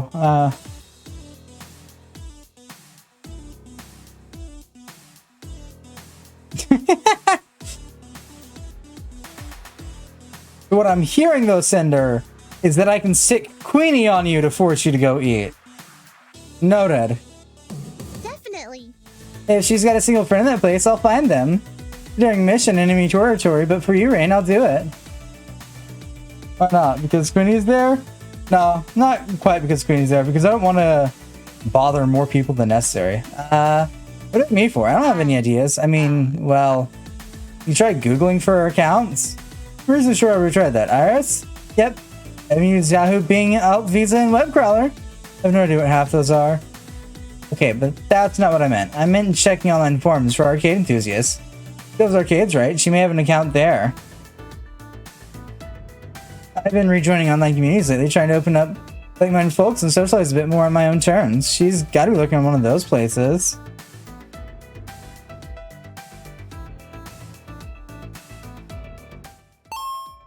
Oh wait, I know. We can passively search for her. We can actively if we can't passively search for her, we can actively call her out. And as much as I hate internet trolls, they do get results. If we taunt the ghost monsters online, well, I'm positive Susan's the sort of person who looks herself up constantly, right? There is you. Of course, and with my help, we can establish fake accounts to spread the message so far and wide that she can't miss it. And suggest we use public internet access point to keep it from getting traced back to arcade spirits, though. Yeah, really. I would buy a drink if you could find where I live. That's the thing. I can tell you. So the information that you're in the same complex as Queenie means that I'm pretty sure I can look through old records and figure out what state you're in without having to go through all the excess stuff. Because I used to, I don't do so much anymore, hang out with Zara and Queenie a lot and like voice chats and shit like that. No, I'm not doing this. I don't have the spoons to care for this.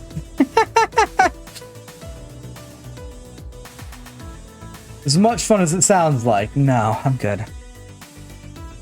Oh, road trip. Road trip, as I told you. Short drive from Chicago. Yep.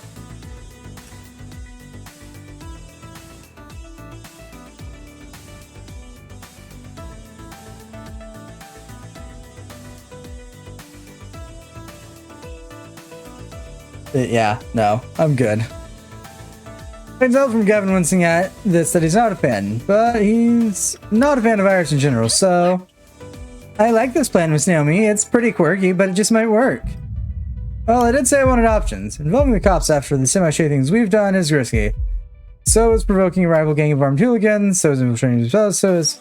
Okay, posting a few internet troll messages isn't that risky, given how many social media companies actually adore trolls and nurture them for advertising dollars, but it could annoy Sue. What's the best plan forward? Before I can decide, Jimmy raised her hand. All these sound great, but Rain, you're still recovering from energy. The less moving around you do, the more likely you'll heal nice and quick. So you can't go gallivanting around the city chasing down rumors about the ghost monsters today. I'm just on crutches. I'm not in an iron lung or anything. I'm still mobile. Light duty only, doctors always remember. But I have a solution to this conundrum. It's simple and super effective. Let us do this for you. You have to tackle all these problems and string the Funplex for yourself. Why not sit back and let us handle this one? Well... Okay, but I need to be there when we finally confront Sue. While you're out and about, I guess I'll get some rest, so... I'm ready for tonight. Sound good? Sounds good. These are my friends. I trust them entirely. I trust that each of these options will work, bringing us what we need. So now the only option is which one do I want to give my Rain seal of approval?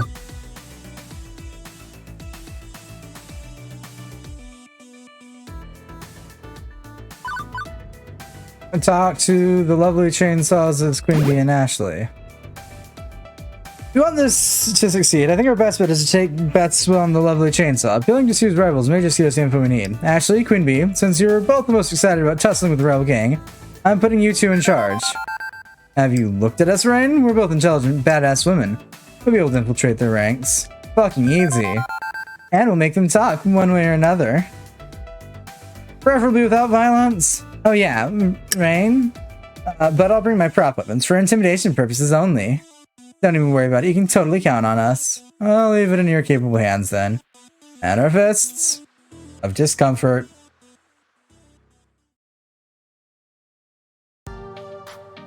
Here we go, it's Ashley's time to shine. I entrust this very important mission to us. It's up to me and Queen Bee to triumph against our foes. If we don't succeed, this will spell the end of Arcade Spirits as we know it. But we can't let Rain down, and not just them, but everyone else too. I refuse to lose. We will do this, and we will find Sue's hideout. I just hope we find the lovely Chainsaw's hideout first. This place is a strip mall of yesteryear. Most of these businesses have been empty for years, and people don't tend to linger in this area for too long. Rather bleak, with the boarded up windows and closed signs. The only things not in grayscale are various colorful graffiti tags climbing abandoned walls. But even though it feels like we're walking directly into a death trap, this might just be the coolest thing I'm about to do in my entire life. Hey Ash, you look a little too happy to be here. Why have the grin off your face? We're about to sneak into lovely Chainsaw's hangout spot and turn into a game of wits and strengths and force them to divulge dirt on their rival gang. What could be more awesome than that? Living to tell the tale. Appreciate your enthusiasm, Ash, truly. But we also have to keep our heads about us. I don't want either of us ending up in the hospital like our fearless leader, or worse. By the way, what was that about prop weapons back at Arcade Spirit? I think I bag over my shoulder and gently placed on the ground. Oh, these are all from past cosplays. I brought a ton of them. Then all are different types too. Doubt a foam sword will help much against super real guns, but what the hell? It only project confidence. Give me shows to the sword. I hope she's using the utmost care with them. I spent, I don't know how many hours sanding, painting, gluing, and modeling each and every one of those. Eventually she pulls out a battle axe. Fuck yeah, that's what I'm talking about. How fucking cool do I look wielding this? The coolest. I grin wildly as Queen Bee poses with the two-handed axe. Honestly, I don't think she could have chosen a more appropriate weapon. It fits her perfectly. I take another minute to rifle through my stash and pull out the magical girl wand from my arcade spirits mascot outfit. I'm here to represent. Arms brandishing, ready for action, I took a round of the strip mall. And I'm lost. So what now? How are we supposed to do this? Newbie FOD player I was chatting with told me that the Lovely Chainsaw typically hangs out here during the day. Right, step 1 is complete. We're already here. What's step 2? You see the remains of that coffee shop? Newbie informed me that's the exact location where they meet up. Sorry, I slip into accents here. Is that where they do illicit drugs, have fight clubs, drink themselves into a stupor? Probably nothing quite that Hollywood, but hey, who knows? Let's get this party started. There's no turning back now. I'm marching in the direction of hangout, ready to start something when I feel a hand grabbing by the shoulder slipping down my tracks. I turn around to see Queen Bee bite her lower lip in hesitation, looking for me. Ash, if I don't make it out alive, please tell me that I love them. Gosh! Oh my gosh, that is too cute. Shut up. Listen, I have a hard enough time expressing my amorous feelings to Rain themselves. Please don't mock me for this. I'm not. I've just never seen this side of you is all. It's adorable, and I'm honored that you're confiding in me. It's actually helped me to be able to show it off. Show off that gymnast. If you asked me a year ago, I thought I would have fallen in love. I'd laugh my ass off. Before, it wasn't like me to believe in love. But now I can't imagine my life without them. I love them so much it hurts. Rain's irreplaceable. I can agree to that. Rain has always been a great friend to me too. I don't think I would have survived the Funplex 4 without them.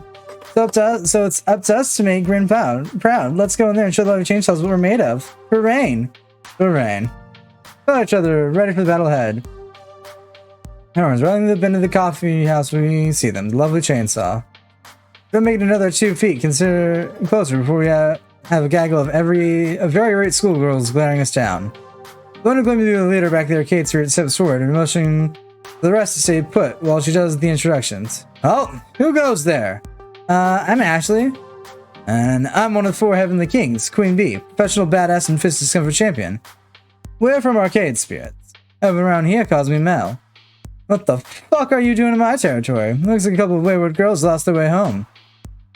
We know exactly where we are, and we came to speak to you. Yeah. Damn, really, I'm not up for casual conversation. The leader picks her to like his charges, weapons in hand. Hold my fake staff, shaking. Queen Bee steps in front of me, tightening and gripping her Alex. We're after Sue and the Ghost Munchers. We have a bone to pick with them. You know, the one who took a pot shot the other day? Mel's chosen turns from grins to grin. Zay, Nick, stop. Yes, Mel. After the Ghost Munchers, eh? Those fucking brats. Mel spits the taste that rivals out her mouth. Do think she runs the town, that her little band of credit card thieves and blackmailers has any real clout. If not for her muscle, she'd be nothing. She doesn't have the guts to do to me what I do to her. Guess she leaned on you, threatening ruin. Typical poser. Exactly, they fucked up our arcade, and we want revenge. Yeah. Okay, you piqued my interest, go on.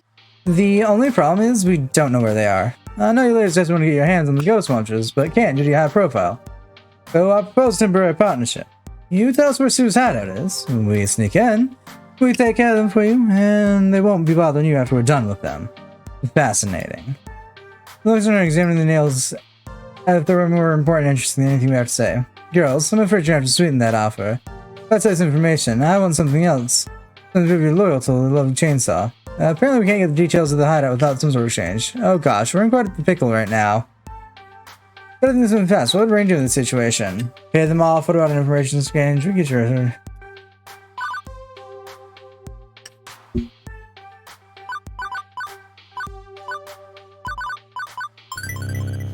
Come on, Ashley, what do gangs trade in? Besides violence or drugs, it's always information. I propose an exchange of information. I'll let you know a little secret, and then we can know your secret. Mel looks me over from a takes a minute over. I don't normally give 2 craps about gossip, but I suppose the right information will be worth more than anything you could offer me monetarily. Your offer intrigues me. I accept. I'm not much sure about Sue's Ranger Souls, but let's know. Word on the street is that sooner Ghost Munchers are connected to the arcade industry's megalomaniac Dekonami. Beltron turns into just a new style. I'd call that an interesting tidbit, except I already knew that. What? We're getting hands-on, but Oh, what a few secrets are too safe. Still, it's curiosity how you figured out that particular secret. How about you trade me the how rather than the what? Oh, well, we think Deku used her to wreck our arcade's opening day. He hates our guts and wants us to go out of business. Huh. Marisu, a hit woman for hires. Figures. Well, an enemy mind me as a friend. I think we can do business. I really huge sigh of relief. Phew, how's this gonna work? How does Ring do this all the time? You two girls have thoroughly impressed me. It takes a lot of bravery to come here and face us. Tell my dual sleeves, no options would you like to come forward? Zay, why don't you let the girl where those wretched ghost monsters hang out? There's a warehouse edge of town, owned by some corp called Nostalgia Commodities. You'll find them there. Excellent. Thank you. I like both of you. You showed me guts and charisma. Both qualities Lovely Chainsaw specialize in. If you ever want to join our motley crew, you know where to find me. Before I can say anything, Queen Bee grabs hold of my sleeve and pulls me to her side. We appreciate the offer, but we're good here. Suit yourself, ladies. Before we go, and because you've impressed me so. She flashes those weird grins and shows on. I'll let you in on another juicy bit of info free of charge. Mel steps with Zay and Nick back to attention. Hello, Nick. The one with the chain loosens her grip on that weapon before coming over to my side, lean over and whispers in her ear, and her eyes go wide. Consider it upon a gift. Now go. But seriously, if you don't have my choice, I'll be forced to bash those pretty little skulls in. Without another word, I nod quickly and both Queen Bee and I hightail it out of there. Once we're out of earshot, we take a minute to compose ourselves. What was that about? What'd she say? Oh, it's juicy, real juicy. Hopefully you and are in the car and we're safely out of here. We actually did it. Not that I doubted us for a second. Okay, maybe I did, but it was only for like 3 seconds. The information in hand and another bit of gossip I can't wait to share it with Rain. This might just be the grain of rice that tips the scale in our favor.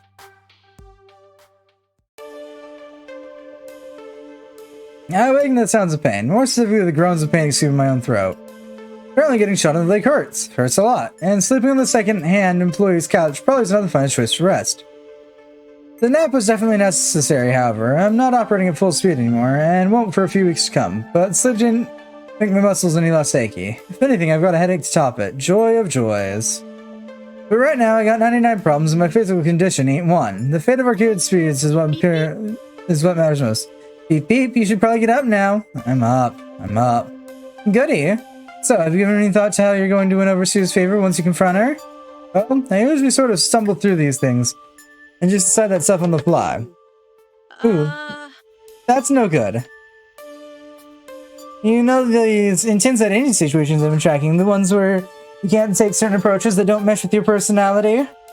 What, like where I can't play it cool and logical if I'm not particularly steady? That's not so much that you can't, more that you shouldn't try something that goes against who you are as a person. People will see right through it. And I'm betting Sue will know if you're acting at something you aren't. This will be a super intense identity situation, only one way through. When the time comes, you're going to have to take a stand based on your highest personality score. Yep, that's what I thought it was. Well, shit. Oh, not more numbers and systems. It's for your own good, Rain. I'm just trying to help you make decisions that will save Arcade spirits. That means being true to your spirit. And what's that mean exactly? According to my calculations, right now your best bet to convince you is to be gutsy. If you act on instinct without fear, without caution, you're going to need to charge in there and do what you gotta do. Uh-huh. But I want to take that approach. It's a bit late to change who you are as a person, Rain. Remember, my numbers and scores only help me understand who you are. Who you are is up to who you've chosen to be. It's a casual relationship. But with the help of your friends, you can maybe get some ideas, nudge things around a bit until you feel confident taking a different tactic than your usual one. Speaking of your friends, here's one now. God, I hope Tiny 11 is worth it. Oh yeah, you're doing that right now. How's that going for you? Queen Bee leans up against the door firm to the lounge, arms crossed and smirking wildly at me. It's the same smile that always manages to light a fire deep within my heart. Oh boy, hold them to your butts. That's some news for you. Holding on to them tightly, what'd you find out? Just like I promised, Ash and I confronted the lovely chainsaws face to face. And we made them talk. The information for the hideout was easy sauce. Got it right here. It's installing on solid state drive right now? Okay. I've got a fancy USB stick for installing things I shouldn't be touching. It also has a fully functioning installation for Windows 11 on it. Not Windows 11, but Windows 10. I can brain think. Gonna be stressed over to me. 2011 is a bit... It kind of takes out a lot. Define takes out a lot, because I'm pretty sure I don't use half the shit that Windows offers me.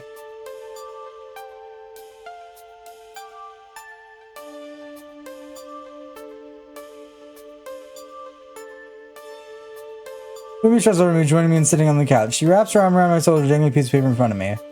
I reach up and collect it. She gently places a soft kiss on my cheek. But we also scored something else. She was in the ear. Remember, it tickles my skin, making it tingle. Her real name. Her real name is Sue, like a gamer tag or something? Nah. She's not that slut, but is a Nami. Tsunami. Deco really needed better abilities to name his kids. Tsunami? I'm assuming all of the ghost monsters were guns for hire, paid off by Deco Nami to ruin our opening day. But if Sue is actually Deco's daughter...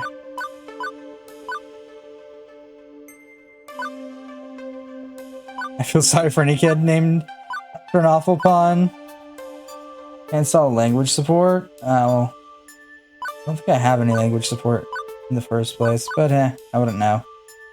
No, it doesn't come with any by default, but you cannot install them.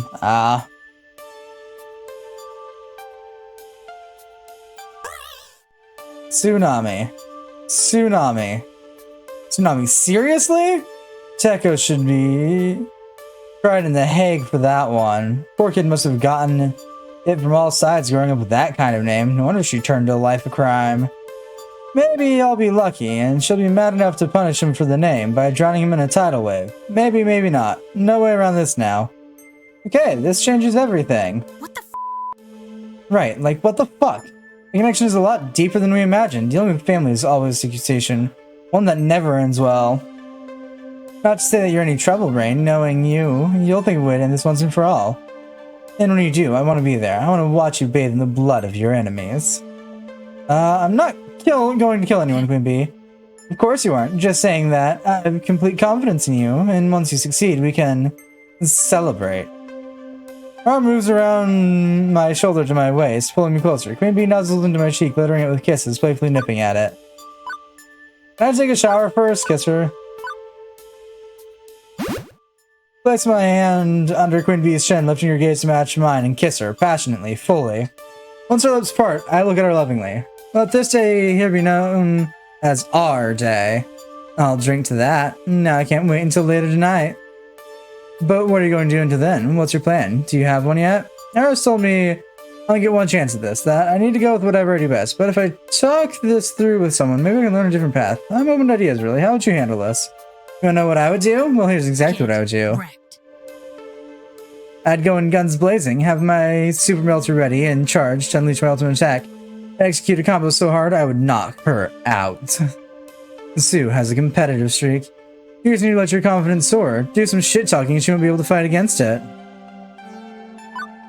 I think so, I'd appreciate. Yeah, I'll show Sue that I got the moxie.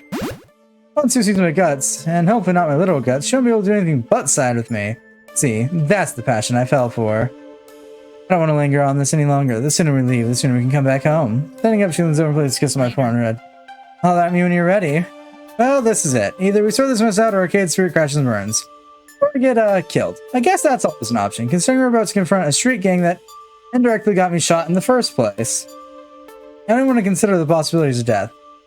I'm immortal until proven otherwise, but well, this is the end. I should probably have some words with my friends before I march towards doom. If I want to get their opinion on how I should approach Sue. Grabbing my crutches, I thump swing my way to the arcade proper and track down some folks. Let's see, I've already talked to the Queen Bee. Who else do I talk to before I leave?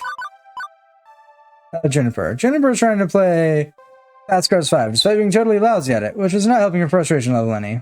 Stupid razzle-frazzing, mother-loving slow drivers blocking my lane. Come on. This whole situation is total poop butts. She lets out a heavy sigh as I approach. Sucks. You just dug yourself out of the hole your life had become, and now you're gonna lose another arcade? It sucks. It seriously sucks. Our arcade spirits isn't lost yet. But it's not like you have a total plan for how to save it yet, right? Well, then go talk to someone who may or may not help. Honestly, that's as much of a plan as I ever have. And right now, it's as good a plan as we're going to get. If you were going to my place, how would you handle this? Well, I guess there's 2 tricks I'd try. 1, she's a teenager, right? A rebel to the core. Be a rebel and distant a class count. Connect with her on that level and make her feel like you're wild too. Shoot, she's a teenager, right? I remember being young and totally stupid. Let her make a mistake, then outthink her, keeping calm and using that to react to other moves. I guess they're wildly different ideas, but hey, one of them will work, right? I remember being her age too. I'm sure I could live up to the hijinks she gets up to and connect to her sense of teenage rebellion. Adulthood is for weenies! You know I'm proud of you. You've come so far in the Hart family curse days when you'd blame all your misfortune on fickle fate. Instead, you're diving in and trying to strangle fate with its own strings. And I want you to know, win or lose, I'll still be here. I'm your best friend, arcade or no arcade. Even if you use this place, you'll always have a home. I'll make you pizza bagels and give you a shoulder to cry on. And all the cartoons I watch, your best friend, I'll never change them. Lost yet. I don't intend you. Can we never mention the PB word again? I'm having harrowing flashbacks to days of foul nutrition and low household income. I'd sooner eat my left arm than another pizza bagel. No problem, consider it stricken from my dictionary. Besides, I prefer toaster pastries myself. Okay, I'm sufficiently cheered up thanks to your infectious spirit. Now get out there and let him have it, Tiger. Do we keep talking to people or do we just blow the popsicle stand? Because as we've decided... as we've inadvertently decided, we're just going in this guns blazing. I have already discussed someone else and shows what the guns... Yeah, I'm ready to leave. No sense putting up on her. I tried to run that one together and it's good. Playing the inevitable at this point. It's time to do this. For the sake of my future, my dreams, my friends' dreams, and arcade spirits itself. Take Queen Bee's hand in mine as the soft smell curls in my lips. We're ready to part. Let's face our destiny together. I don't know. I don't like toaster pastries anymore. Young me used to like them a lot. They're also quick and easy, and I didn't have time to think about whether or not they were actually worth eating or not. Younger me. What a fun term that is. How much younger? I don't know. Just younger. Time is not a thing my brain calcs well. It's a short trip across town. Before we know it, we're staying outside Ghost Monsters HQ, a rundown warehouse in the bad side of town. A wooden sign up, long since fallen off the side of the building, identifies it belongs to Nostalgia Commodities Incorporated. This place is utterly disgusting. Why would anyone want this as their secret hideout? It probably smells like mold and dirty socks on the inside. But adult me thinks kid me was really stupid, and it's true. Adult me thinks younger me was blind as a bat, more so than just the actual eye sense. Hard pass. Can you think of a better place for a street gang to lay low? Ours are. Deco owns this building anyway. Correct. Nostalgia Commodities Inc. is wholly owned subsidiaries of Deco's Palace LLC. I'm not even surprised. Not in the slightest. Deco is scum, and old scummy places like this. Bet you even charge his own daughter rent. When we get in there, you do the talking. Your brain. And I'm gonna be the brawn in the background, serving up fierce intimidation. If I see an opening, I'll shout it out. I'm so over this. Let's end it. I said once looking over at my company. Companion. I'm sure glad I'm not going at this alone. I'm nervous, sure, but I know what I have to do. Tiny 11 up and running. Just need to delete old files. Good luck! Let me know if it's actually worth your time.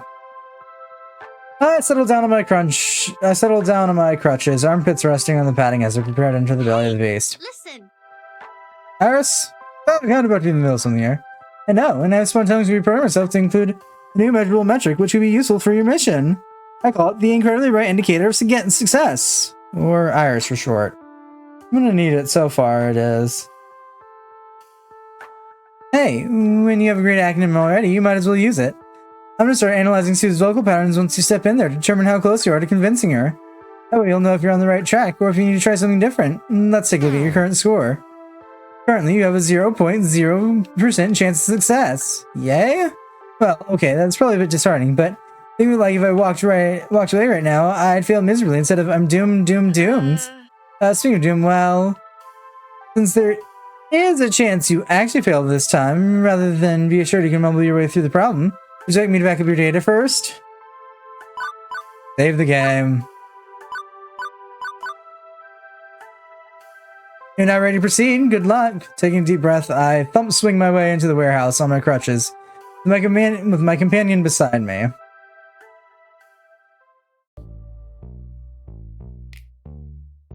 I don't know what I expected to find on entering the lair of a notorious gang of cybercriminals, but a makeshift arcade that rivals my own is not high on the list. This is a dumping ground of a warehouse for Deco's industry. It makes sense though, a place where old arcade games go to die, turned into a playland for punks. Disorganized maze of games litters the ground floor, poorly lit and barely functional. Only some of the screens are on, and many have serious ghosting and burn-in. It's the Pac-Man maze. The Ghost Monsters Hideout arcade cabinet forms the Pac-Man maze. As for the Ghost Monsters themselves, the good news is they haven't noticed our arrival. As they look up, I can see them on the second floor on the catwalks. Huh, they seem distracted. That's good news. Bad news? They're distracted because they have a visitor. Unfortunate. How unfortunate, I have to say, Sue. I'm extremely disappointed in you. It's hard to get a good angle from down here, hidden in the shadows, but it sounds like the old man's ranting at his daughter in his usual passive-aggressive way. I could stay ahead and eavesdrop on the conversation, gather some more information, or I could announce myself and barge in them both. Both are risky, but which makes no sense for how I'm going to handle the negotiation we're going to have, though. Eavesdrop, learn more. I motion for Queen Bee to stay quiet as we lurk in the shadows far beneath Cox. You should be out there doing what you agreed to do. Not hiding away in your clubhouse. A clubhouse I'd pay the rent for, I should add. Want to keep your little playground, yes? Hard for me to do if some competitor rises to hurt my bottom line. Pay attention.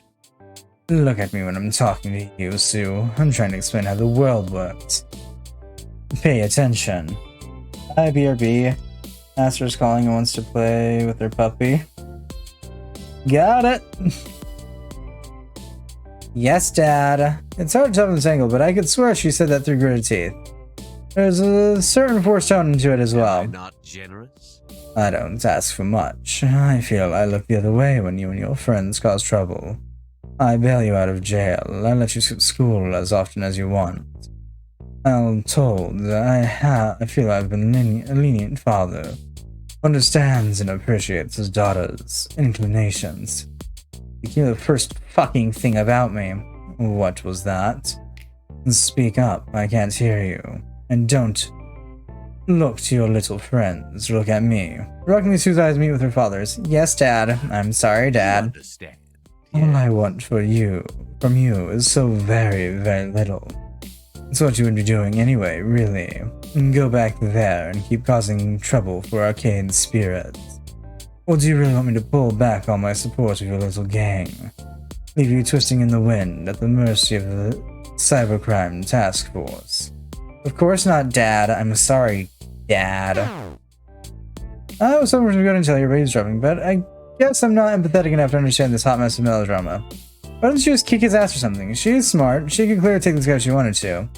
Good. Now then. Why haven't you finished the job? Oh, come on. I almost fucking died thanks to invading lovely chainsaw turf. We go back there. I'm hearing excuses, Sue. I thought we were made of stronger stuff than that. Some delinquents are chasing you away, really. How are you going to eventually inherit my empire if you can't stand up to some school brat? I want your damn empire. Speak up, I said.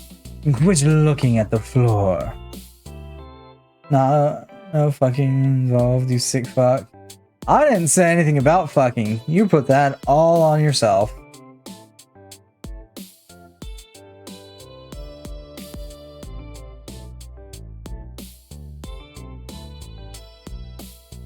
As we lock eyes to the metal grate flooring she's standing on, her hands go to her hips in an overconfident fashion as she bends over Like a child finding a lucky penny on the sidewalk. Well, well, well, what do you know? Crap, she spotted us. Inky, Blinky, we have guests. She snaps her fingers. Thunder word of command about her as she's distracted from the verbal beatdown by her father, and goons swarm in flanking us. We quickly hustled up the stairs, as quickly as I can manage on crutches. Now's the time to use this moment to my advantage. I know just what to say.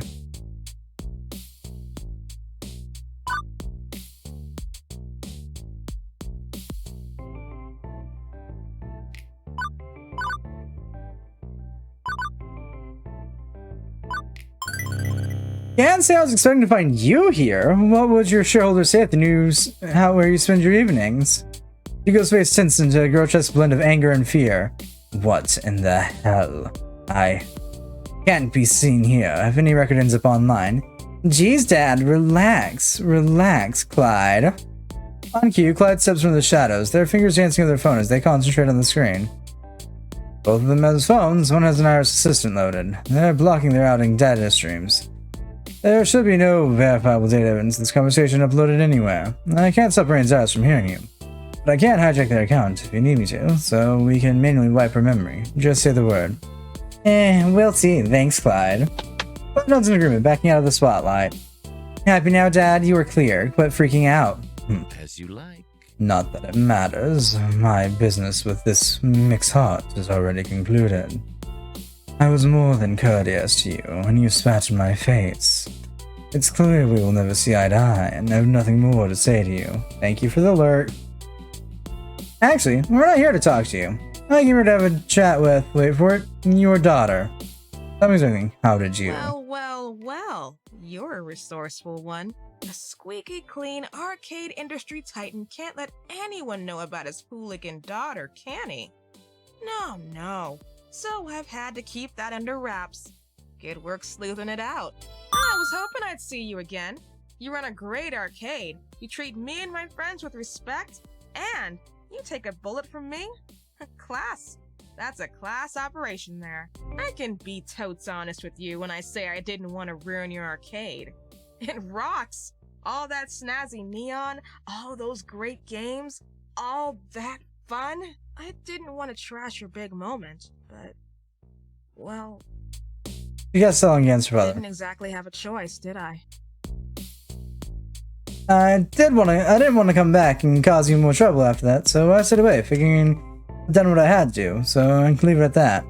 But you didn't finish the job. Arcade Spirit still stands. Not that it matters, I suppose, nor does a little last-ditch effort to save it.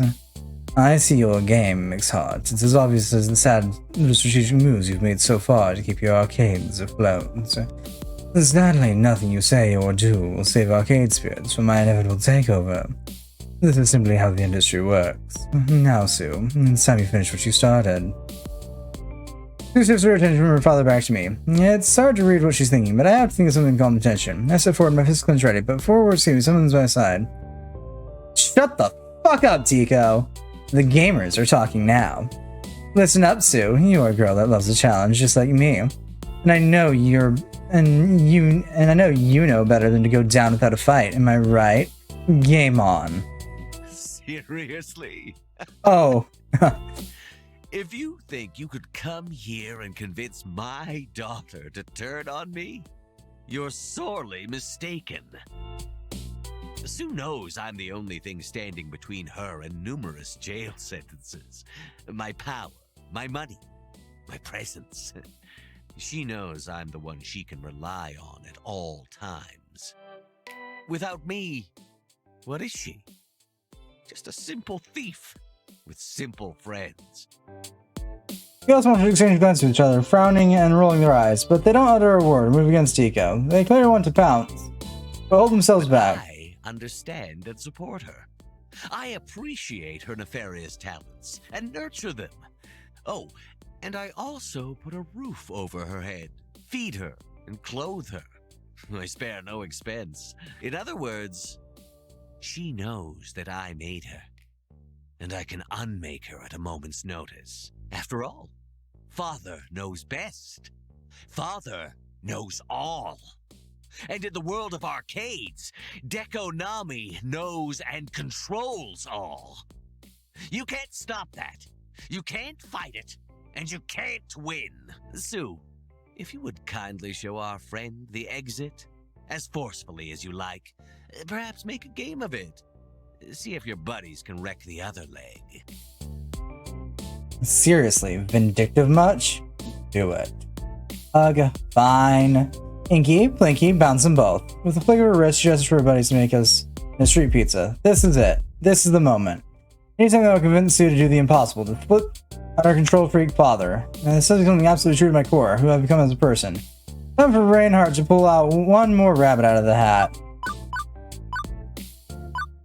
That's your strategy? Toss us out? Surely you can come up with something more clever than that. Come on, worse than that. Really, huh? You call yourself a gamer? Prove it. This calls for one-on-one video game showdown. You know what? Fuck this. I came here to fight. I'm not scared of Deco or his goons. And I know Sue's just like me, someone who won't hold back down a challenge. So all I need to do is issue the right challenge in the right way, and I think it's how to do it. How disappointing. You disappoint me, Sue. The fuck you say to me? Someone walks into your place of power and throws down the gauntlet, and what do? Just get your boys to beat me up and toss me. You know, the easy solution. Hardly one befitting of a hacker and arcade master. But hey, you want to be a lazy bones, take the safest option, go ahead, hide behind daddy and your muscle if you don't face me yourself, but I am disappointed. I thought you were a gamer, and I thought you came to play. Sue raises a hand to stop the ghost monsters before they can grab me. Idea, friend. Bad Don't- idea. Don't think I don't know what you're up to. You're trying to taunt me into some kind of confrontation.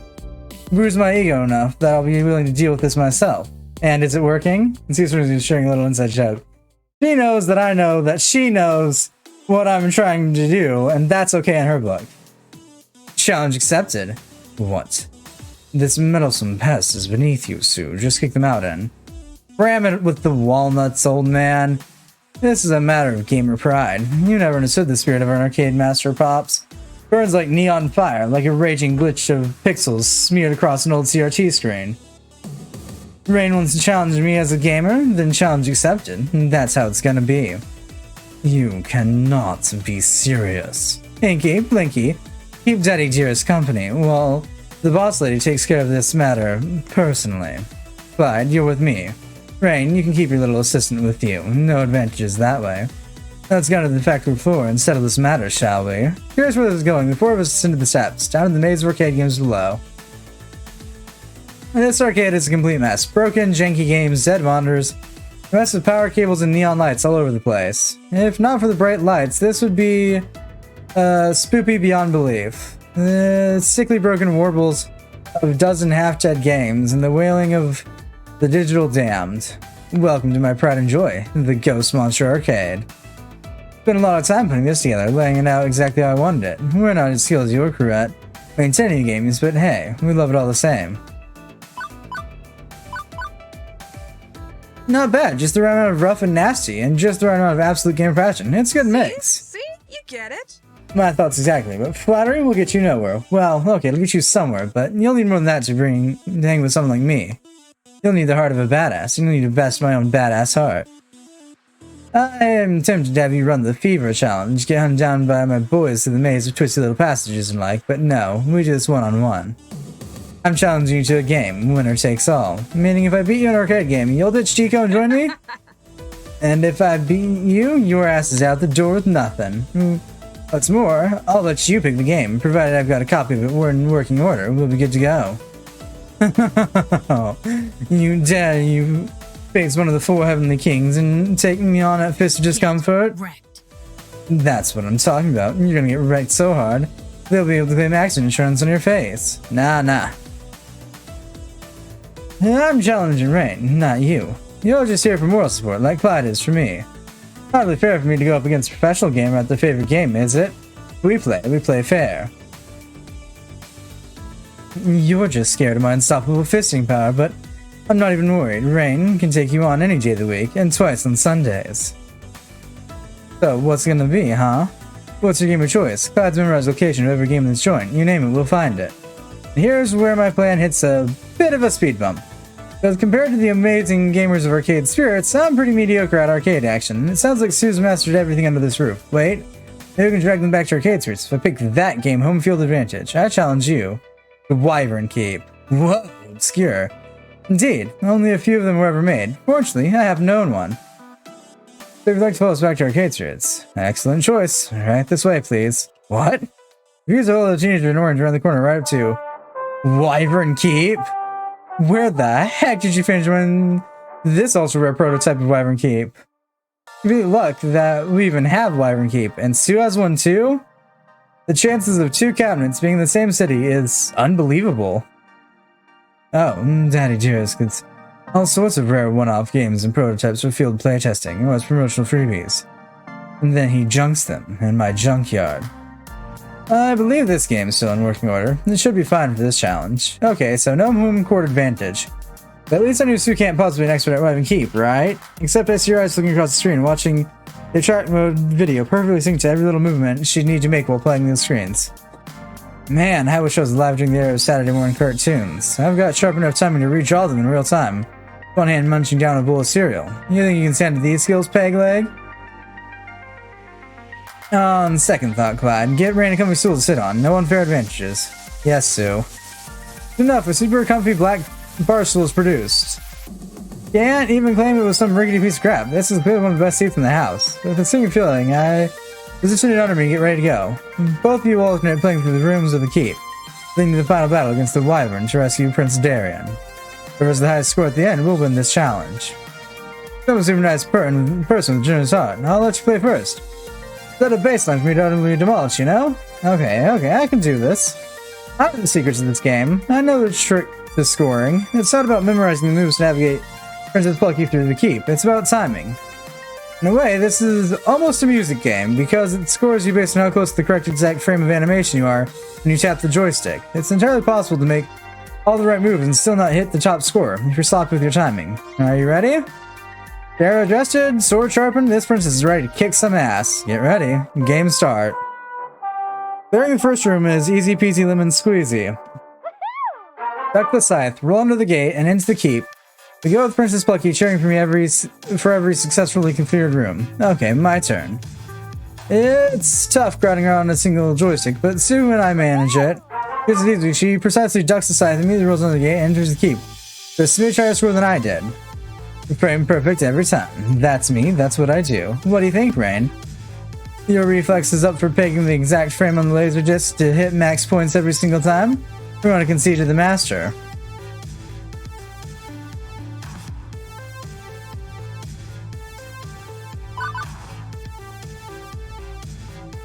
I'll be the one doing Princess Darien Star. You think you're the prince? You think the Princess Deco's palace makes you arcade royalty, huh? Nobody's perfect. You'll slip up, and I'll slip ahead. Nobody's perfect, and nobody's perfect. If you could hit every single frame exactly on the dot, you'd be the world record holder, and this record stood for years. Eventually, you'll make a mistake, and I'll be right behind you, overtaking this race to the end of the line. Oh, someone put their confidence pants on today. Okay, Hoodie, let's see what you got. You think you can take the Giddy Goblin room as easily to take the Scythe Bridge?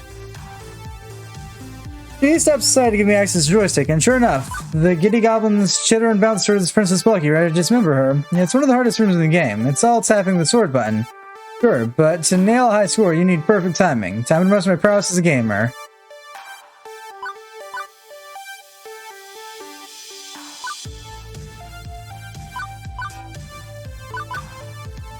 It's gonna take every last bit of my focus. I slip into the zone. Looking silent as I plow through wave after wave of Giddy Goblins, until Sue pokes the start button on a nearby game, causing a loud explosion to distract me. Hey, what the fuck?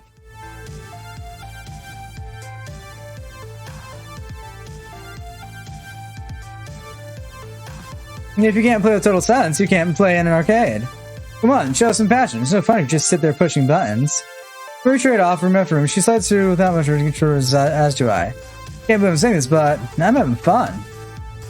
We should really enter into a life or death game and knife fight more often, if you're this much fun to play with. Totally fun and totally completely absolutely fun. Of course, I'm not the only one here.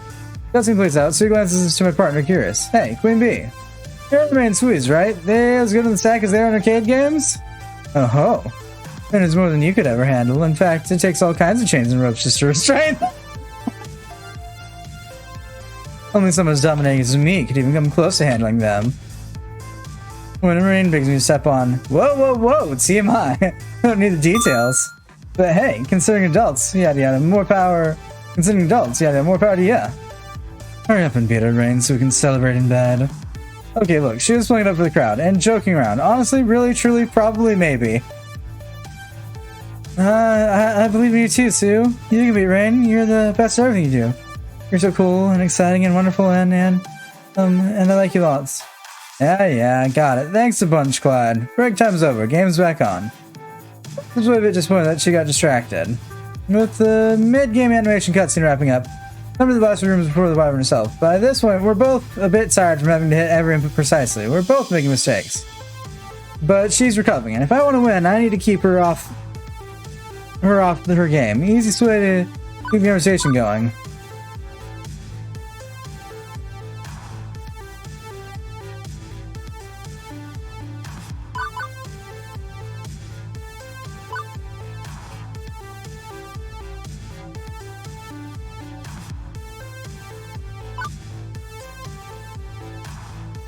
I hate Tico's got some she can't live here, no? That's not good in this game. I'll show you so you can save face if you're willing to clear alliance. That's true, it's fun and all. But and I always enjoy an opportunity to show off my late skills. Maybe you should call it off. You really don't like being under Tico's heel. We'll just say you beat me. Or I can take a dive, and you said again you had to change your heart. You got looking like $1,000,000, how about it? I don't give up. Said I'd challenge you. I'm going to finish that challenge. No scheming, no manipulation, no. You throw this game, I throw you out. Damn, too much pride to back down, it seems. And finally, time to slay the Wyvern. Big money moment, Rain. Don't screw this up or you're screwed. You're up first. Let's see this overgrown lizard into the 21st century. So, you're cheering for me now? Let's just say I'm very interested to see what you could do. Princess Plucky enters the lair, sword drawn, and the battle's on. Blades ring out, scrapping on tough scaly hide. The monster is seemingly impossible to defeat, but I know a few tricks. Use a secret alternate path through the fight. Back when I was mastering this game as a kid during the flotsam beach vacation days, I learned that for some reason the Wyvern Freight has a variant animation. None of the other rooms have any sort of multiple choice, but if you go left instead of up when dodging the Wyvern's tail... Wait, what? Chance to success 99.97. Thank you, Iris. Princess Plucky can enter a much harder version of the fight. Why make the game harder for myself? Because it offers more inputs and more point scoring opportunities. If I can nail each one, I win this. And with one final desperate move, Princess Plucky hurls her blade at the beast as it lunges forward. And the blade strikes true. Dang, okay, I gotta beat that. Well, here goes nothing. Quietly Sue assumes her position to try and repeat my stellar performance, and 2 minutes later, it's all over.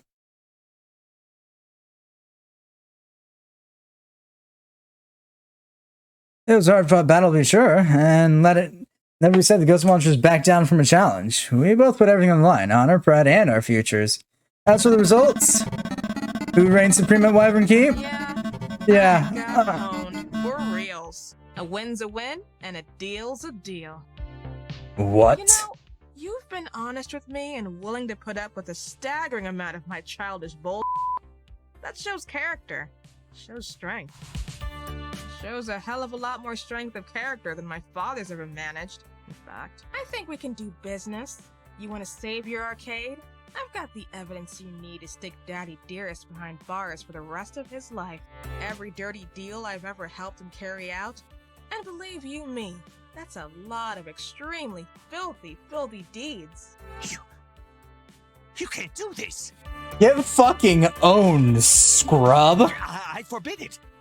You are my daughter, and You named her after a pun, bitch! if I go down, you're coming with me. Really? I think I can spin this entire mess as your fault. I'd like to see you try, you ignorant brat. You're a career criminal, incorrigible to the end. What possible proof could you offer up of your innocence?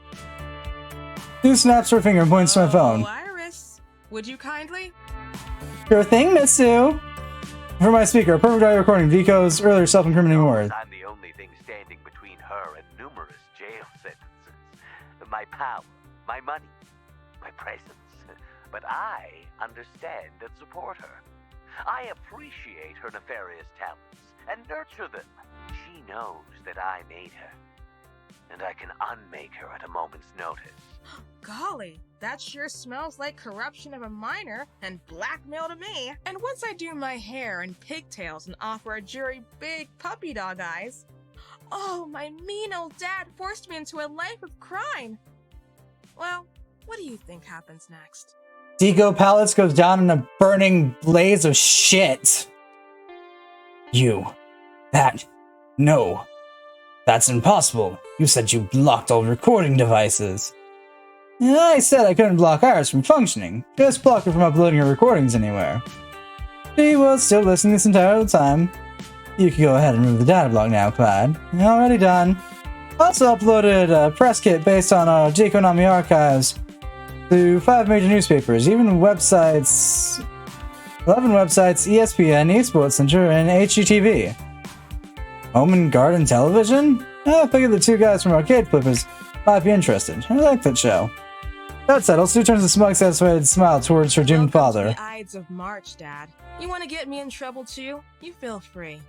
At worst, I'll do a year or 2 in juvie. But you're gonna bleed out on the floor by the time I'm through. Inky, Blinky. Yeah, boss. Show my father the door gently. Don't leave any marks, at least. No! This is completely unacceptable. I am your father. I'm Dekonami. I am the arcade business. Inky and Blinky easily restrain Deco by the arms. But I can't let him go without my 2 cents.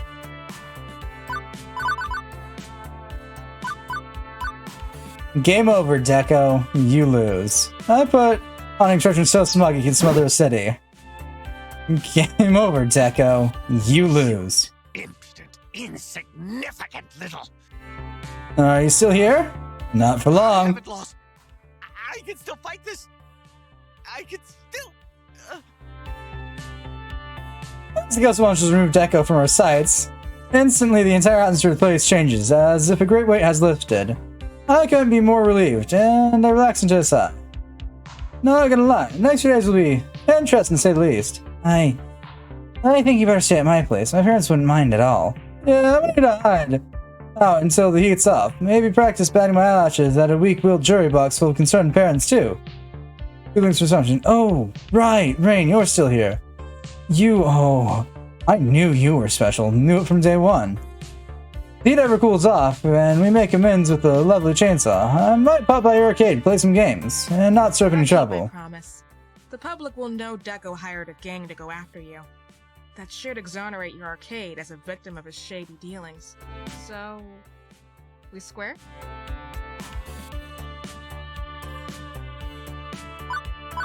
Yep, we're also triangles. Square? We're square, circle, rhombus, and octagon. We're up, up, down, down, left, right, BA square. Sweet.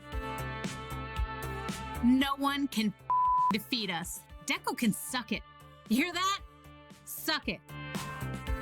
I'm pretty sure he's out of hearing And I range. don't even care. We're badasses. You kicked so much butt. We rule. I'm loving the censorship of Queen Bee's dialogue. Queen Bee, you always manage to bring a smile to my face. You're not wrong. My ass kicking was phenomenal. Damn right. Without you, none of this could have happened. I'm happy that we could be partners in victory. Partners in victory and I'm life. so proud to call you my partner. Now let's celebrate. Yeah, celebrate. The next few days passed in a blur.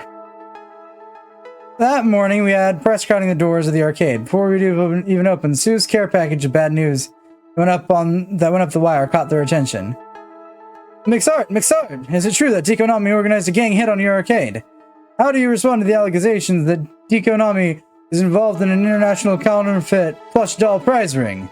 What is your relationship with the ghost monsters? Have you heard any allegations of child abuse? Have you seen Mr. Fame's article talking about the incident, praising your professionalism?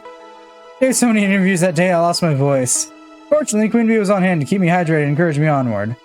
I'd really love to see a fallen family entertainment icon.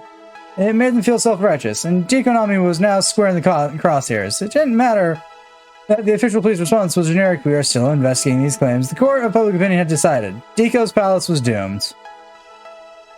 The final crushing blow came as a televised press conference 3 days later. Obvious falsehoods generated by jealous business rivals and lying children merely go to show how the powerful are routinely targeted for harassment.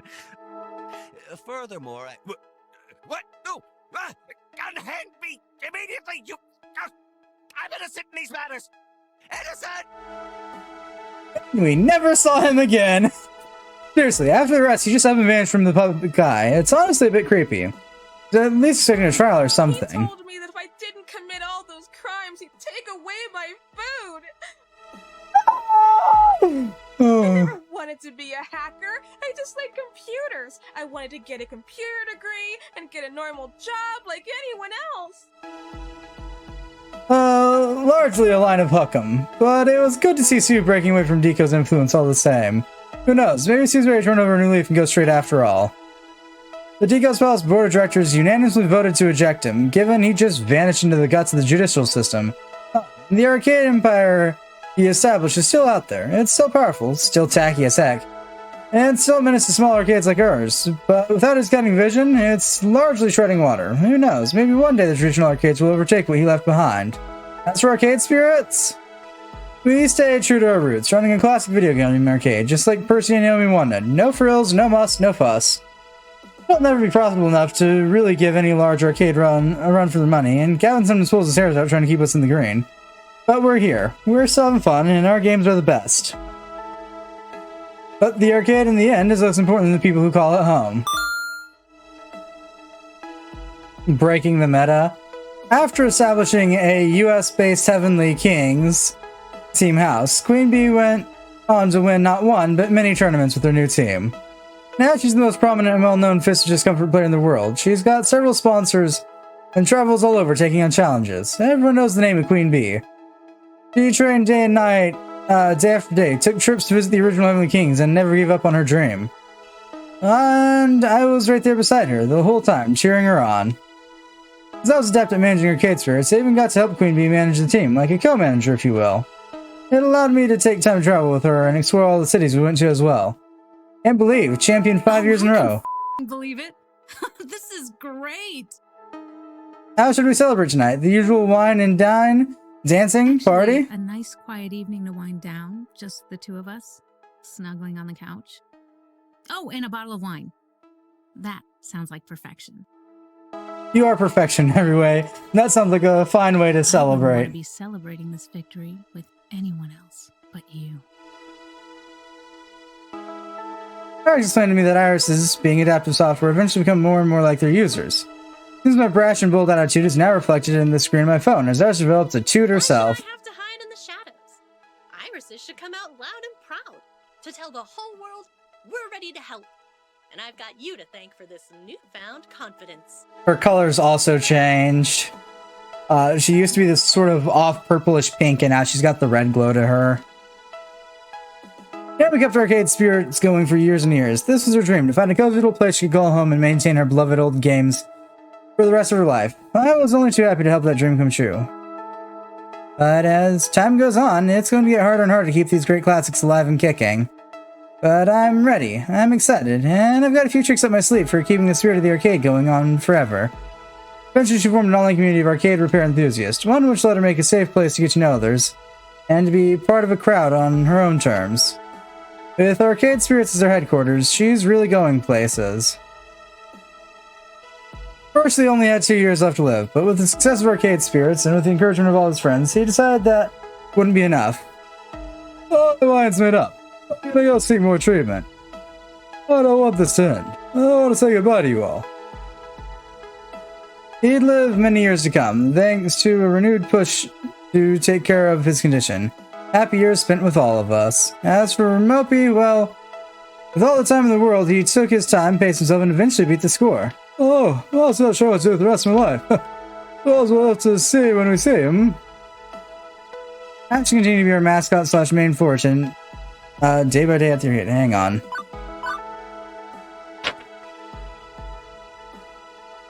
Customers grew accustomed to seeing their smiling faces as they walked through the doors. As we got bigger and bigger, more people took notice of Ash's Arcade Spirits costume, and more people wanted to see her mascot on shirts, mugs, body pillows even. I just printed up another batch of Arcade Spirit hoodies. These things are selling like hotcakes. That was such a fantastic idea, Rain. Customers couldn't get enough. Oh, and I just started working on the pattern for another mascot that we should reveal soon. Maybe even get you to model it for me one day.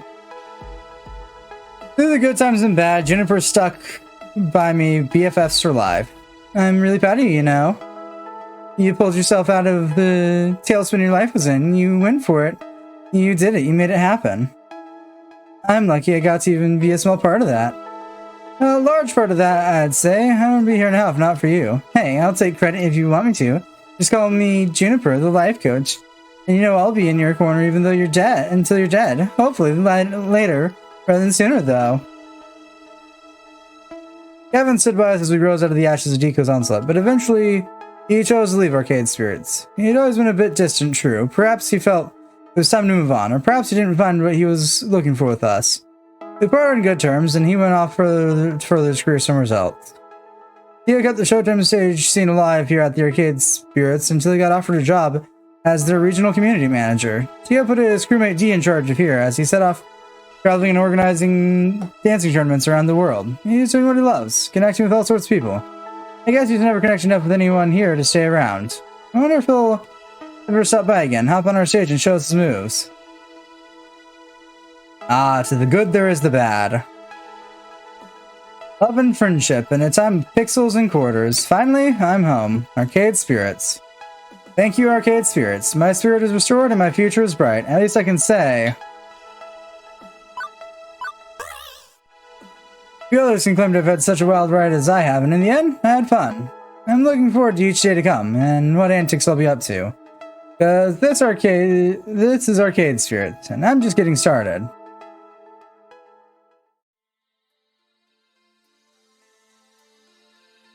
Credits!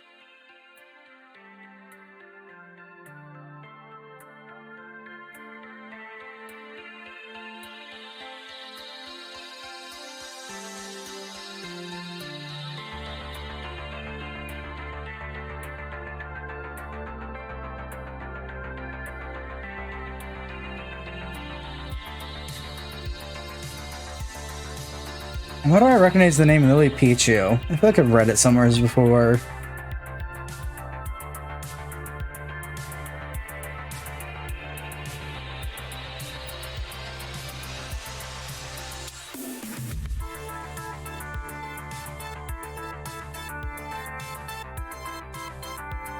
Cake wrangling? Mopian FOD pixels by Vibrant Keep Art, voice direction, audio engineering, accessibility testing, blueprints and layout, arcade consulting, cupcake wrangling, video wall, album imagery. Okay. It was possible to our Patreon backers that just wouldn't have happened. That was a lot of people. To Rimpy, Tom, and the Archdivision novels such as Dr. Script for their assistance. Thanks to Loading Ready Run and Remember Series for the support. Thanks to the 8-Bit Guy and Lazy Game Reviews for all the retro game inspiration. Thanks to P Cube, leaving us. Thanks, Mother. Really, it's great fiasco and letting me go huge with that. Oh, thanks to Stump Gaming, this Stump Gaming, I love you for the video. Additional audio by Pond5, arcade video sound effects, Creative Commons attributions. There is. There's gonna be a lot of those, I feel. Yeah.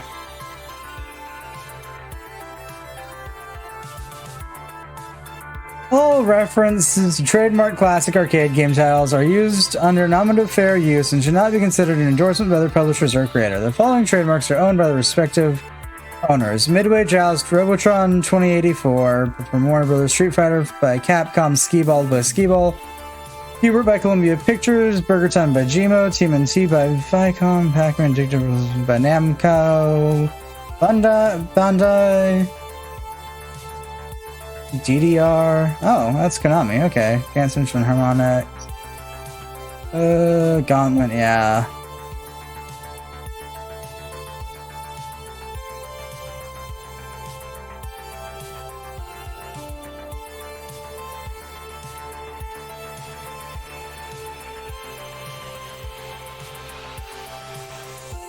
I always forget. Hope to see you again in Arcade Spirits and New Challengers. Maybe one day. I don't think I'm ready to voice an entire another cast of cohorts. So new challengers does seem interesting because you play as a player instead of an arcade owner.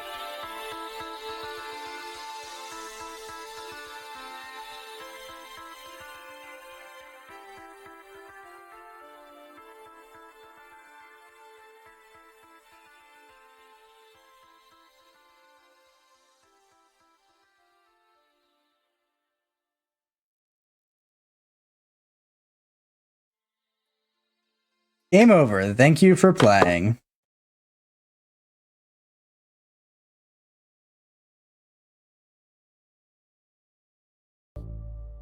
This is outrageous. I demand to speak with my lawyer. Hello? Hello, can anyone hear me? You can't do this to me. I'm well aware of who you are. Good, then you know I can afford a lawyer who can run circles around you, whoever you are. True, if you are officially under arrest. Secondly, this facility does not exist, neither do I. What? You can't do this. If you prefer, I could hand you over to the police. There's a cybercrime task force that's eager to get their hands on you. If you'd like to avoid a lengthy prison sentence, I have a proposition for you. I'd like to know about a tiny little detail buried in all those leaked files your daughter posted online, specifically the 1980X playtest. The what? I'm afraid you're having me at a disadvantage. You know damn well what I'm talking about. Since Lokshin's Pride and Joy, you host secret playtests of that game. Oh, those tests, sorry, but I don't see what help I'll be. I only played a minor role. Once the test was over, the machines were shipped out to their locations. Exactly. Against our authority, since Lokshin distributed their prototypes, and you're going to use all your connections, all your leverage, every drop of what little influence you have left to help us find our property. Polybius was our project, Mr. Nami, and we want it back.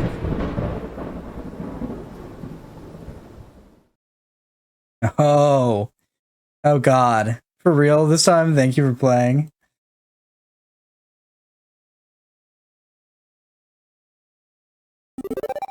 Your flexing password is now charged. On your next playthrough, you can use your mouse wheel to scroll back and forth in time and change your most recent decisions. Would you like to export your current character and story data so you can carry over to the next game, Arcade Experience New Challengers? This will overwrite any previously exported data. Yes, save my data. Now exporting data. All done. Thank you for playing. No, not what I want to look for. Prizes. Better, Dead in Red, Pixel Heart, Reasonable Romance. Okay.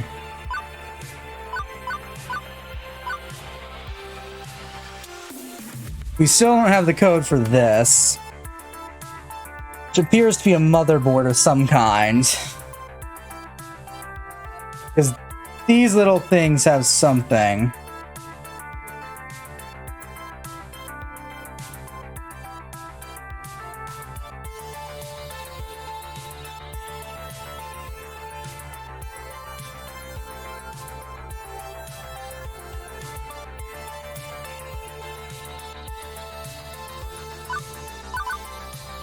Queen Bee's concept art. Boy, they went through a lot of design changes. Nintendo like pointy hair, too cheesy? Oh yeah, there was a lot of design changes there.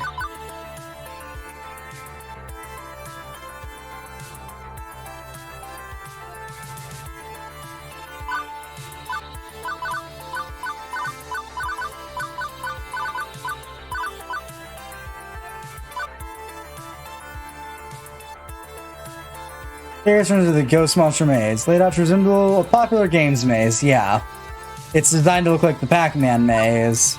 I know that one by heart because I spent far too long on it.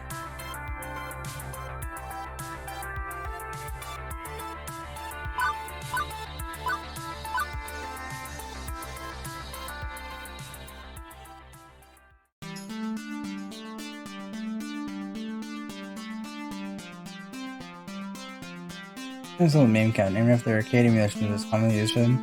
Also gets at home on the weapon issues.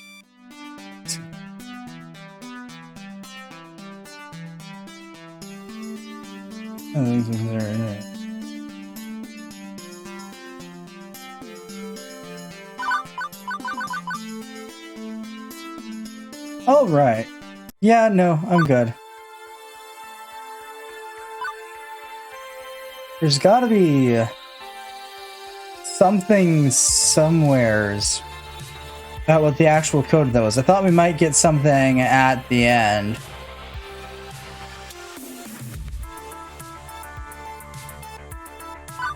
But we didn't, and none of these appear to have numbers in them that would indicate which ones we flip up for the board down here.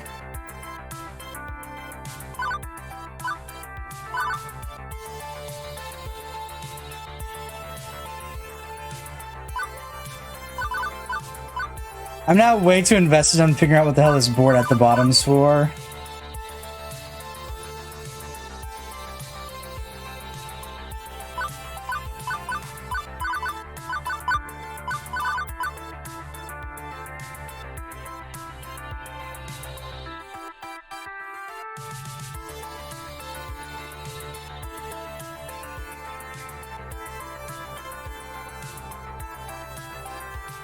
I don't want to look it up.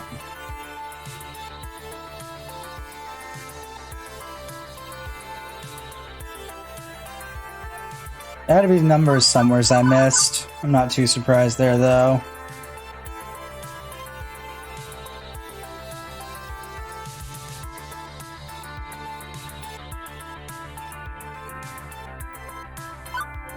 Eh.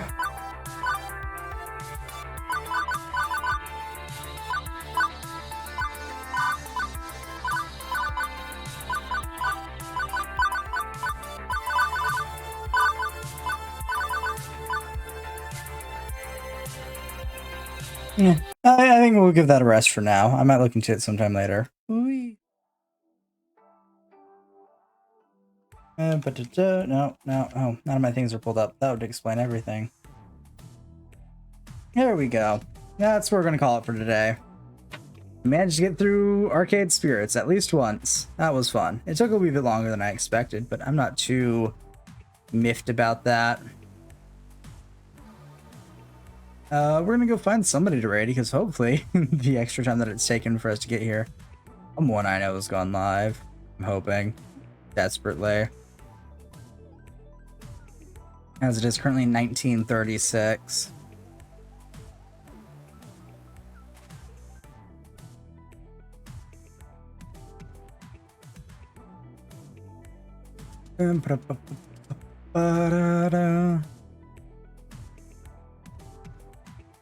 No, it doesn't look like anyone I know is live. Okay. Well, shizzle diz. Alright. I purposely waited and did the last chapter, but I think that's gonna be all for this week. 1, I'm overheating. 2, my PC is probably slightly overheating because for some reason the temperature decided to rise. 3, I don't have anyone to raid. So 4, that's gonna be all for this time. So, as always, heretics, until next time, bye-bye. And also, on a related note, this outfit may not be added to the outfit redeems. We'll see.